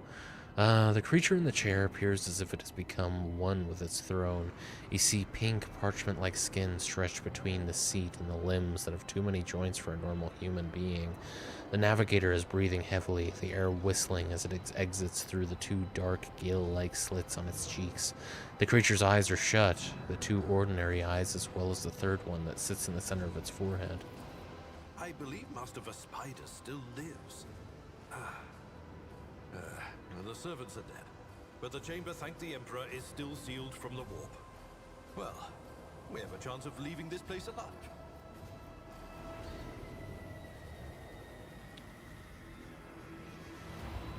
I assume this is me... Oh, address Adira, not address Adira. No, that's... I was thinking, wait, is her first name Address? No. What is wrong with him? Wounded, exhausted, fighting back the endless horrors of the warp that are forcing their way into his head. Pick one.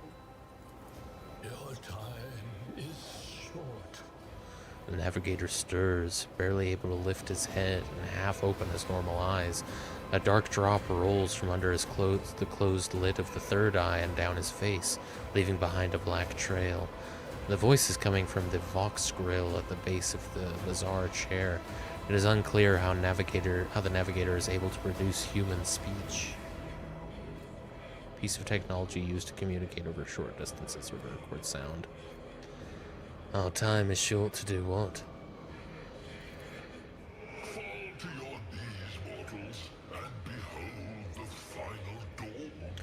Suddenly, the navigator's body starts thrashing in place. It lurches forward and falls back onto the seat, then thrusts forward again as its bones crack and its skin tears open. However, the fusion between the body and the chair appears to be stronger than these wild impetuses. The mutant remains seated, but leans as far forward as he can, his layered raiment slowly turning crimson. The gill slits burst open, forming two hideous, screaming mouths like pits. Ah! It came from beyond! His body is not his! Adira's scream is echoed by the silent cries in your head. The unseen creature triumphs at the sight of the navigator succumbing to the paroxysms of corruption. Its march thunders under the burden of hopes. I'll seal your hearts, and I will flood your souls with myriads of words and meanings, each one a portent of salvation within me. The navigator continues to convulse violently in his seat, shrieking and cackling, but then his fit stops abruptly. His face is drenched in black and crimson. The dark ooze from under his third eyelid has turned from a trickle into a stream, mixed with the blood coming out of his nose, and there is purplish swelling around the eye. The reason there's so much water terminology like waves of the warp, gills, drowning, etc.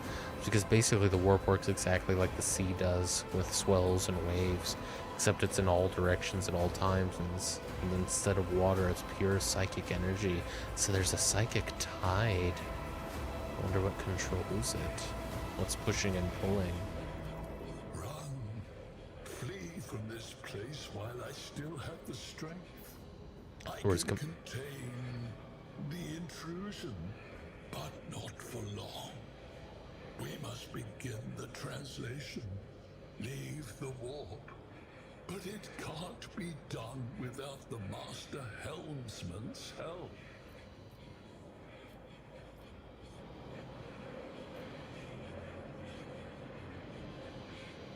The Navigator is still alive. Barely so. What do we do now? The ship can only begin the translation with the assistance of the Master Helmsman, if he is still alive.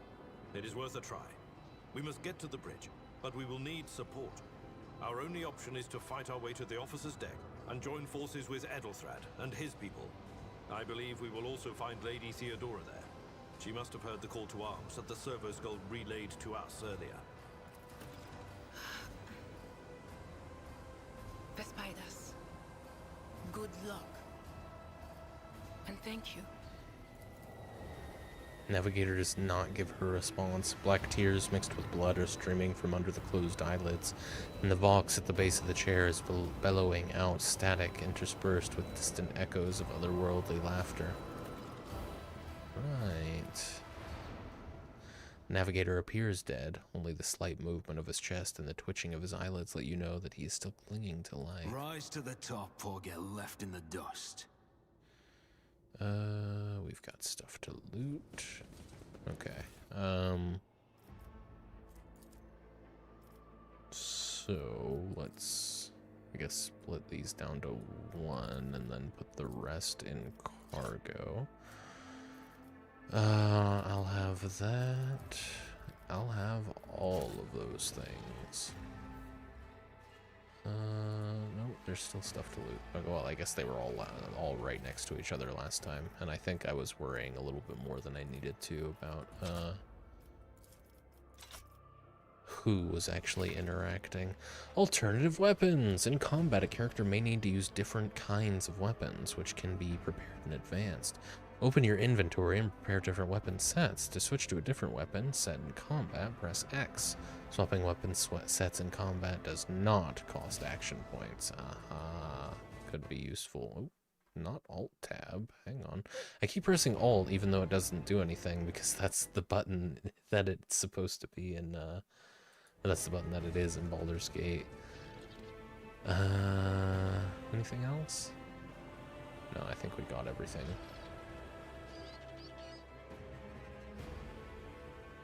Doesn't look like anything else to see here. What's this?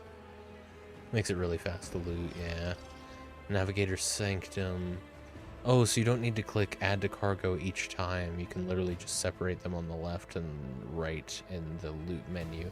Left for cargo. Oh, I see. Okay.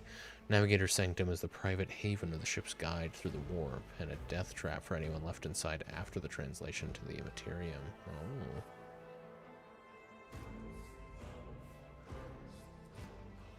Alright, let's get the heck out of here. This way, I take it. Oh. Yes. The door does not budge. Clots of viscous flesh have entangled the metal, sealing the door shut. Right.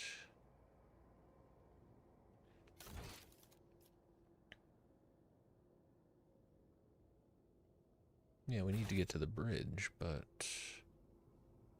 through what means?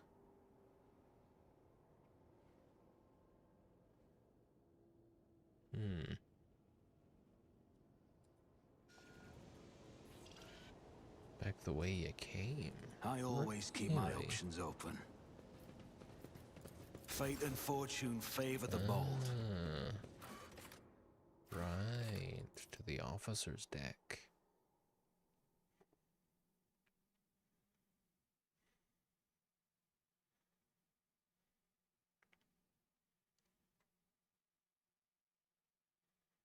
Yeah, I swear, you get up to the last 10% and then it just... it pretends it was only the last 10%, but it was loading the whole time.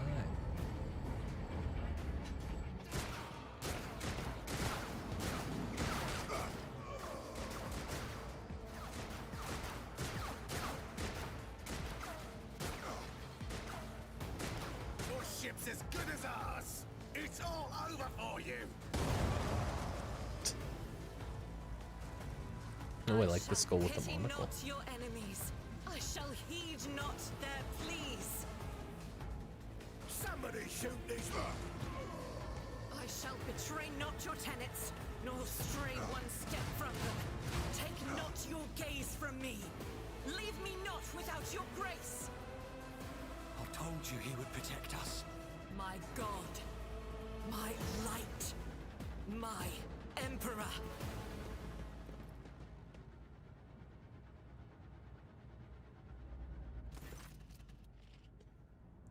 The white-haired warrior turns to face you, her dark eyes blazing. The weapon quivers in her hands, and for a brief moment, it seems she is not going to stop, will instead continue eliminating every target she sees, starting with you. Here she is, my queen, Argenta. Sister Argenta. Sister Argenta, it is a relief to see you. We require all the forces we can muster. Your face. It is unfamiliar. Who are you? The young woman called Argenta lowers her weapon and scans her small party with an intense gaze. Then she sets her sights on you. Sebastian Acur von Valancius, Lord Captain Zare. The hour is dark and daunting. The ship abounds with corruption. The faces of friends are twisted by sneers of heresy. The eyes of comrades ignite with the arch-enemy's hunger. I will do what I must to halt the advance of the dark forces. But in these dire moments, little can be trusted. So I must know, why are you here? Arch-enemy being chaos, malign metaphysical force composed of psychic energy that exists in an alternate dimension known as the Warp. Sister, I beg of you. Now is not the time for interrogations. The ship is under attack by heretics. We've been betrayed by our esteemed Master of Whispers. Edelthrad the Heir is waiting for our aid, and Lord Captain Theodora is expecting a report on our success. We are here to deal with the situation, so I suggest we all do just that. The Seneschal is right. There's no time for talk. Very well. We may leave it at that, for now. Argenta raises her chin proudly. I cannot wait to rain righteous fire down upon each and every heretic. What is a warrior of the Adeptus Auroritas doing aboard aboard a rogue trader's ship? Your orders serve the ecclesiarchy. Do they not? Sister Argenta is a guest of the Lord Captain. And that story deserves its own time and conversation. Under more appropriate circumstances. Enough idle chatter. I am where I must be, and that will suffice. Who are these people with you? Overseer of Middle Deck AL-84, my lord.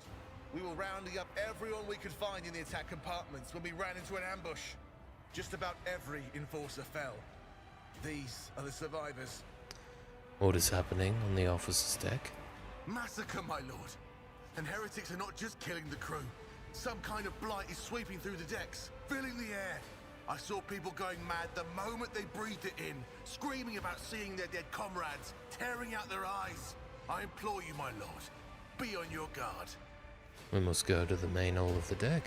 Through this door. I shall join you, for it is my duty to the God Emperor to destroy this heresy. We will follow. For now, we will hold off any heretics who might try to crawl in through the cracks to join the main assault. And we'll take a look at the generators while we're at it. Those villains made a mess of the cables.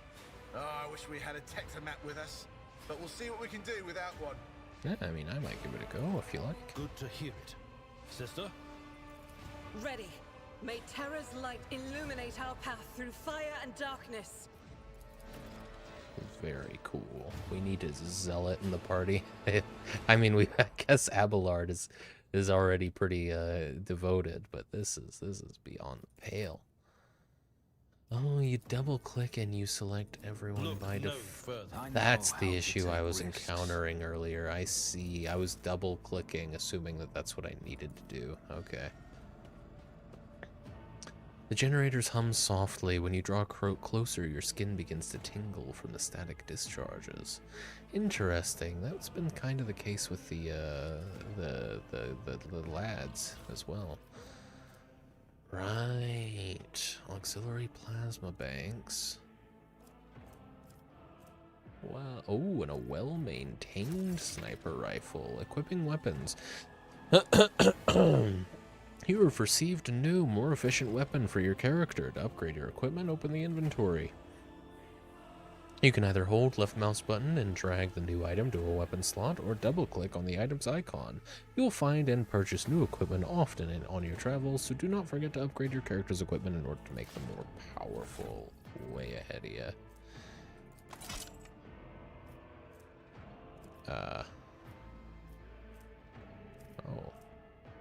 Oh, that's my alt. Hang on, we don't need both of those. Let's do that, and then I guess I'll equip 6 to 8 versus I'll equip the las pistol for my alternate shorter range, but my guy's really not well. He's not built for melee combat, to be fair. And you've got all that. I mean, kind of silly to give this guy any other. This has more armor penetration, I suppose. Yeah, give him an axe for his alternate. Then you are kitted out. You can also hold a sword along with your las pistol just in case shit gets scrappy. Oh, yeah, that's right.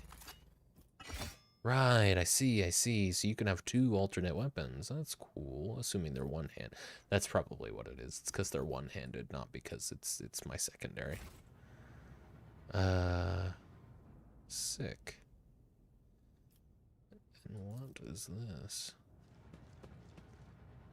The explosion blasted a hole through the door, large enough for a person to get through. It explains how they got through. You got anything to say, Overseer? Yes, your lordship? Nothing. I hope the heretics don't send reinforcements for their own. Long live the Lord, Captain. We lost so many, but it's fine, we'll hold out.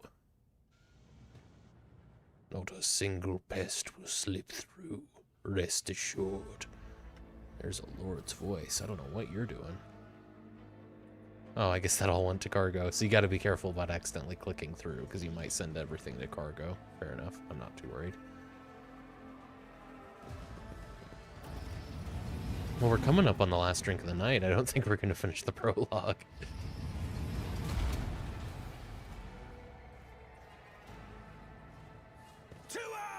Oh, okay. We're doing this. I suppose these are heretics, aren't they? I could have established that.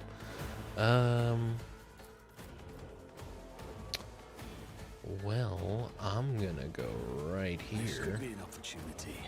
You're gonna go right here. Oh, you can't go right next to people, can you? So you're gonna go right here, Abelard. You are gonna go right here, and you're gonna hang back just a little bit. Let Abelard tank. Argenta is the warrior of the Adepta Sororitas and a soldier. She's an expert with burst-ranged weapons and weapons that deal damage in an area. Another of Argenta's strengths is her mobility in combat. Run and gun is a unique soldier ability. Using it grants the soldier extra movement points and reduces the cost of their next attack by -1 action point. The soldier will also suffer a -10 penalty to their ballistic skill for this attack. Run and gun also allows the soldier to perform an additional attack with a ranged weapon, which is a handy tool if you want to make more than one attack with them on their turn. Revel and Slaughter is a soldier ability which can be used once for each 3 enemies the soldier kills in a single battle. Each activation of this ability increases a soldier's ballistic skill, crit hit chance, and crit damage. The effect stacks and lasts until the end of combat. Certain types of weapons let you make burst attacks, unlike single shots. The burst fire requires you to select a direction rather than a specific target. Burst attacks are particularly effective against clusters of enemies. When performing a burst attack, the character fires several successive shots in different directions. Most of these shots are concentrated in the center of the selected attack cone. Therefore, the more enemies there are in the center of this area, the more of them will be damaged if the attack is successful. All shots fired after the first one are less accurate and have a higher chance of deviating from the central trajectory. Be careful. Burst fire shots can hit allies if they are standing in the direction of the attack. Okay, so having Argentina around is going to be a situation where my ability to negate friendly fire comes into play. You don't have too long of the prologue left, if I remember. Yeah, but we are like, we're at 6 hours right now, so I think we're gonna have to save this for 2 weeks from now or something. But she's going first. That's my burst fire, and that's my single shot. You can also run and gun, which we're probably gonna want to go ahead and do, just out of curiosity, though. We could hit like all of them right now. That's an hour. All right. And what is this? Furious Recital? Remind me what momentum is.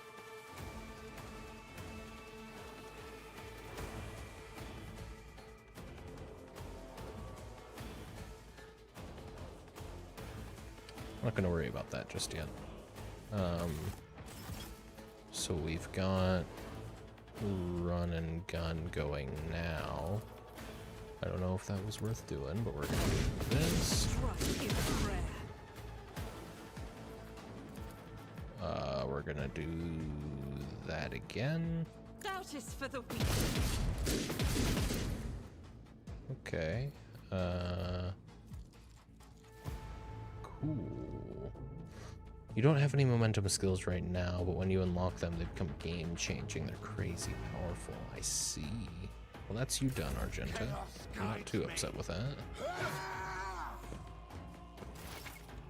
Types of cover. Full and partial cover give you the opportunity to avoid enemy attacks. Full cover, indicated by a skull and a shield, reduces the chance to be hit by 60. Partial cover reduces by 35. At the same time, the chance to hit a character behind cover may vary depending on the difficulty of the game you chose. Some cover can be destroyed by melee attacks, area attacks, and other abilities. Destructible cover has durability bar above it. Single shot can penetrate through any cover. Okay. I'm gonna study you. And then I'm gonna shoot you. Or I'm gonna deadeye you. On it. There you go. And that's me. I'm sure I'm gonna be a little bit less underwhelming eventually. The operative surely picks up after a time. So why don't you start by just doing a strike? And then I'm gonna have you... Shit, okay.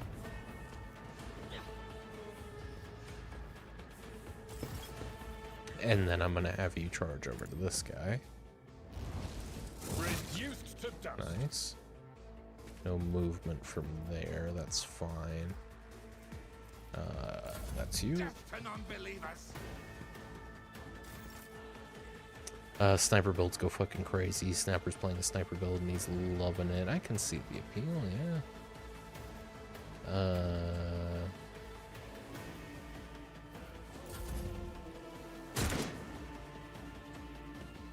That was a miss, I take it. We'll go ahead and make the last drink of the night after this combat encounter. These guys are doing terrible. Right, can we lightning anybody? Maybe Adira. I still don't know quite what to do with you. Why don't you move up here? Well, it's not actually cover. Why don't you move up here? Might be a bit of a risk, but let's... I think that gives a good line of sight, so we'll... Wait a minute. How much AP is it for a lightning? 2 AP. So yeah, you can go ahead and analyze these guys. And then hit him with one of these.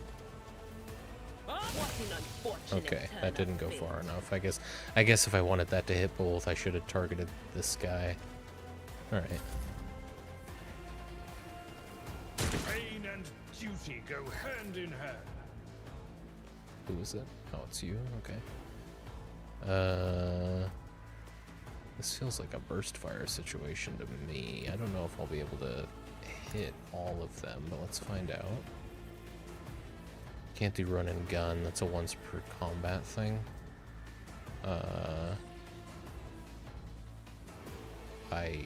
Oh, it's got a 1 round cooldown. Okay. Let's do, I guess you two. As the Emperor commands, I act. Dedicated. Nice. 2 kills, I'll take it. I don't have anyone in cover, which probably isn't great. Let's have you get a better angle here. And I'm gonna study you.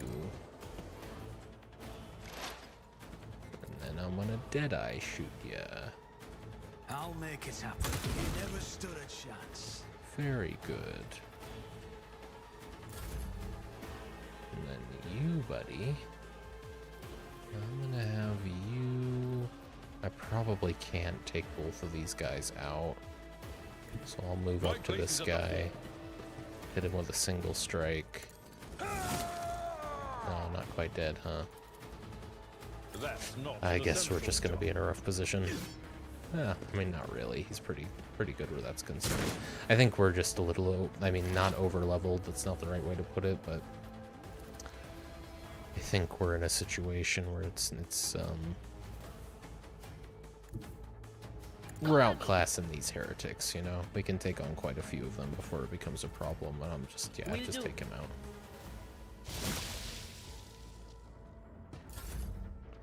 And you go up here, and maybe do a single strike on this guy, just to get rid of him. Apparently that wasn't good enough. Okay, could you maybe take this guy out? Why don't you just go for it? There you go. Are we done? Yes, we are. Well done, everyone. Let's loot. Can we just put all of that in there and then collect all? It's just gonna go into cargo. That was everybody? I appreciate that that was everybody. An exact replica of the Von Valancius void ship sits on the pedestal. Labels indicate the main compartments and decks of the vessel. Very good. We've got some goods over here. I just want to loot this room. That all looks like stuff that should go into cargo.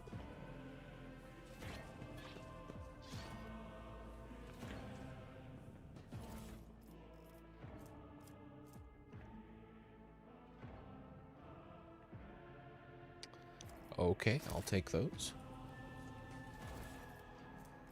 I'm gonna assume the game's leading me in the right direction by putting that all into cargo.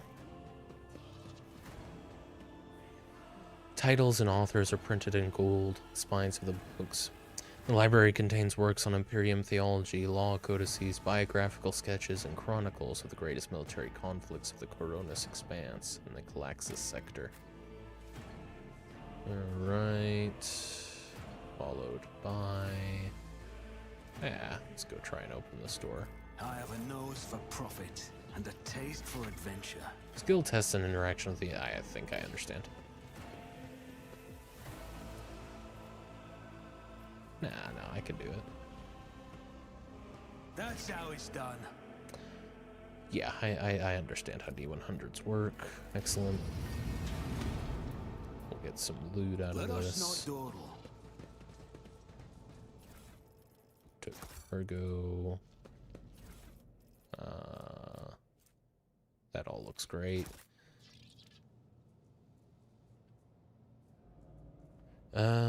You're a rogue trader, and these are silly little chaos worshippers. Exactly. They don't know what they're doing. They're in over their heads. Okay. Oh, hang on. Let's finish these, and then we'll deal with that door next time.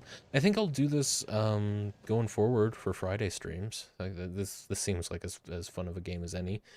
Yeah, more of a fun game than most to play while drinking. The cogitator is silent. It seems that its machine spirit is no longer being powered by the motive force.